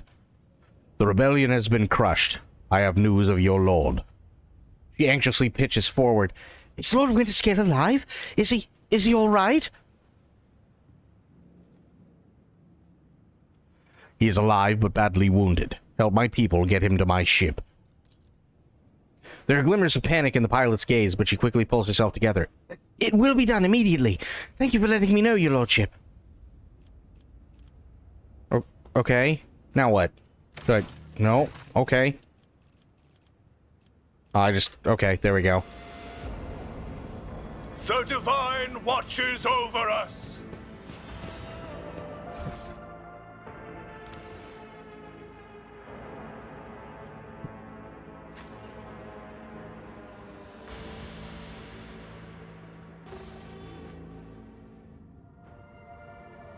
Permission to report, Lord Captain. Over the past few days, I received several messages from different decks complaining about anomalous behaviors in the ship's cogitators and servitors. The machine spirits are restless and rebellious, and no tech litany of ritual of pacification can rid themselves of this obstinacy. The tech priests can deal with the vessel's systems, but the servitors, they make errors in their tasks, disobey orders, change the assigned rituals, or sometimes downright freeze as if in a trance. A click comes through the Vox channel, followed by a wary sigh. Lord Captain, occurrences such as these are caused by errors in the cogitator calculations, or have some other sensible explanation. I beseech you not to take after those who whisper about the ship being cursed or possessed. Zero joins the channel and chimes in playfully. Oh, don't start, old man. All these peculiar happenings have long since turned into local legends. A door slams shut, a lumen starts flickering. Folk have grown used to all that, so our resident ghost has decided to up the ante. I'm telling you, things are only going to get worse from here. The technomats have inspected the servitors and concluded they pose no danger.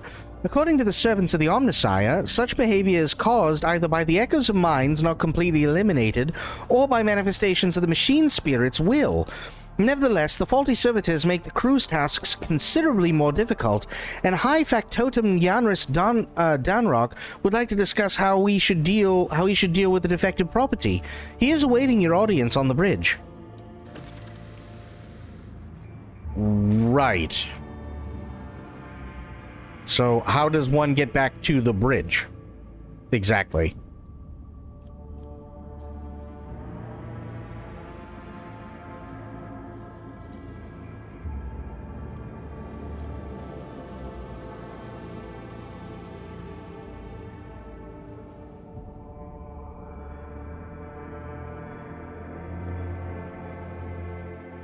I think that's back to the bridge.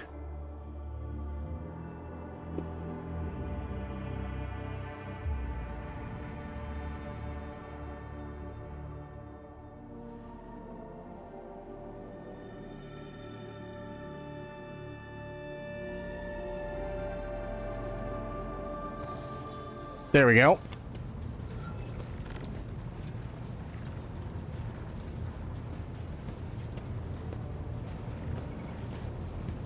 Okay, so... yeah, I want to do this one. Looking for trouble. Planetary governor knows of his present whereabouts or plan the course of action. But we... oh, okay, so yeah, I still have that I have to do, and that's chapter 1. New blood. Okay, Rykard Minoris, that's fine.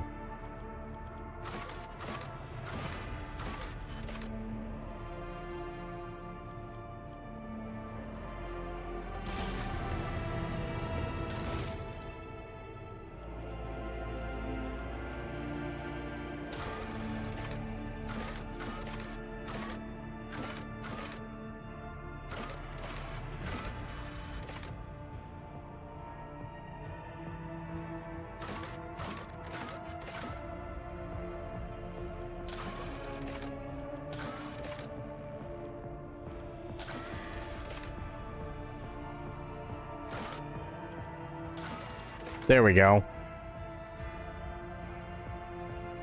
Generous Donrock. Okay.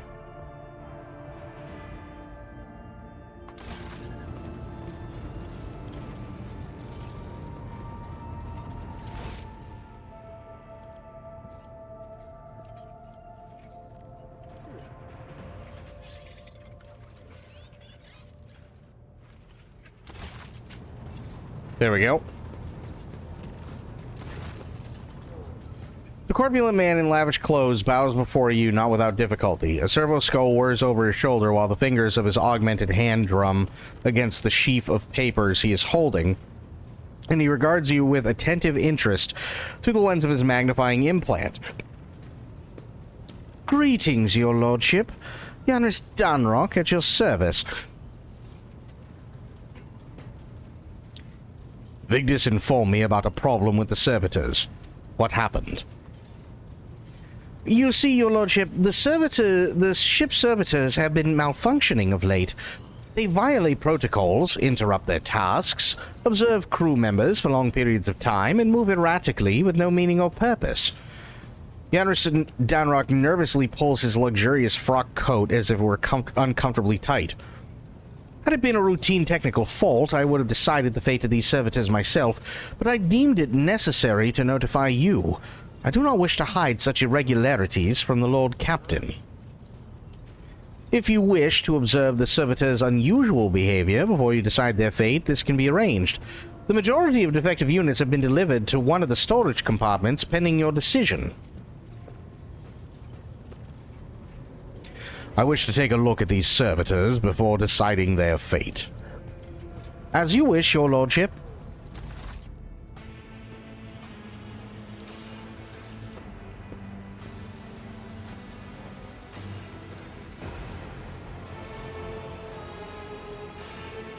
Oh shit, so this is telling a story? This is kind of cool. I like this. When his lordship arrived at the scene, he found the servitors in the same position that they assumed after they had been corralled into the bay, all standing in a long spiral line and facing the center of their strange formation. The moment his lordship crossed the threshold of the bay gate, their bodies jerked into motion, all as one, as if obeying command. The servitors turned to face the Lord Captain. The technomats tasked with overseeing the defective units even reached for their weapons, but then the servitors went still just as abruptly, staring at his lordship with vacant eyes. All present held their breath, disturbed by this sight. We waited for the Lord Captain to speak. His lordship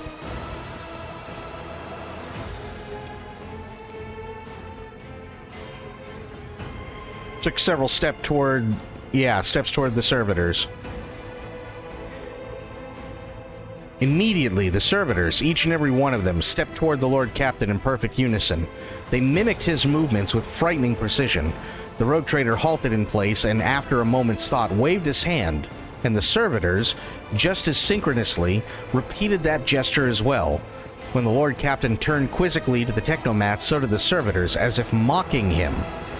Whatever the Lord Captain did, be it an incline of the head, a wave of the hand, or a step to the side, the defective units repeated it without a moment's delay or hesitation, like grotesque marionettes controlled by an unseen puppeteer.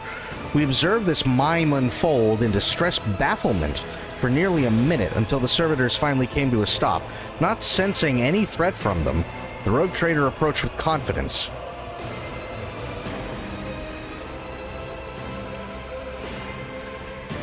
The Lord Captain examined the servitors. As High Factotum, it was I who had prompted that entire inspection. Oh, so he's telling it. It was I who prompted that entire inspection, and thus it was my duty to follow the Lord Captain. As we stepped closer, we noticed a fascinating irregularity. The servitors' pupils, normally still, were shaking wildly. Their bulging veins were pulsating under their copper collars, inscribed with their past offenses. It was as if those mindless half-machines were locked in a perpetual state of extreme tension. A visibly shaken technomat behind us proposed that the human souls had awakened within the servitors' bodies after a long slumber deep within the lobotomized brains.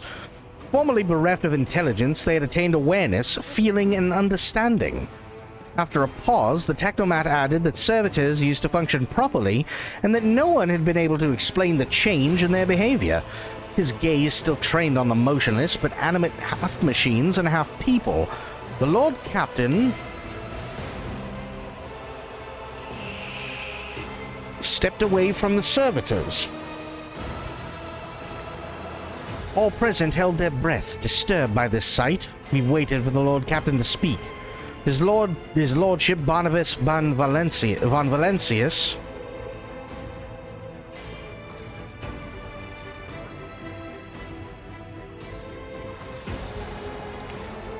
demanded a report on the defective unit's status from the technomats.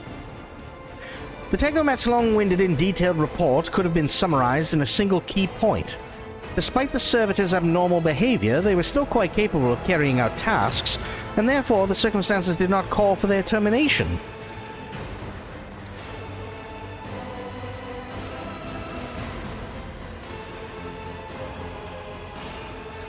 He turned to me to announce his decision. His lordship looked at me with unwavering resolve, and it was that confidence that wrenched me out of the nightmarish stupor that had me tensely observing the scene unfolding before me. The Lord Captain gave the order.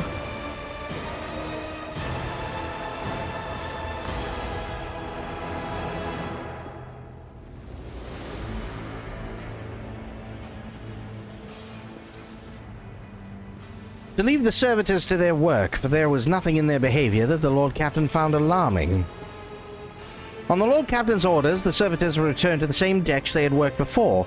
The crew was initially unnerved by their presence, but adapted to their quirks soon enough, especially since following the incident in question, there was a noticeable reduction in the servitors' strange behavior. With the fate of the defective servitors decided, nothing could now distract the Lord Captain from his mission. Nice.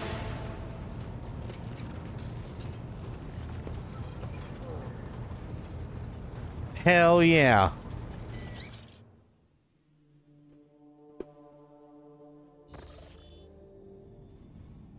So there be a void ship, huh?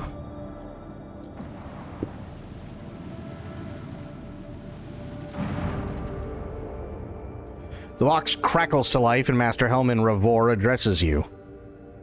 What we have here, Lord Captain, is not very noticeable, but there's a void ship sitting in the local asteroid field. It sure is quiet. It's like huddled up in there on purpose. It's not like I'm surprised. The thing is more scrap heap than ship at this point. Somebody sure went to town on it. We are registering critical damage to the hull and depressurization of several compartments. Oh, there is an incoming transmission now, too. Hear us? The box transmission hisses and abruptly cuts static. Do not require assistance. Repeat, do not require assistance. Copy. Box relays a different voice. Keep following, they'll pass us by, won't they? Protect us. Lord Captain, I am told our augurs cannot determine the allegiance of the vessel. To be brief, there is an unidentified and badly damaged vessel within an asteroid field near the Ricardiphilia colony that is refusing help, which, not to put too fine a point on it, has not been offered to them. Revol, can we establish communication? Let the vessel identify itself. Yes, Lord Captain. The connection is established. Unknown vessel. We are receiving you. Identify yourselves. I repeat, identify yourselves. For a brief moment, the Vox only hisses and snaps. Then several voices at once start shouting over another. Do not tell! Tell him! We are done for! This is Thunderfang. We are... One of the voices falters uncertainly and is replaced by another. A merchant vessel. Do you copy? We are a private... merchant vessel. A merchant vessel. Of course they are. Damn my stupid head. Where did I hear this name before? Thunderfang.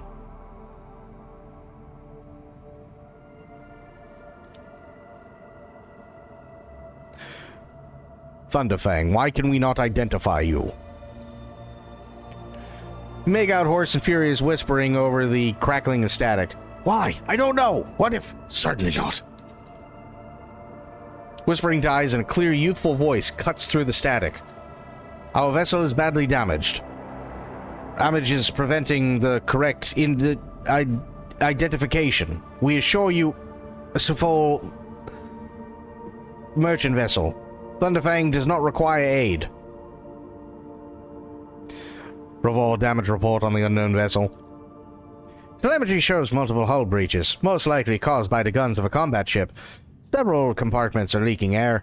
The bridge has been almost completely obliterated. Two of the engines are critically damaged. Somebody gave them a thrashing so solid they barely managed to limp away. Thunderfang, your vessel is badly damaged. What happened to you? Fox responds by bursting into a cacophony of sounds, words, and emotions. Someone chuckles bitterly, another swears with some foul expletives, and yet another hisses, furiously demanding that others shut up. You manage to make out little from all this noise. We were just flying, minding our own business, straight out of the blue and open fire. Miracle we could get away, Emperor protected, and more fire. Ooh, Void only knows. Roasted our tail, bombed everything. Our folks are left without help. We never got to them.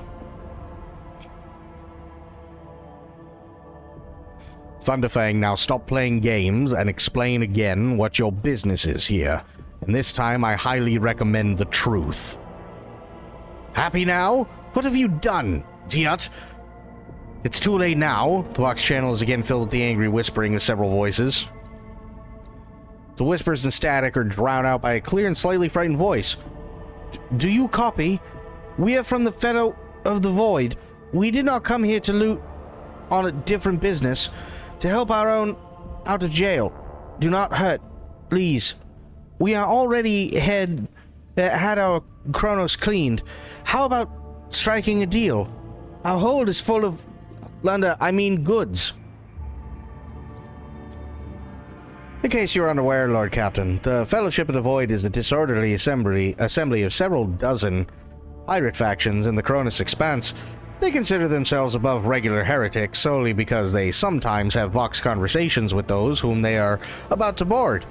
Were it up to me, I would make them eat a salvo from the macro cannons and shake the scum loose from the decks. They certainly deserve it. The honeyed voice of the high factotum interrupts the translation with a polite cough. I would wait on destroying the vessel if I were you. Although the moral aspects of their livelihood do cause some awkward questions, the Fellowship of the Void remains a major supplier of goods to the local market. Perhaps you will find dealing with them acceptable, especially in a situation where performing a warp jump is impossible. Thunderfang, prepare for commercial exchange.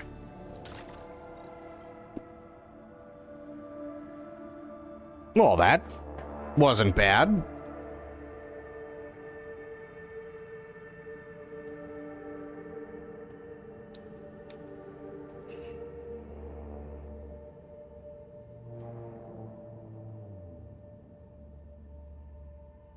Okay, so this is all the stuff that I've got, right?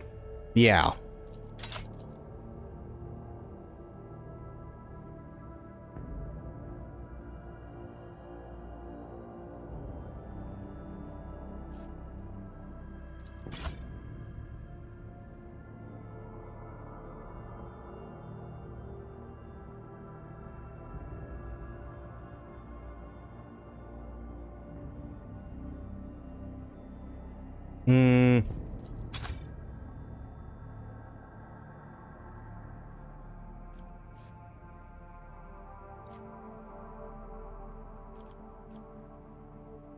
Let me see. What does a Medal of Alacrity do? When the wearer targets an ally with the Bring It Down ability for the first time in combat, that ally gains 1 additional action point. Well, that's not bad.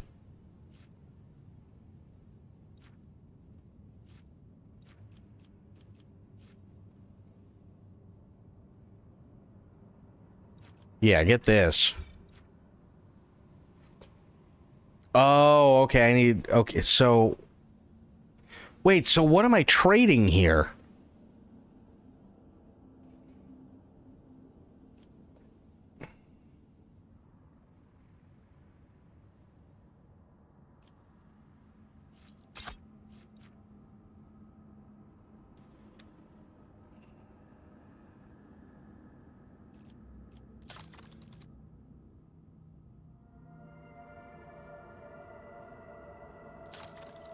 I don't understand how this works.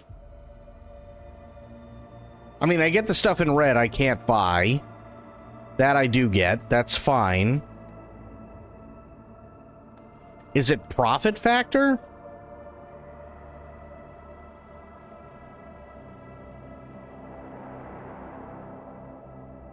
I guess so. Okay.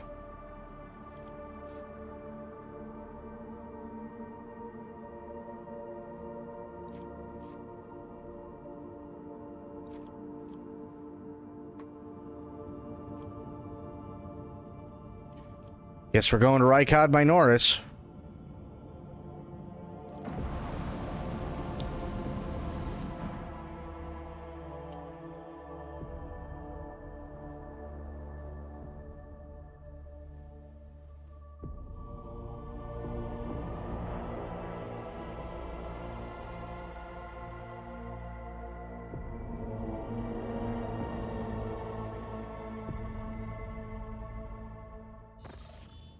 God, there's so much in this game.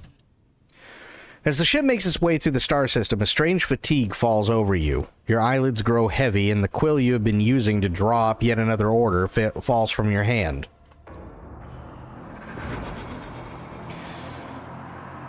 Oh, shit. You raise your head with a start. Someone else is here, in your study. You stand up and stare at the dozens upon dozens of corpses surrounding you. Among their number, you recognize the disfigured and bloody faces of those who died on the ship's bridge and those you met in your previous life. How is this possible? Where are the enforcers posted to stand guard? It matters not. You are alone against a horde of heretics risen from the darkness to take your life.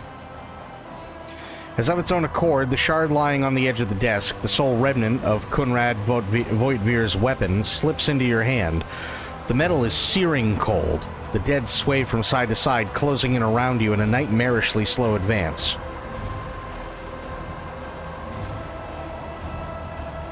Kneel before the rogue traitor. Your lives belong to me. All you hear in response is unintelligible voices, whispers, moans, and derisive laughter. Anger ignites in your chest, and you clutch the shard, which ravenously bites into your palm with its sharp edge.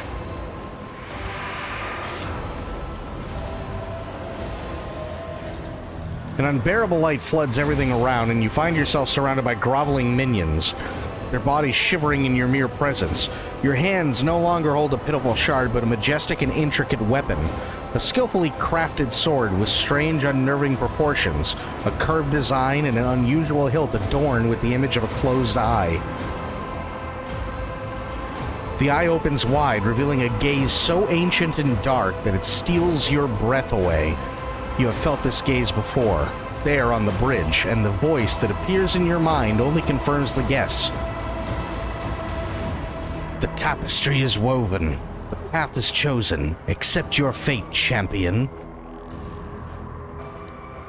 Throw the demon blade away. Never! Your body refuses to obey your mind. The handle feels as if it has become one with your hands, and the gaze of its demonic eye sets your very soul ablaze. Resisting your fate is futile. You scream as you feel your soul burn away to ash.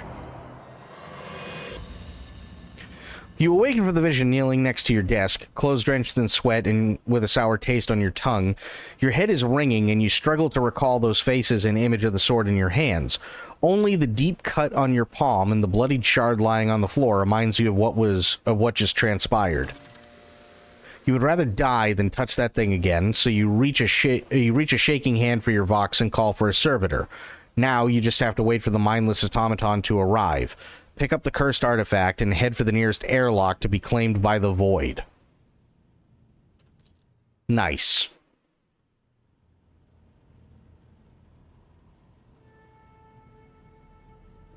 We do not use demonic weapons here. This is my ship. Luckily, the polished skull of some unknown Xenos makes it seem like the bony face is mocking you. Oh, good.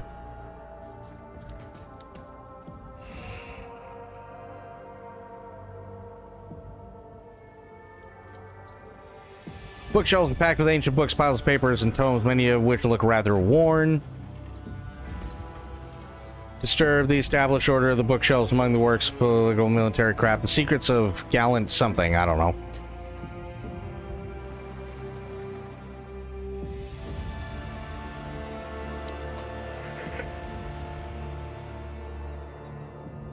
Wait, what was that? Link my account? What is link my account? For what? I'm so confused.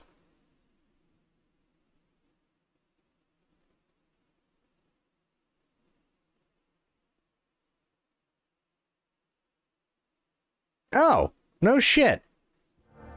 Apparently there are drops for this game. That's what it's all about.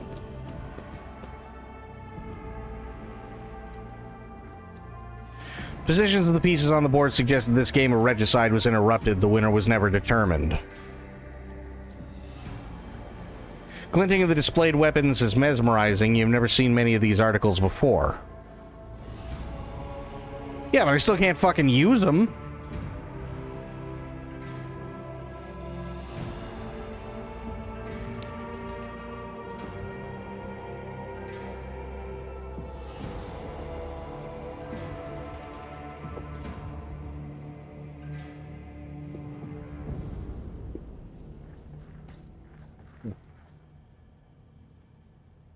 Okay. Give me a couple of minutes. I'm going to use the bathroom really quick. And then we'll keep going. But yeah, give me a few. I will be back. And then we'll keep going. We still got some time. So yeah, just give me a little bit. Get up, stretch, grab a drink, do whatever you need to do, and I'll see you in a couple.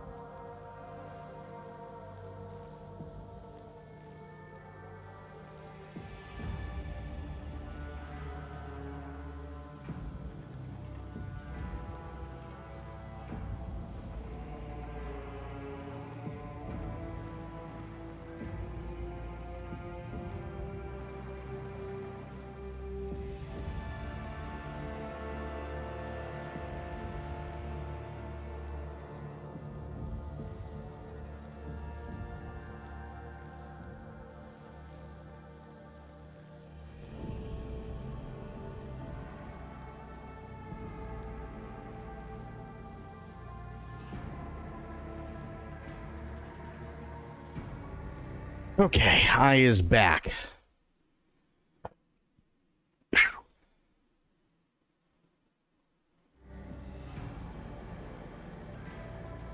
me check something here really quick before we keep going.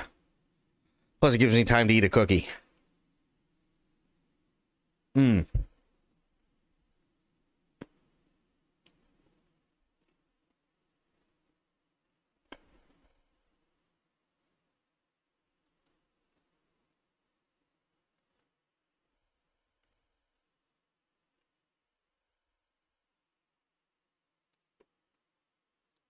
Uh, hmm.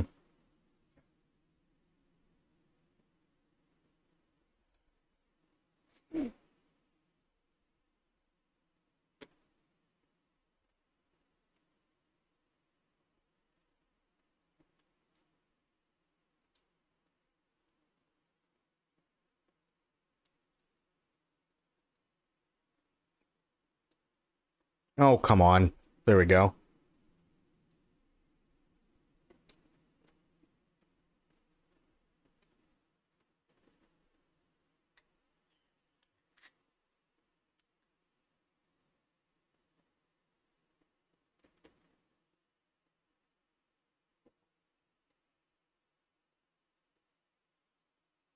Hmm.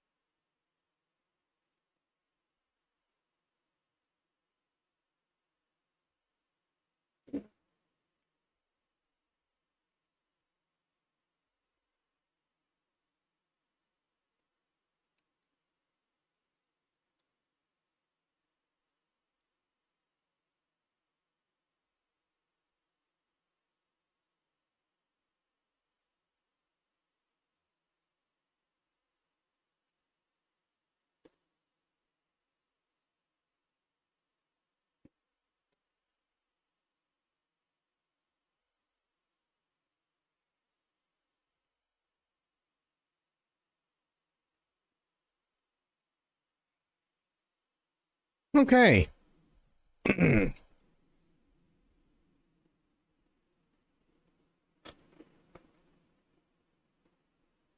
Hmm. Okay. Here's a question for you guys. Are you guys excited at all for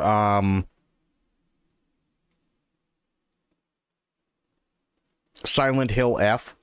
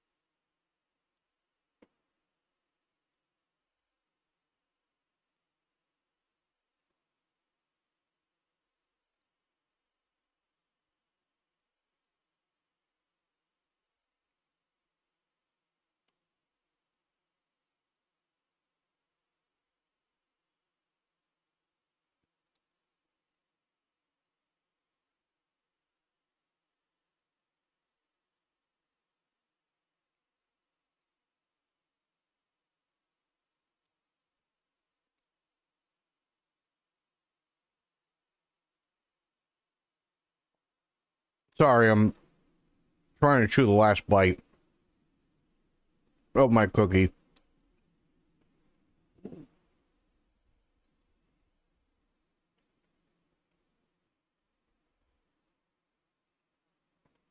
Excuse me. But yeah, is anybody actually excited at all for Silent Hill F?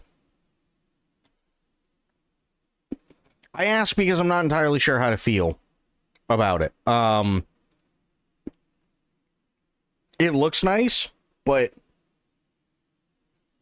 after watching the transmission that we did, I don't really know.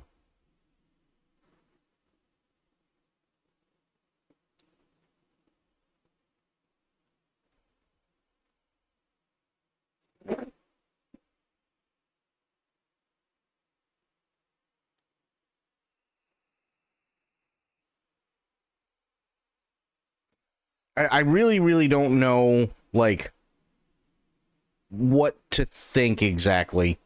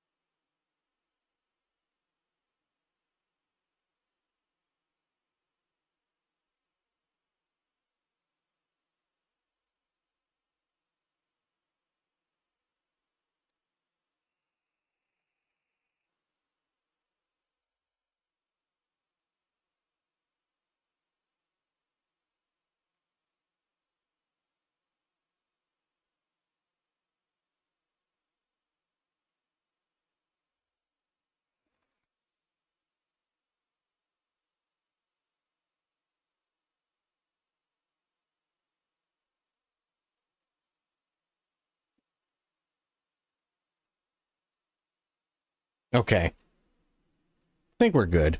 I think we are good to go now. All right, let's get back to it.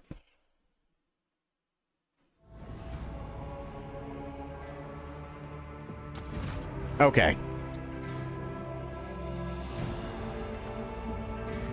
Ooh, excuse me.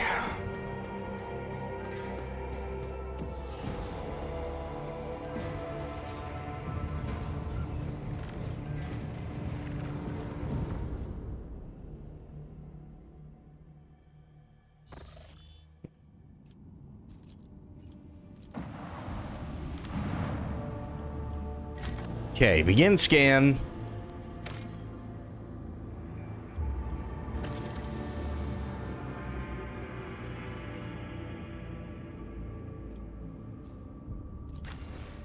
Starport. Yeah, definitely bringing everyone.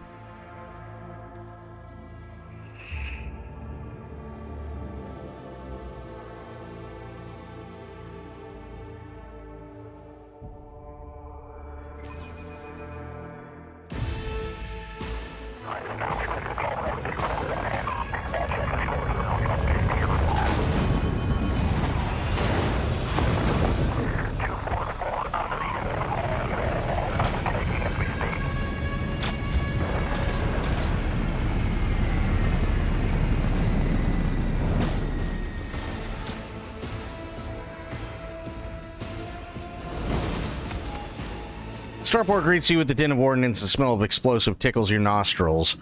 It is difficult to tell through the smoke who is firing at whom. Halt!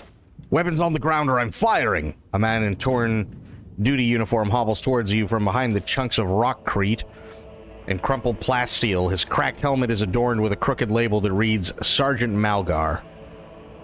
All right, so our skies are in lockdown. The rebels are shooting down anything that flies, and you lot just happen to land on our rear without so much as scratch to show for it.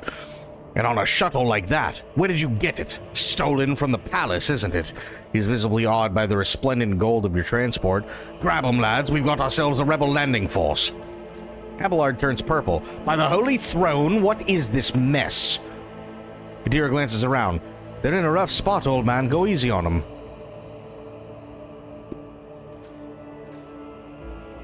You must be mistaken. I am the rogue trader of House von Valancius. Soldier grows more and more pale with every word you say. As soon as you are done speaking, he falls to his knees. My mistake, your lordship.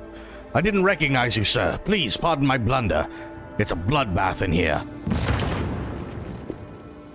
A frag grenade explosion cuts off the rest of the sergeant's words. Shrapnel flies everywhere with a piercing screech. One of the soldiers falls to the ground, clutching the remains of his forearm that is now adorned with crimson tatters. Blood is pouring out of the stump, and the soldier's agony is short-lived. The sergeant curses and hastily says an army prayer for the dead. With a rasping cough, the sergeant turns back to you. Pardon me, sir. Sergeant Lassamalga reporting. My unit is holding the starport on the governor's orders. How may I serve? What's going on here? Unrest, sir. Armed rebellions in both the capital and the provinces. First the lower level spark, then it went up in spires. They hit the Vox hubs, the arsenals, the mag train stations. Then Felix tore off his mask, precisely because he knew about the trouble on Reichad Minoris. He knew that none of our allies would come to our aid. Cassia lets out a sorrowful sigh. You may continue your report, peasant. My unit was here when it all went to the Groxes. The tech priest linked to satellites reported sightings of strange void ships in the system. They were orbiting the star until one of them set course for landing on Reichad Majoris. The governor took precautionary measures in order to increase security at the key facilities.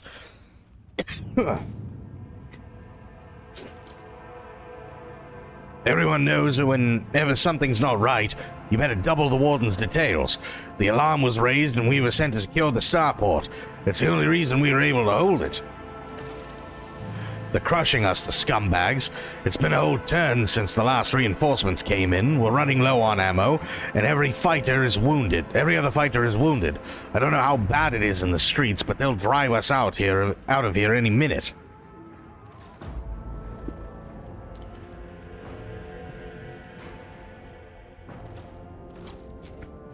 I cannot leave you and your people without aid. Reinforcements will be sent from my ship.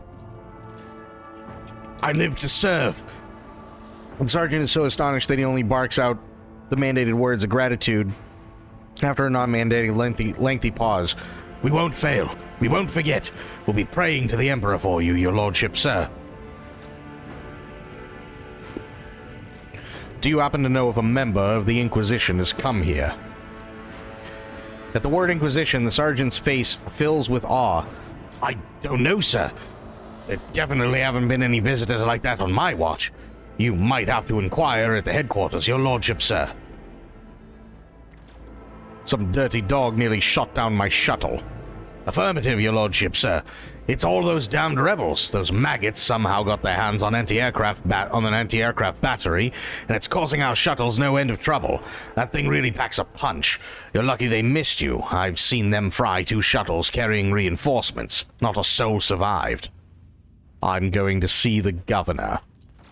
If I may report, sir, as long as the rebels keep shooting their damned anti-aircraft battery, there's absolutely no way to shuttle you to the governor. It would have to be on foot, and the streets are dangerous. I have no one to send with you as an escort. I assigned all available troops to accompany the esteemed tech priest to the governor. I will voxcast orders to them to wait for you, and I'll inform headquarters. They'd better send out a convoy to meet you halfway. Meanwhile, we will follow the governor's orders and hold the line here. Adira frowns as her gaze grows distant, as if she's looking through the sergeant. You're a good soldier, but you have a lot of blood on your hands, both yours and others. You know the same hand that salutes now might falter in darkness. Rank and epaulets won't save you from the bitterness. Pardon me, my lady, but I can't get my head round these fancy words you're saying. I've seen plenty of blood, but trust me, I'll fight to my last drop. Is the path ahead dangerous? What exactly waits me there? The sergeant sighs heavily. All of our roadblocks are gone. The whole place is in rebels' hands. The city is almost lost, so no help will come. We are surrounded by rebels, and watch your steps, sir. The streets are chock full of mines. His remark about mines lodges itself into your memory. More than anything, you'll need to watch the ground and not your surroundings.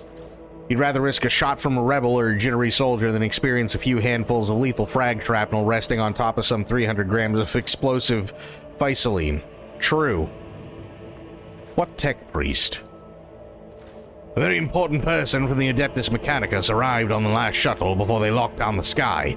He kept on asking whether anyone by the name of Amarant or Amarnat or something like that had recently arrived. Barely answered any of our questions, though. Said he was under no obligation to tell us anything. He demanded we talk to the governor personally, so I had to send a quarter of my troops with him to keep trouble at bay. You're a good soldier, Malgar. I will see that your heroism is noted. Sergeant blushes slightly. I live to serve. Another explosion interrupts the sergeant's words. With a sigh of relief, he turns to his soldiers and spits out a booming series of commands. Travels, you hear many rumors. Those of them that are deserving of the road trader's attention are logged in a separate section of the journal. Sometimes rumors are just that, other times there is truth to them, and in some cases there may be even more. To verify the rumor, travel to the place indicated in the rumor's description.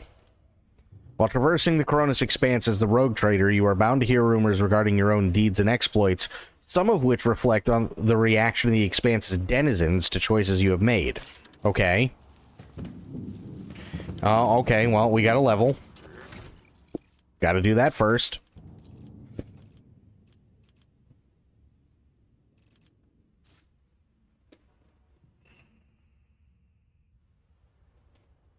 Rather quiet tonight. OCD is a barrage. Imagine a trebuchet launching a colossal storm of floppy rubber dongs against a castle wall. That's my head. Nah, it's all good, dude.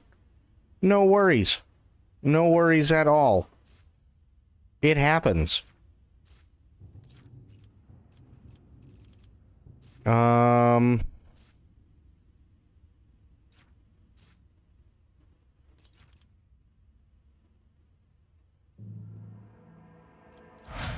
There. Next.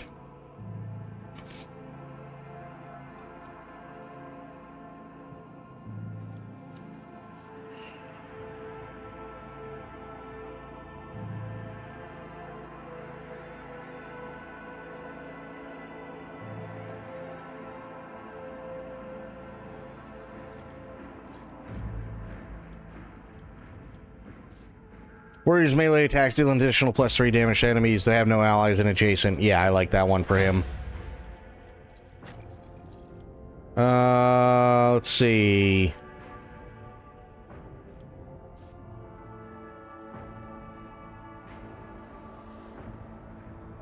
Yep, I like that.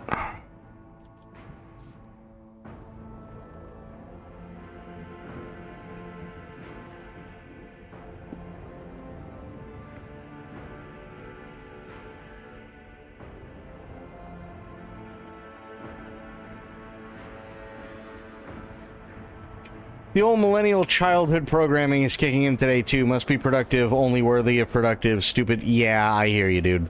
I know the feeling. Why do you think I used to stream literally 7 days a week? Same thing. Same fucking thing.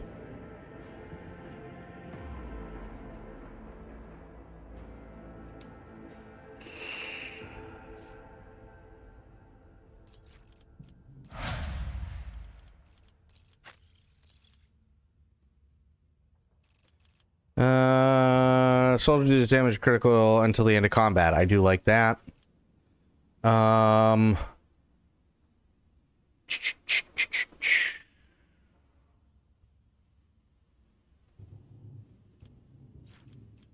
I'll put it into athletics for her. Why not? Fuck it. And it really sucks too, doesn't it? It really, really sucks when it's like that.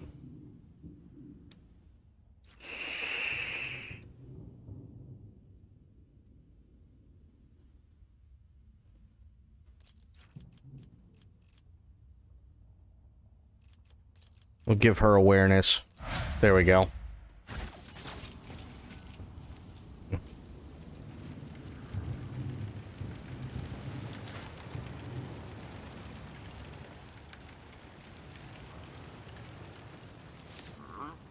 I actually have to be told by someone else to have a day off, actively ordered to. We are bound by the blood of martyrs. Dude, I get it. I completely get it. Like, no bullshit. I mean, we had... For a long time, for the longest time, Spoiled kept telling me, you need to schedule a day off.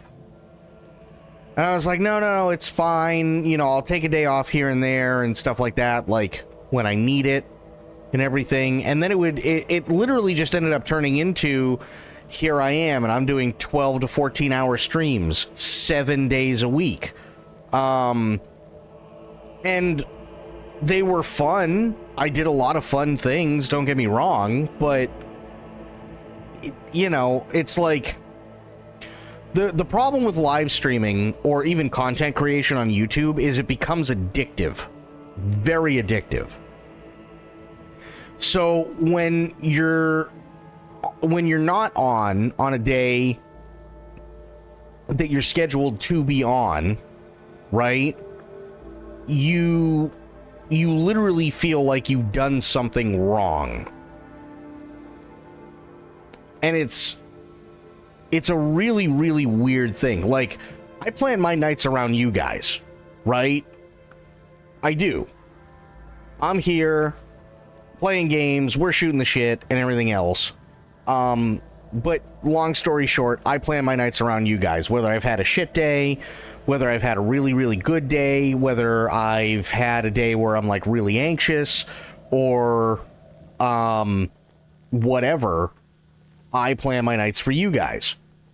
So if, let's say, my body decides, no, you need to sleep, and I wake up and it's 11:30 at night and I was supposed to be live at 7, I feel fucking, I really do. I feel like I've done something wrong. It's, yeah, that I'm in trouble feeling. Yeah. And I'm gonna be honest, after Spoiled and Sophia, by the way, finally coerced me into taking a scheduled day off for the first, like, month, I want to say, it really did feel like I was in trouble, or like I had done something wrong, or I had failed, or something to that extent, because I wasn't doing 7 days a week anymore. Stupid as that sounds,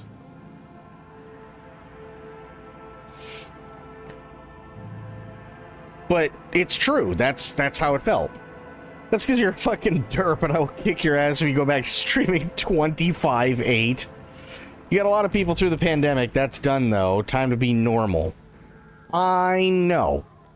And I'm not going back to the 25/8, as you call it. I'm not. But I was explaining to Sober, like, that's how it feels. It feels like I'm doing something wrong.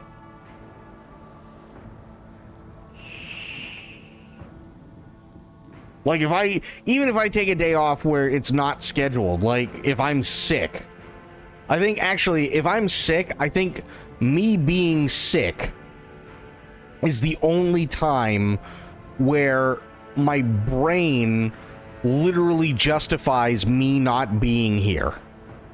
It's really, really weird.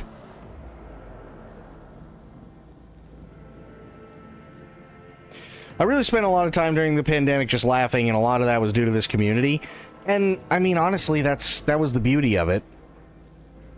It really was. And I had a lot of fun. I really, really, really did. But yeah, like, being legitimately sick, I think, is the only time my brain can, like, justify me not streaming. Other than a scheduled day off. You tried it sick too, we ain't having that? Well, no, I mean now. That's what I mean. I mean now, right? So if I sit there and I think to myself, I really feel fucking miserable. You know what I mean? And I go, I'm sorry guys, I can't do it tonight. I'm really not doing so hot. I'm gonna call it. I can justify that. But that's the only time other than a scheduled day off that I can do that.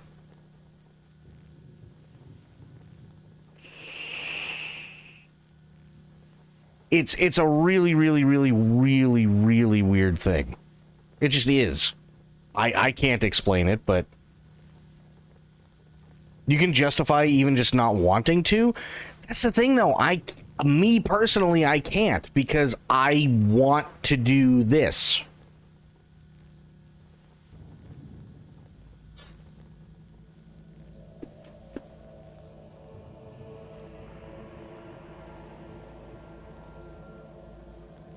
We will give you shit, but no one is going to be mad about it or they can deal with me.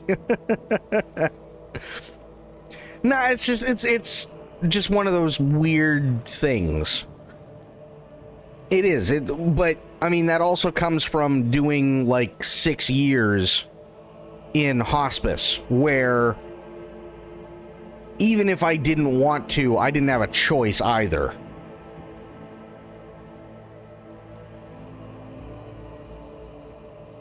Like, no bullshit.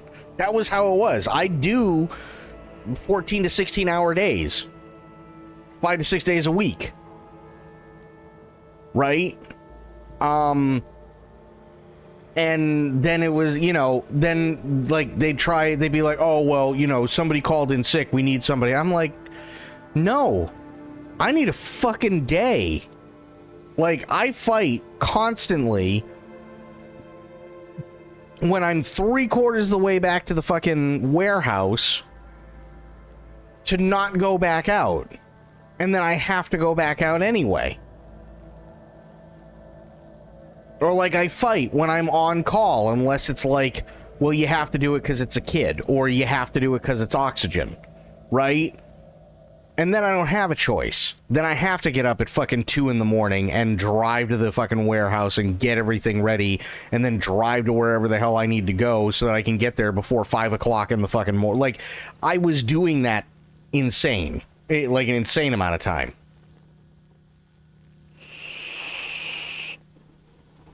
I feel unaccomplished now. I watch documentaries and end up in rabbit holes. Oh, God. Spoiled, were you here earlier when we were talking about the rabbit hole I went down today?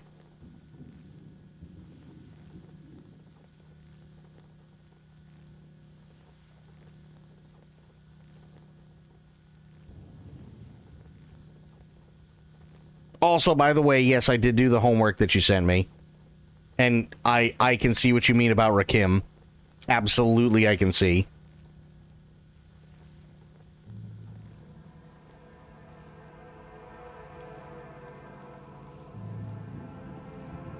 No more fishy-ass boats and stupid-ass people sometimes changes. Oh, no, absolutely. I'm much happier than I used to be. For sure. Much, much, much happier.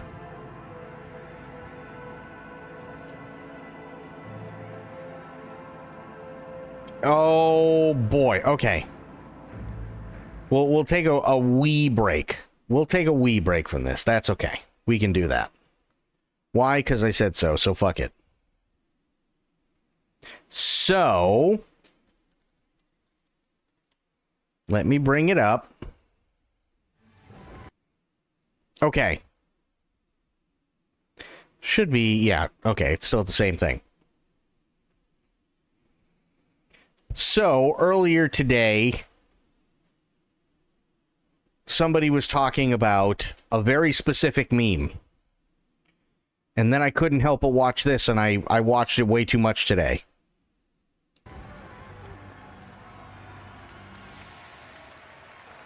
Because it is really cool, and I haven't seen it in like 5-6 years.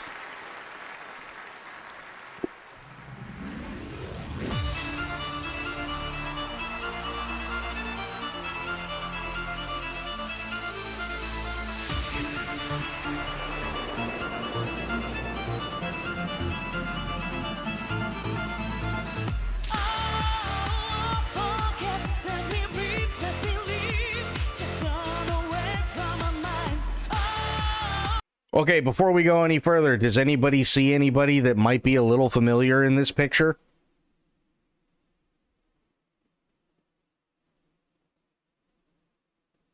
Just wondering. Sober, spoiled?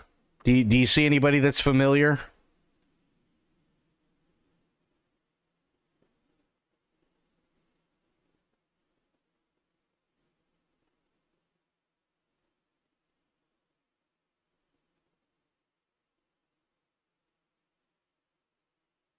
Okay, that's fine.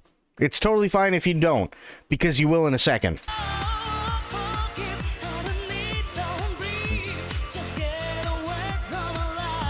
And now you know exactly where the meme is.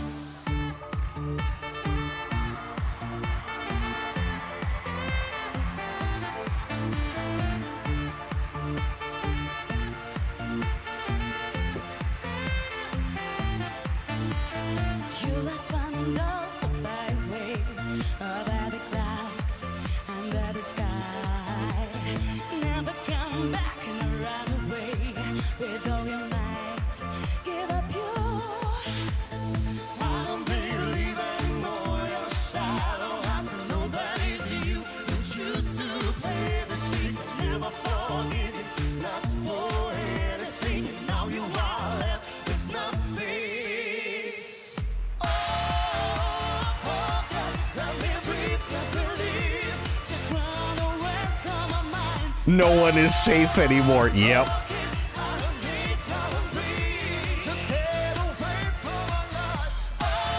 Well, wait.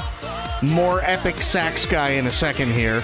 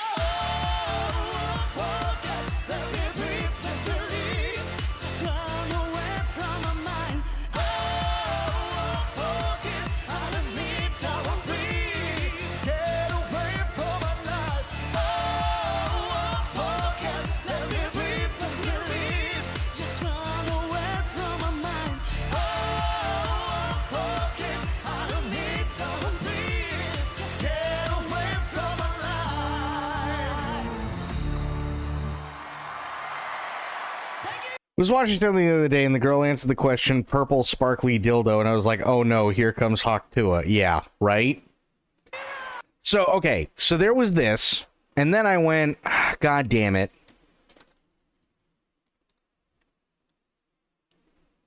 I did this.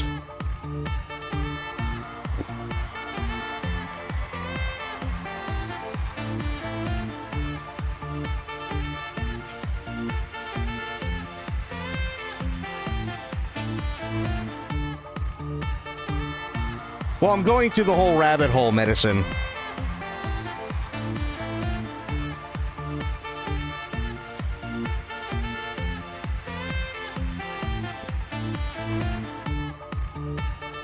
Like, you could just literally sit there and fucking listen to this all day.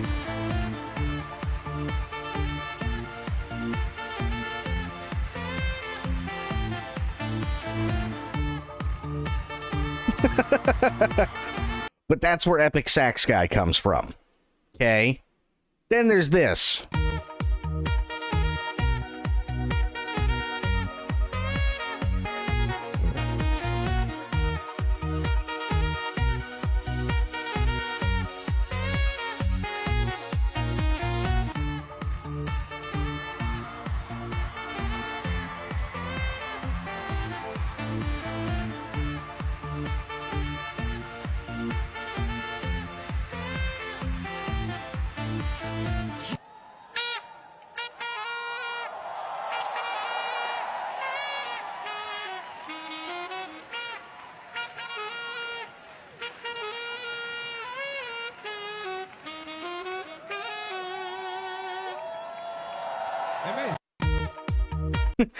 So, we've gone down the rabbit hole, right? Fine, but then that brought me down a further rabbit hole because I couldn't get this out of my fucking head. It went, okay, well, let's try this. Maybe this will get it out of my head.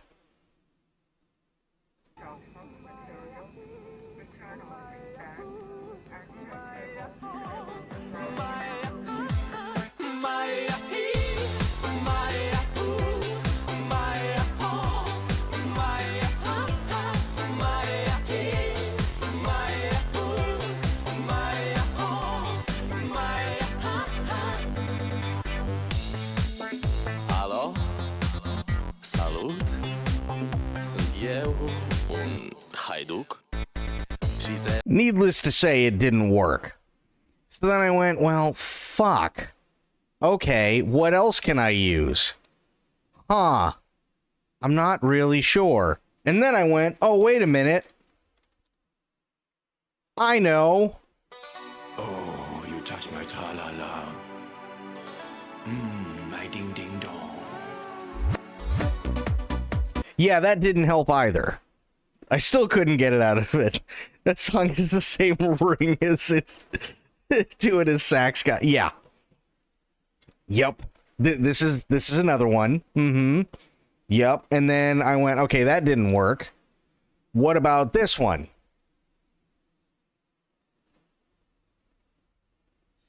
This is your night, everything is right.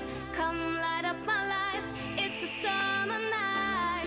This is your night, come and hold me tight. Yes, you are the one, it's a summer night. La, la, la, la,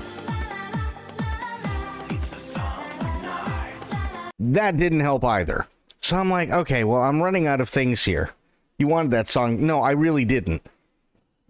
I wanted something else stuck in my head, but I couldn't. So I'm sitting there going, okay, well, what else is there? Is there like, fuck, what else can I? And then I went, oh shit, wait a minute. How about this one? Because I haven't heard this one in forever.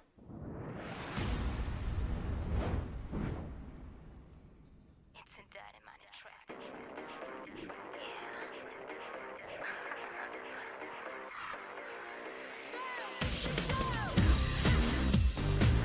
Listen to me. This didn't help either. My girl, get ready. We'll make it easy. When I catch you big with me, you better get a chill, boy. You wanna take me, 'cause I'm your killing bill.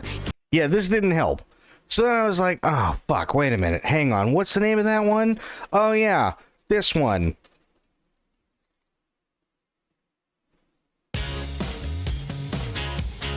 Guess what didn't help?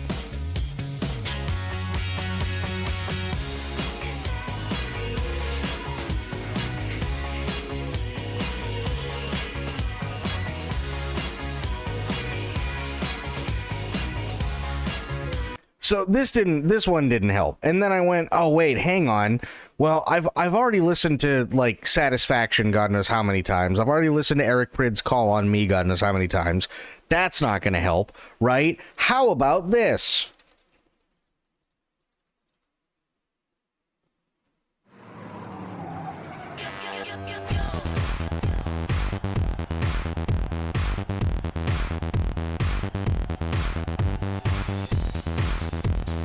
Needless to say, that's about all I can show you before I end up getting banned, right?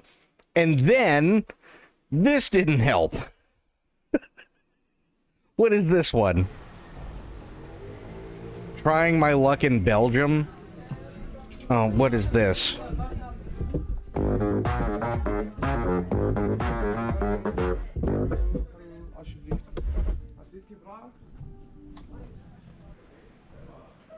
How did he think that was gonna work?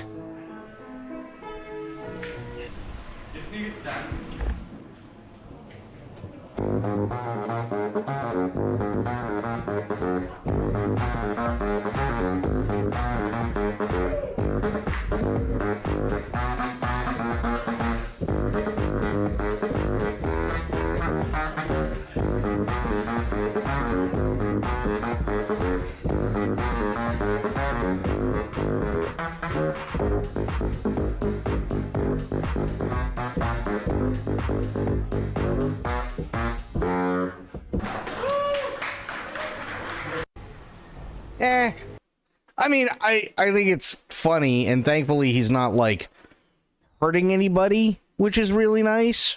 I'm really glad he's not hurting anybody. Yeah, I don't know. I get it. I get what he's trying to do, but this is a very gray area for me. Like, it is. I understand what he's doing, and I'm not going to sit there and shit on him for it, you know what I mean? You get your ass arrested here? You wouldn't get your ass arrested you'd get your ass fucking hammered. You like somebody would literally just fucking absolutely smack you in the side of the head with something heavy. And then you'd be on the ground and they'd just start kicking you. Like, that's... You know what I mean? Like, that, yeah. So, needless to say, I tried all these songs, right? None of them were working. And then I'm like, I really am not happy with the person who put Epic Sax Guy back in my head again, because here I am, and I'm like, I've already listened to the full song, like the full music video, and I listened to the live video, and I listened to Epic Sax Guy 10 hours, and I still can't get him out of my fucking head. And I've listened to damn near every single song that I can think of from that time frame that literally either just turned into a fucking meme or was a massive, massive thing, and then, you know, it kind of went its own way. And it just didn't. Conker's, oh my god, Conker's Bad Fur Day had bangers. I used to hang in a bar where they would kick your ass if you were a dickhead and then tell the cops you fell when they showed up. Oh yeah. Yeah, absolutely. Although I do know of one Conker's Bad Fur Day. Hang on. I can't remember the name of it. I think it might be Rock Solid. Yep. This is the one.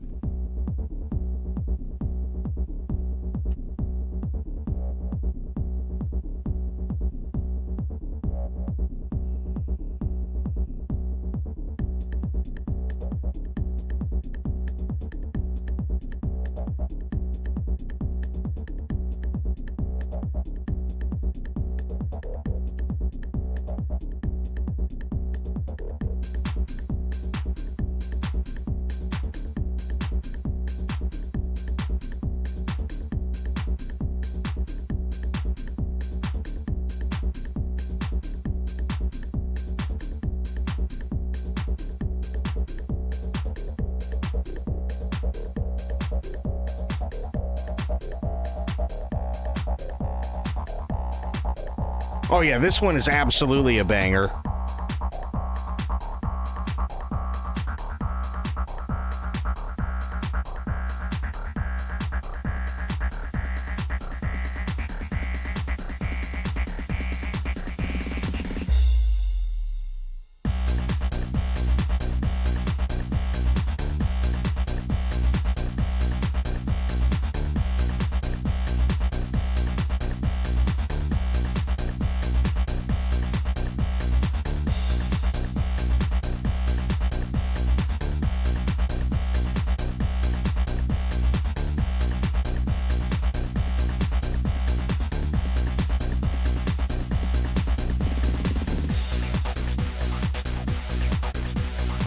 Okay, you want to know where I'm at currently?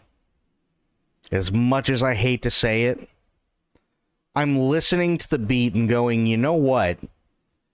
This Epic Sax Guy isn't actually that far off in terms of BPM. I guarantee if you sped him up a little bit, you could actually beat match him to this song. Listen.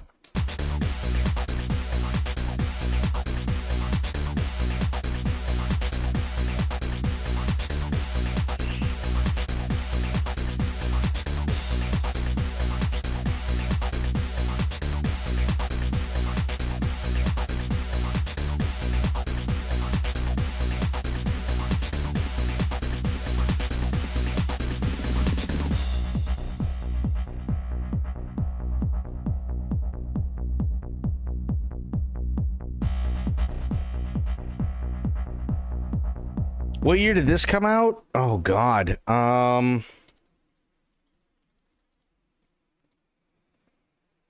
2001.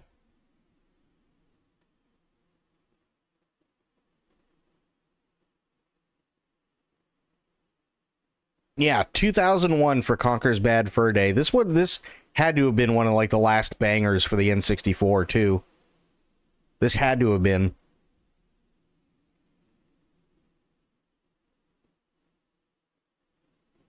Gets us 97, yeah. Yeah. But, I mean, yeah, this had to have been one of their last.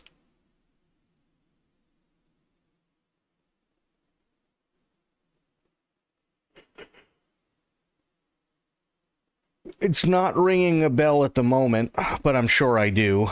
Hang on, you said you posted it, right?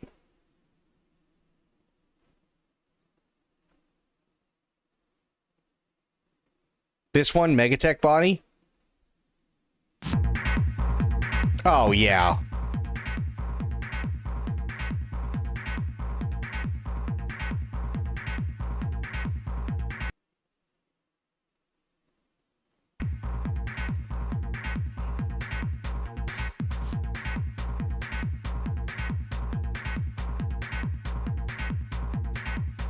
Techno before Techno knew it was cool.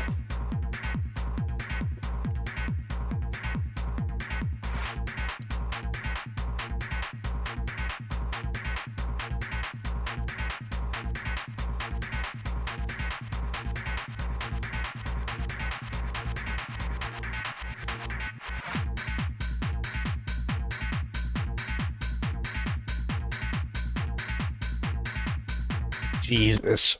And then what was the one from Ghost Runner that was amazing? I'm trying to remember the name of it. The one that we all loved. I'm trying to remember the name of it.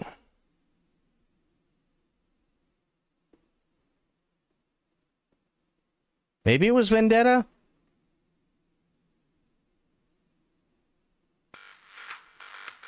Well, no, but this one was a banger too.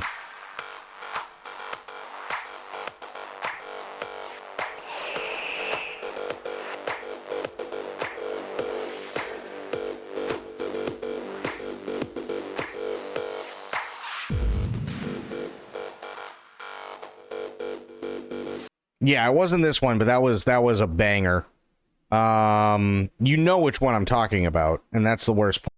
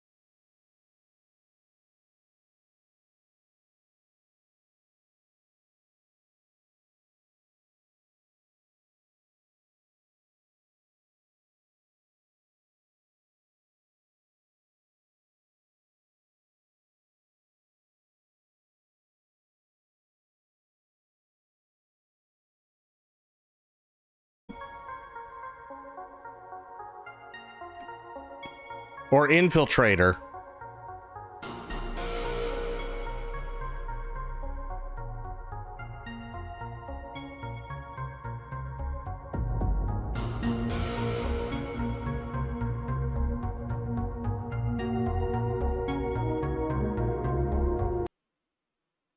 Oh, come on.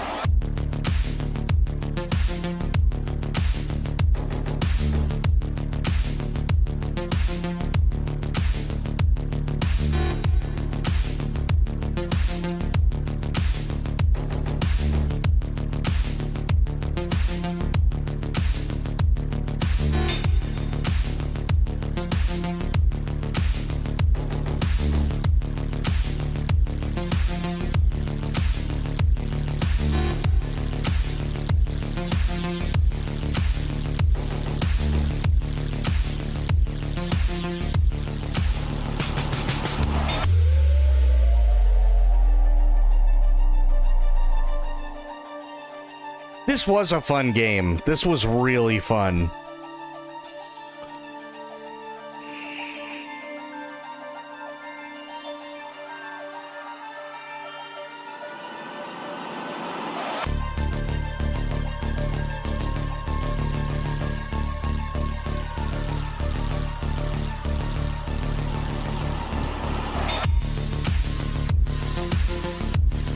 Okay, but you know why I didn't rage?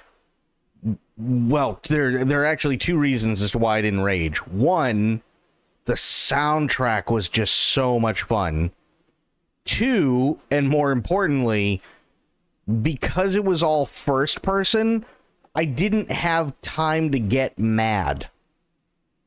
So everything that was going on, right, there was no time for me to actually sit there and rage.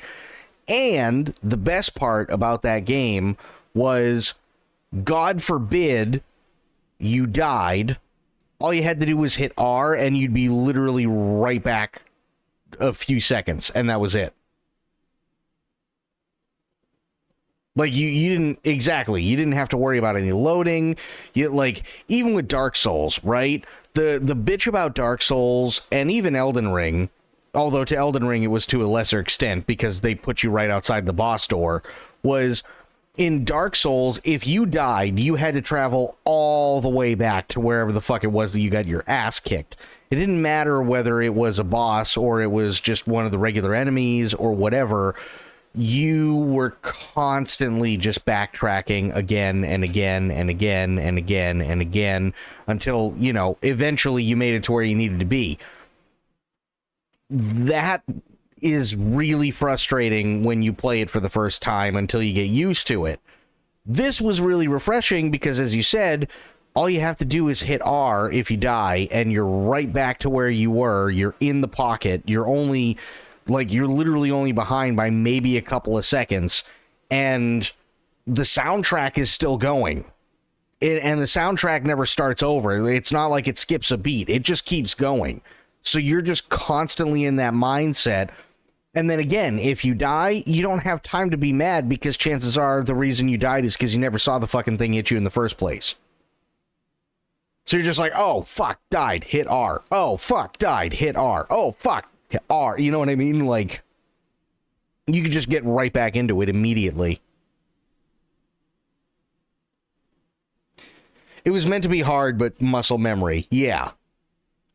Yeah, exactly. Even that fucking... Even that level with the giant laser robot, where it was literally just you doing fucking parkour over all those lasers all the way up. Even that was made immensely fun. Because again, if you fuck up, it doesn't matter. you're only behind by a few seconds anyway. You just reload it by hitting R, and the music was just so good. Like, that's really all it was. And it was just, it really was the perfect formula. Ghost Runner really, that was easily one of my favorite games. Easily. It was so well done. And especially that one point, I think the only time I actually, like, I didn't even rage. The part that fucking, it broke me, but it wasn't a rage. But what broke me was that fucking area on the train, trying to miss all the signs. To the point where, like, I couldn't do it because I was laughing too hard. Because it was just so stupid. Here I am, and I'm fucking, like, I've been through a world of shit at that point, and I'm and I had to muscle memory literally everything and run up walls and dive past lasers and, you know, literally do perfect runs throughout all this other shit. And here I am being defeated by a fucking train sign and this thunking sound every time you hit it. And it was just, I was crying. I was laughing so hard. I couldn't do it anymore. I had tears running down my face trying to play, but because I was laughing so hard, I would just get worse. And that's what made it so goddamn funny. I couldn't stop.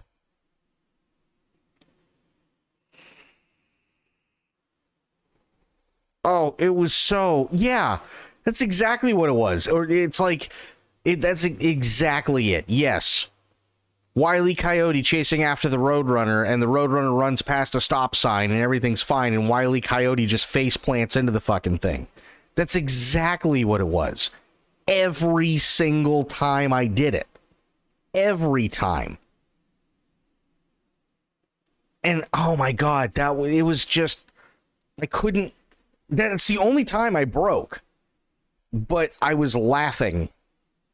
That was some of the most hilarious shit I've ever seen. Good pacing, because at the point in the game you need a laugh. Well, not only do you need a laugh, but it's like you've literally done so much. You parkoured up walls. You defeated the giant fucking laser robot.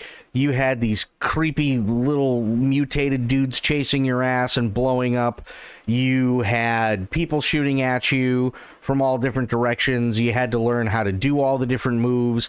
You had that one room where you had to do the fucking figure eight around like these two pillars the entire time and kill everybody, and it all had to be done basically in one run, because if you dropped down, everybody would shoot you immediately and you were dead. And it was like, you did all these things and you do it for fucking hours on end, and you're so tired, and then you get to that point, it's just thunk. And that was it, and it was just funny. It was just really funny. That's what made it so damn good. That's what absolutely made it just so fucking funny. It was just amazing. The vertical core with the lasers on it, that was, oh god, that was nuts. And then the end, right? The end is still fucking bananas, where you're outrunning the laser wall behind you and you're literally just barely jumping from one pad to another, and then you have to like dodge, I don't know, something else that's coming out, and you had to do this like 3 or 4 fucking times, and it's just, fuck me. And the boss was the easiest part of the whole thing. The boss at the end of the game was the easiest fucking part.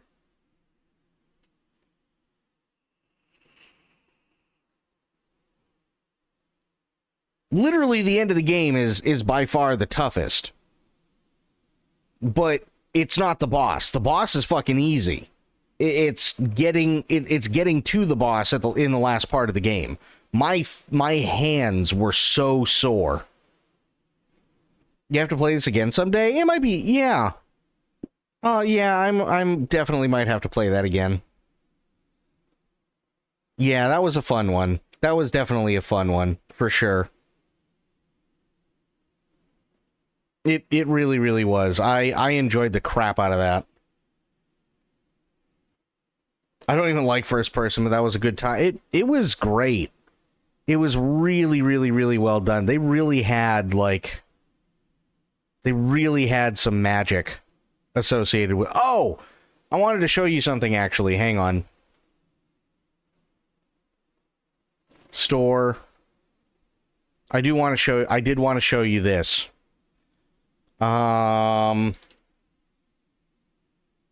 Here. So, WWE 2K25, right? Here's what I'm thinking. I'd like to wait for it to go on sale because, and actually before we play this, I'd like for it to go on sale because right now, if you get everything, it's like $130. But there's like maybe two things, and unfortunately they're not the cheap ones that you need, because what I do is I just make stupid fucking characters the entire time, and I just literally sit back and watch a Royal Rumble and just do it.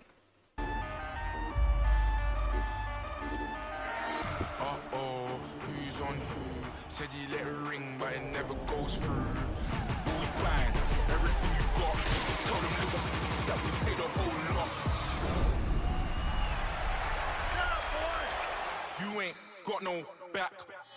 I get out the trap, I ain't got a trap phone. I got P's and M's and K's and O's.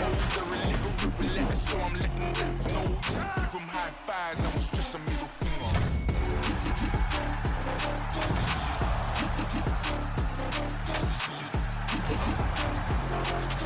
Diamonds on my panty, the bowl when I linger. I have no idea what this song is. Catch me in the car, I treat the chorus like a thing.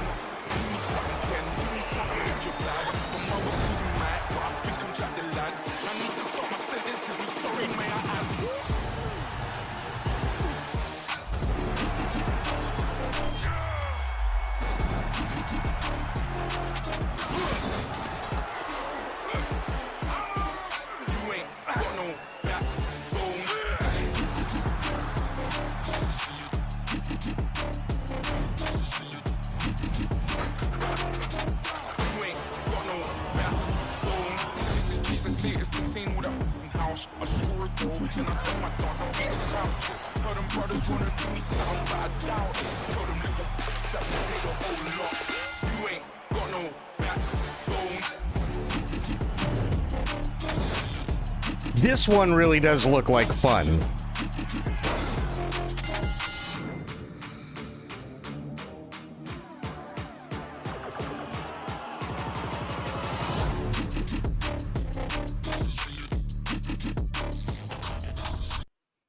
This one does look like a lot of fun. It really, really does. But here's the thing. I was thinking I could take this and I could just sit there, especially once I get a new controller.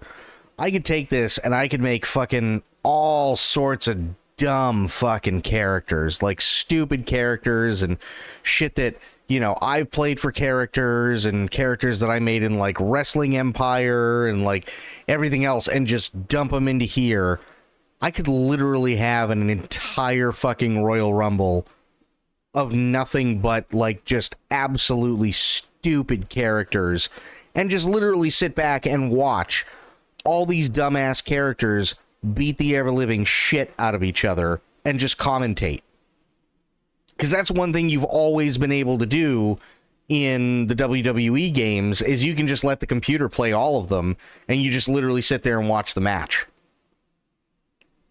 And then just see who wins.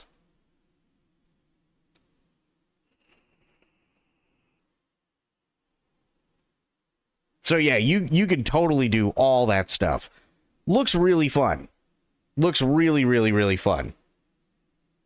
And cool thing, intergender wrestling. So now you can have women versus men.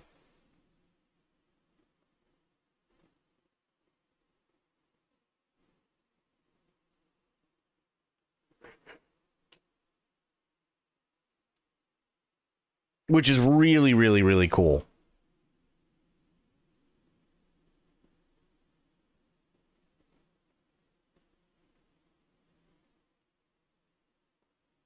So, yeah.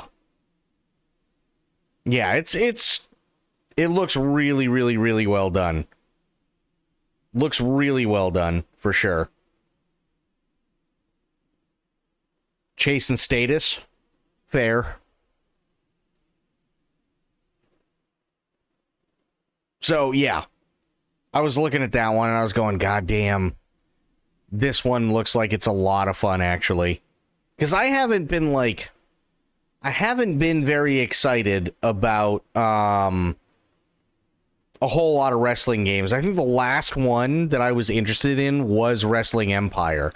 And I don't think you were there for most of that at all. Or if at all, were you spoiled?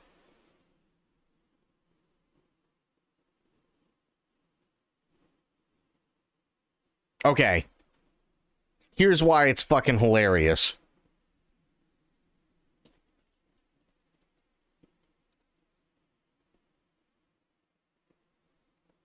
Sure.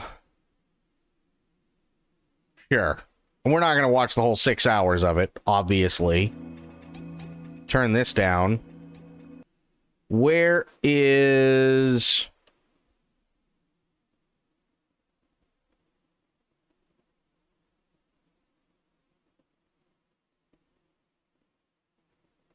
Oh, no, I don't want this one. This looks fun, but I don't know if you'll reel me in with WWE. Well, see, this is why Wrestling Empire was fun, because this brings back the old, like, N64 wrestling days. Look at this. Spitting in that match. Needles has damaged the rep. All right, come on, sign me. I got a match coming up that I'm not sure I can win on my own. Okay. Would you consider assisting me at the ringside? There's $60 in it for you if you do. $60, man. Let's go. Sure. I was gonna come out and protect him. And this game's only been out a couple of years, by the way. But it's really fucking funny. I paid $130 for mine. So just make sure that he doesn't lose. We got Matt Black with Germa.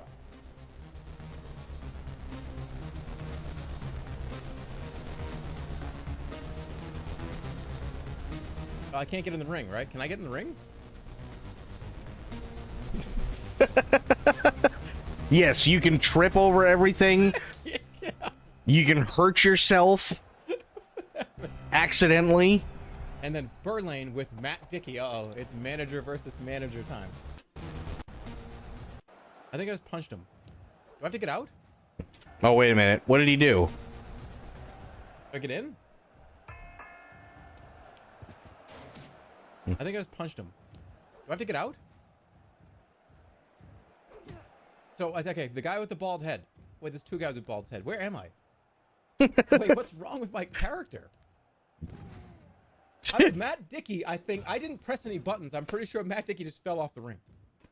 I did not press any buttons. I don't even know where I am. He doesn't know where he is because he's not playing either one of these guys. He's playing Germa, who's his manager. This is their match. Yeah, I gotta make sure he wins.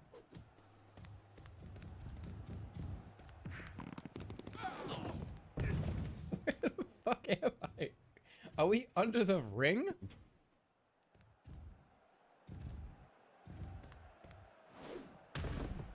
Where are we fighting?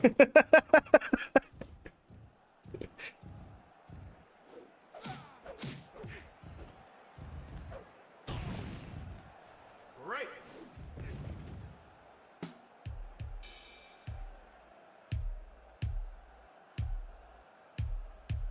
Okay. Holy shit, this is awesome. Where are we? Cool from here. All right, where are we? Oh shit, there I am.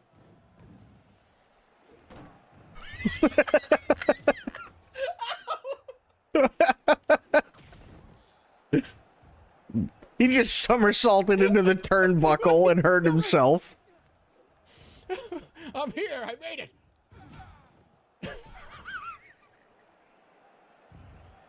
I can't. I can't. Okay, let's change the camera back to normal. What was it called? Hard camera? What was it, like 70, 80%, 60? How much percent zoom was it? I don't even know what, I have no idea what the actual camera was.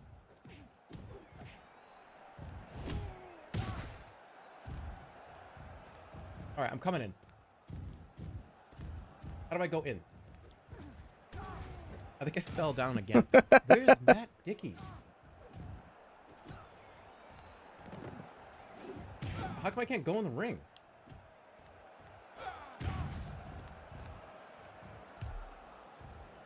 Oh shit, look at, he's almost dead. Hey, can I throw a weapon in the ring and hit him? Well, what do I care if I get disqualified? That doesn't matter, right? Does that matter if I get disqualified? Ooh, did I hit the ref?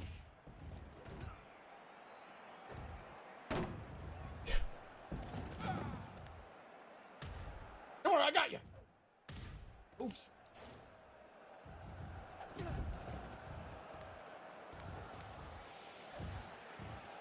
What, I'm picking up the stairs? Yeah. Here, I'll pay. Hang on. I'm not kidding. I have to slow down. Oh, Jerma's a manager again. I don't want him to be a manager. I'm seeing like stars right now. That all the air just came out of my body again. Why? What did you do? This guy, leave me alone. Fans on which match they would like to see, and they voted for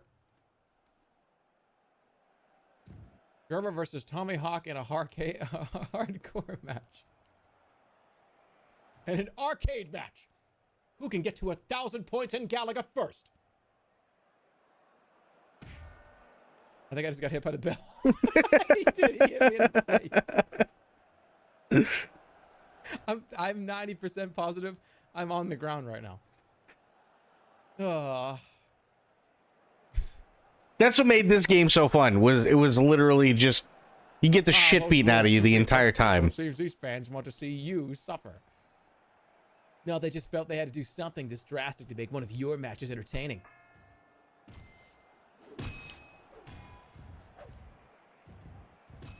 Ah! Oh shit, the glove. All right, I'm getting the ladder. Fuck it. It's really strange. I had so much fun with this game. I had so much fucking fun with this game. There is... I don't think it's this one. No, it's not. Hang on.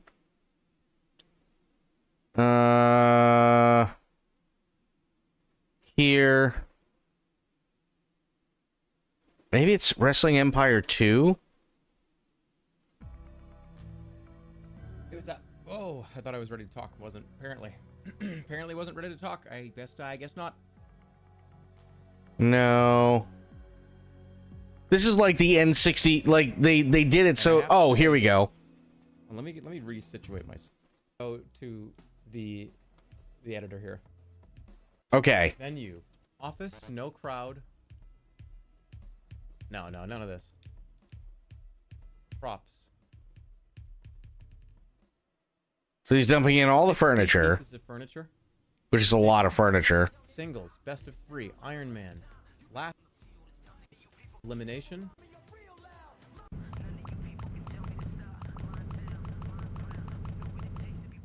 Oh my god. Category: arguments, script, hair loss, loser leaves drug addict. Mr. Satan exposes Slick Dude as a drug user. Mr. Satan challenges the loser to leave the company.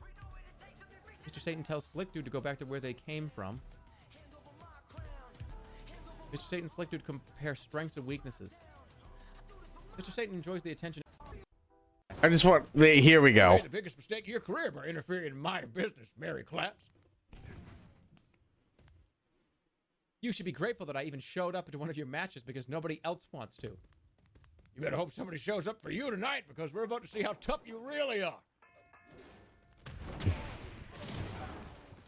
Oh, shit.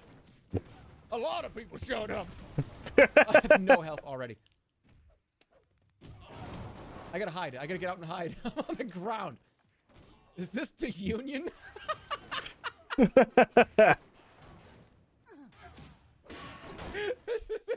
We've unionized. We did it. All of us is the same. Ow. No, stop it. We need to be working together. Get over here. What the hell is even happening? Chaos. Oh, okay. Perfect. Throw somebody out the window? I can't throw anybody out a window. What are you talking about? Okay. When your health... So here's Germa. Here's Mr. Satan. All right. Germa decides we need to have one last match. So I'm going to take Germa and I'm going to put him against Mr. Satan, who is one of his strongest, if not like the strongest character in the game, in his game, right? Health gets to 0, you lose. Me versus Mr. Satan. He's way stronger than me, so this is already not fair. Here I go.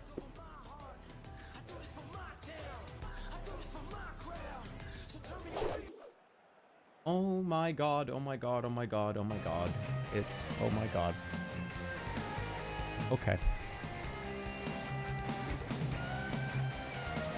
This was literally... This is what prompted me to get Wrestling Empire, and I fucking... Literally, I just sat there and laughed every time I played it. Did he jump off?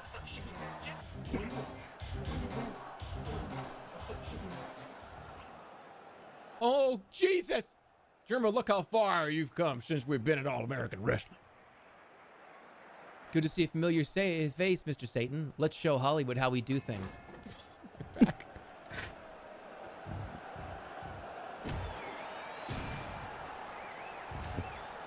All right, let's go. I want to get all the way up there, and I want to powerbomb him through 10 or 15 tables.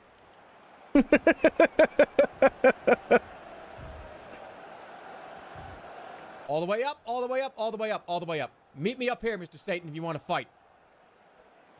Come up here. You want to make this shit happen? Get up here, then.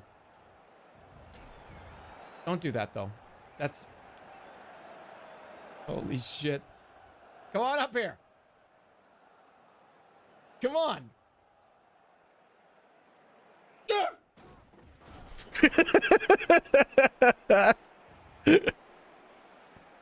This is insane. I want him to go on the other one so bad. The one opposite here. Oh, he's got a weapon. He's got a pipe. Come on up here. Climb up. Oh, it's so much fun. Eventually. I know you will. It's so much fun, Rainbow. He's picking the tables up. You can't. No. I can wait, man. I can wait. Go ahead. You do what you need to do.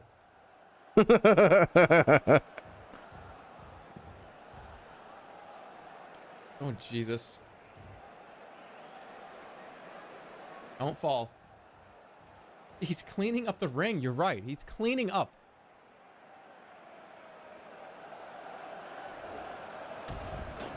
I just hit my face. God damn it.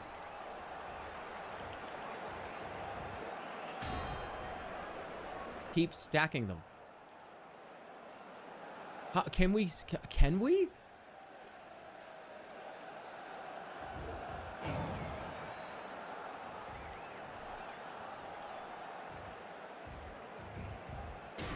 Stop! No, you idiot! So, hang on. Let's stack the tables. There we go. There we go.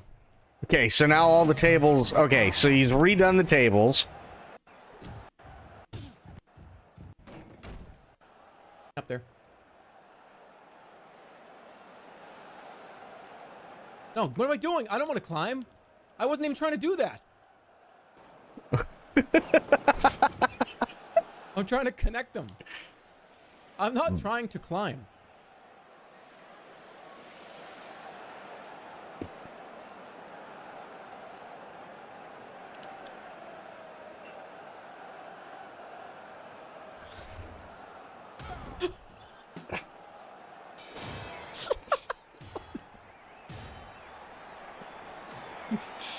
He completely misses. Dive into the ground. He just threw himself 50 feet onto the mat, and then he gets just beaten with a chair. It's over, Anakin. Somebody just said that. That's so funny. I want to see if we can stack those too. You know what? I'm gonna have to put them out for a minute.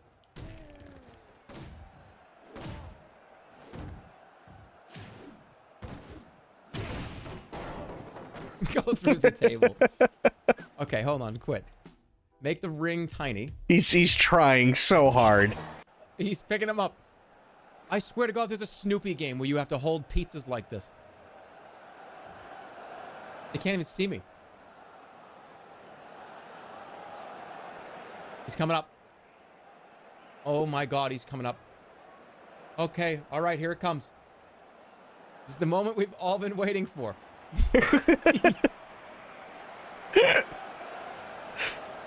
I want him to do I want to do a power bomb to me through all of them in a row, and that's how I can end the stream. Come on up here. This is it.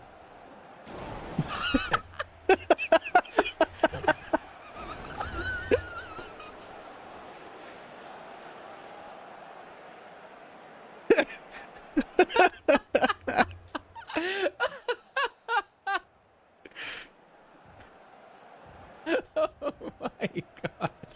Why? Why?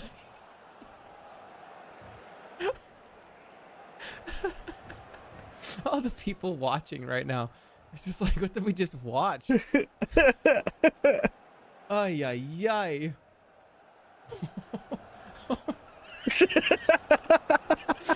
I can't do it anymore. That's it. That's it. I'm done. That's the stream. It's over. Oh, what a wild 2 days. I don't think I can laugh anymore. I don't think I physically can. I think the game broke. I've literally broken the game. I'm trying to find maybe. Oh no. Fuck. Hang on. I found it. What's happening? I think. What's up? Yes, I have. Okay. Okay, so go back. Cocaine-like. Will you relax?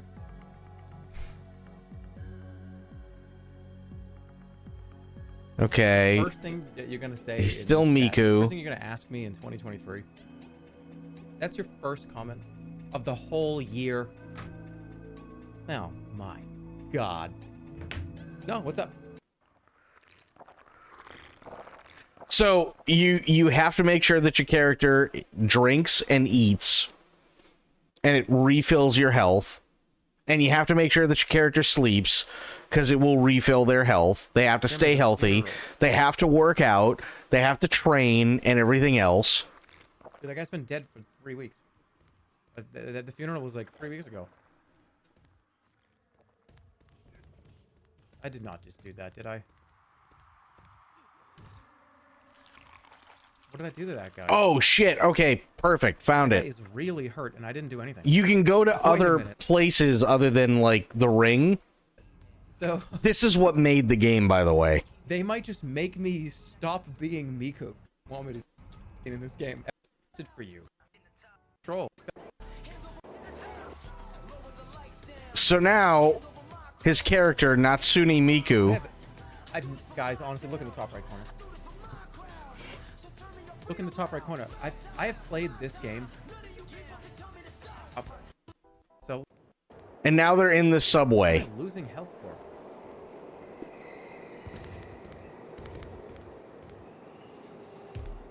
Wait, this was this person to talk shit, right?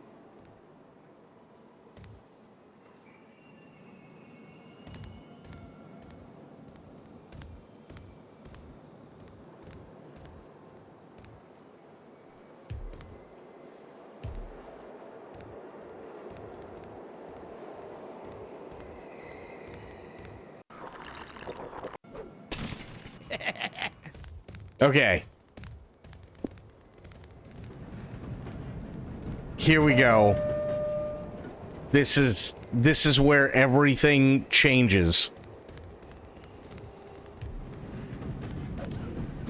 No, I didn't want to do that.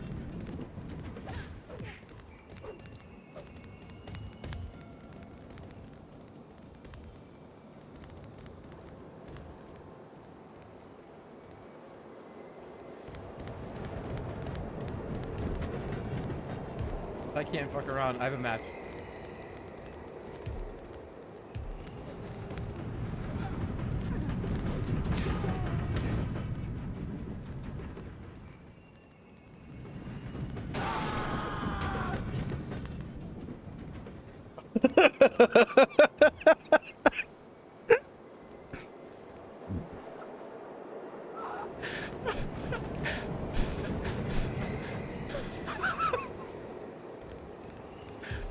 Oh my god! Is that guy alive? You can't, I don't think you could do that for real, right?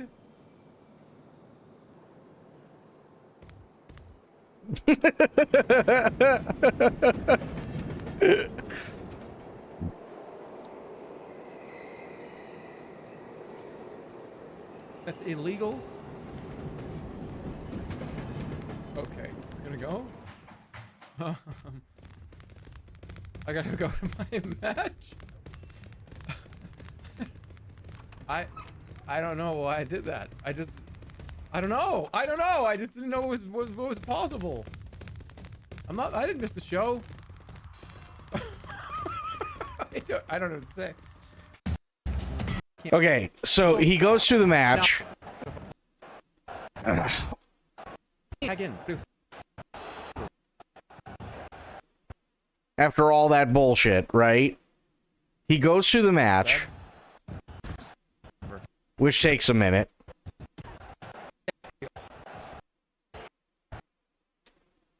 Oh, come on. Tap, tap, tap, tap, tap, tap.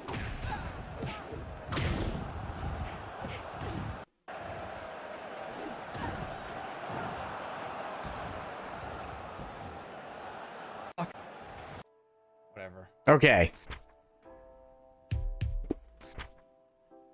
Okay.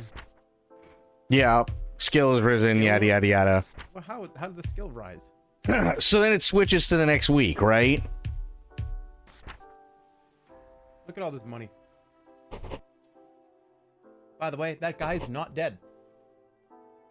Did you see anything about that guy? That guy's not dead. That guy is alive. From the about that. So the guy's alive. It's not. Miku's supposed to be the referee. It's not going well.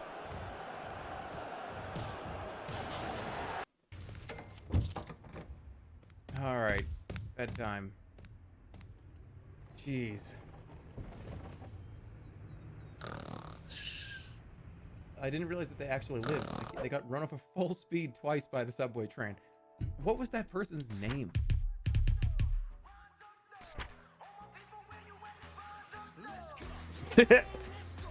Federico Fisher was found unconscious in the subway and will be resting up in a hospital for the next 1 week. So this is the guy she threw in front of a train. It's this guy here.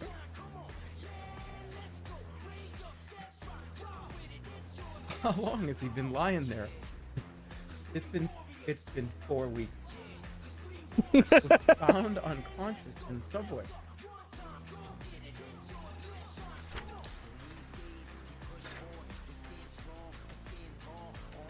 He was supposed to ref the match that I just ref. No way. So then, is No it way. this one? Yeah, it is. Okay. Not getting away with that. So then she sees him again.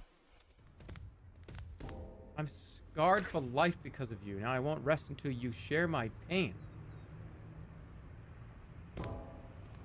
Is this the guy that got hit by the train?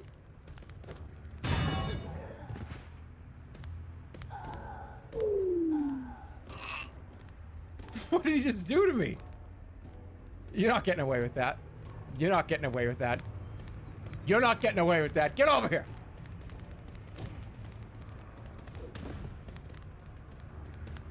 Stop talking to me. I'm busy. I'm doing something.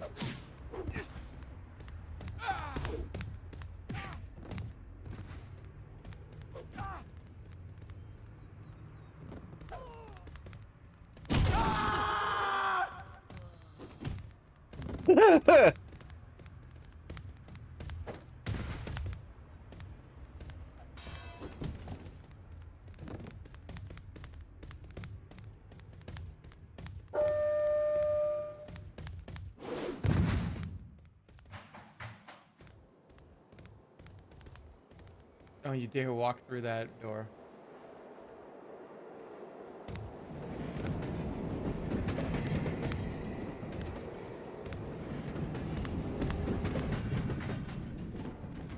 And he's just there.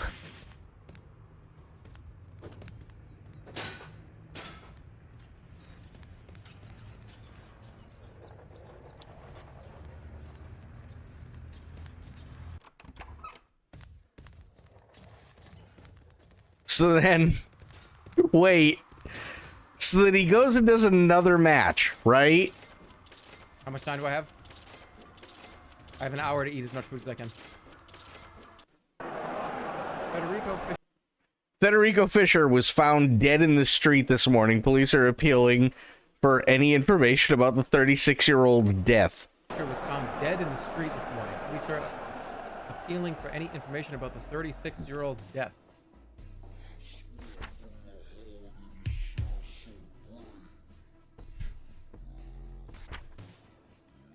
You literally killed him. Oh, wait, because it gets even better. Prior to the public show, a private funeral will take place at 7 p.m. So now there's a funeral.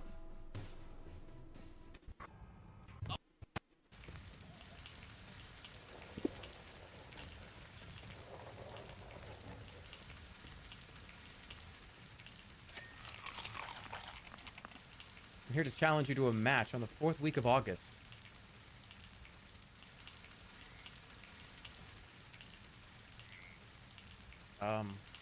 Should I do it? Nah. Get out of my face.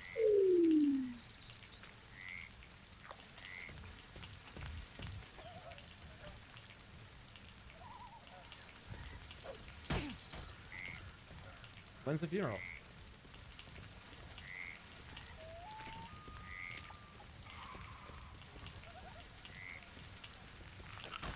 I just realized what I'm doing right now. This is the equivalent of, like, I am showing up here. Like, oh, my arm's wicked fucked up, too. Yeah, it's like when you're in trouble with mom and dad. It's like, but no, I'm hurt, too. That's my seat. Get up before... What do you mean this is your seat? This is a wheelchair. No, get out of here. Sorry, you can have it.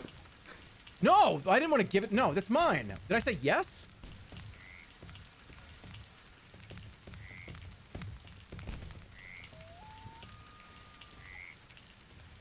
So this is supposed to be the funeral, right? You're not. Come on. Oh my God! Oh. Yeah, here we go. Oh my God! Oh my God! Oh my God! I've ruined the funeral. Oh my God! I have to get out of here. Oh my God! Oh my God!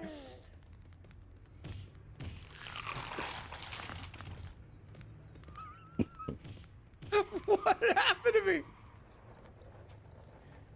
What happened to me? So, threw a guy in front of a train who was found unconscious in the subway after 2 weeks. Meets the guy again in the street, who then tries to teach Natsune Miku a lesson.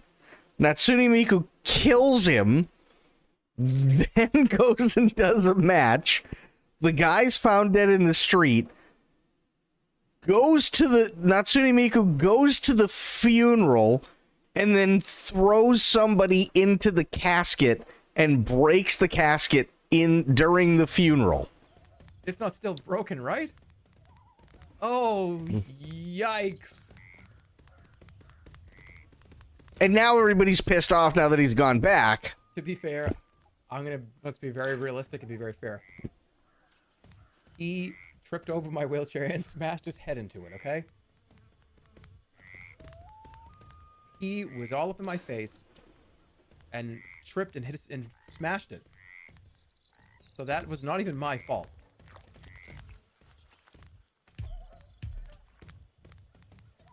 When is the funeral? Eating and drinking is good for an energy boost, but you'll make yourself sick.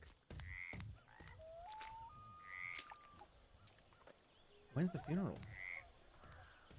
It's at 7 a.m. tomorrow. I missed it?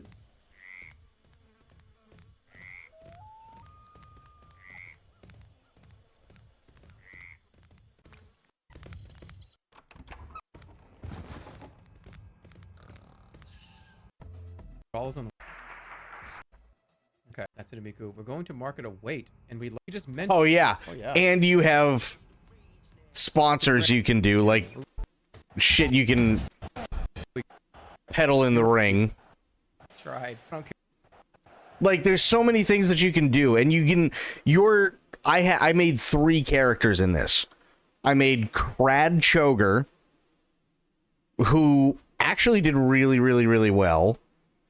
And then I made Daddy Long, and Daddy Long didn't last as long as I would have liked. He died. Literally, your character can die.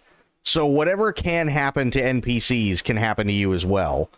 Daddy Long is dead. So dead, in fact. Actually, sorry, I made 4 characters. But he's so dead, in fact, that he doesn't exist anymore, even on the roster. The third guy, I can't remember the name of the third guy, but he's like this little shit character that I made at the very beginning and I didn't care about. And then I made Rex Kwon-Do, who literally went through, I think it was like 4 or 5 different wrestling promotions in this game, right? And they're all modeled after like different IRL wrestling promotions that were around in the 90s. So, like one's supposed to be WWF, one's supposed to be WCW, one's supposed to be ECW, you know, and so on. And that's fine. But he's gone through literally all of them, and it literally just got to the point where, I mean, I literally, there was no way to kill him. Like, he had already been severely injured twice and had to go back to wrestling school in order to, like, gain his strength again. And then he's literally held every single belt in every single wrestling promotion that they have. He's worth millions of dollars, like hundreds of millions of dollars. And yeah, like he cannot be killed whatsoever. And I was like, I don't know what to do anymore. Like, literally, I created a fucking monster. The game is so much fun. It really, really is. But it's like, after a while, there's only so many times you can go into a ring and just beat the ever-living shit out of somebody. And that's what I would do is, like, most of the matches, they don't allow you to use weapons. Like, most wrestling matches don't, right? But there's a catch. Technically, a skateboard is not a weapon. So, if you bring a skateboard into the ring, nobody tells you to drop it, and then you can get on the skateboard and you can just ride around and knock somebody over, and then you can just keep running them over on the skateboard before they get back up. And literally, I mean, it literally turned into that. That's what I was doing. I would literally just keep running people over on the skateboard over and over and over again and just tanking their health. And then it was like, okay, let's see how many tables I can literally, like, throw them through. Let's see how many things I can throw at them, like an iPad or a microphone or something else electronic. Let's see how many times I can get away with throwing it at them before it explodes. And it was just like, the whole thing is so fucking ridiculous. It's so fun. But after a while, it's like, I created literally the ultimate character in the game. I don't know how much more I can do. Like, he's literally been through every promotion, held every single title for an insane amount of time, gotten fired multiple times because he didn't want to give up the belt. Had his, wouldn't have his contracts renewed because he wouldn't give up the belt. And so, and then somebody else would pick him up and he'd make it a fuck ton of money. And it just kept going and going and the whole game is ridiculous. It's absolutely ridiculous, but it's so much fun. But there's only so much that I literally did everything. I mean, I fought on an airplane, I fought in the subway, I fought in the cemetery, I fought in the hospital, I fought in the training grounds, I fought in the conference room, I fought in every special event they could ever do. I fought in the middle of the street. I fought everywhere. And I couldn't kill him. I could not kill the guy. And I tried. There were many, many, many times I tried killing him, and I couldn't do it. It was impossible to kill him. It was just literally impossible. So then I started then I finally started going, okay, let's see who I can kill. And I think, I want to say, Rex Kwon Do's kill card is 6 or 7 people are actually dead, and there's at least double that were so severely injured that they had to leave wrestling altogether. Because that's the other thing. After they ring the bell and the match is over, so long as you can get to the opponent, you can keep fucking with them, and eventually the AI will go, okay, well, I'm still fighting, right? Instead of trying to leave the arena, they'll be like, oh, okay, I'm still fighting, and they'll try and fight you again. So now you've got a second fight that you can do with 0 time limit. And now you can use anything and everything because it's not a sanctioned fight. So literally, I would just sit there and I would snap their necks. I would snap their legs. I would break their shoulders. I would break their arms. I would do all this heinous shit. I'd run them over. I'd beat the shit out of them with literally anything you can pick up. I'd powerbomb them through tables. I did everything. To the point where literally they'd just be laying there dead. Oh, yeah. Rex Kwon Do.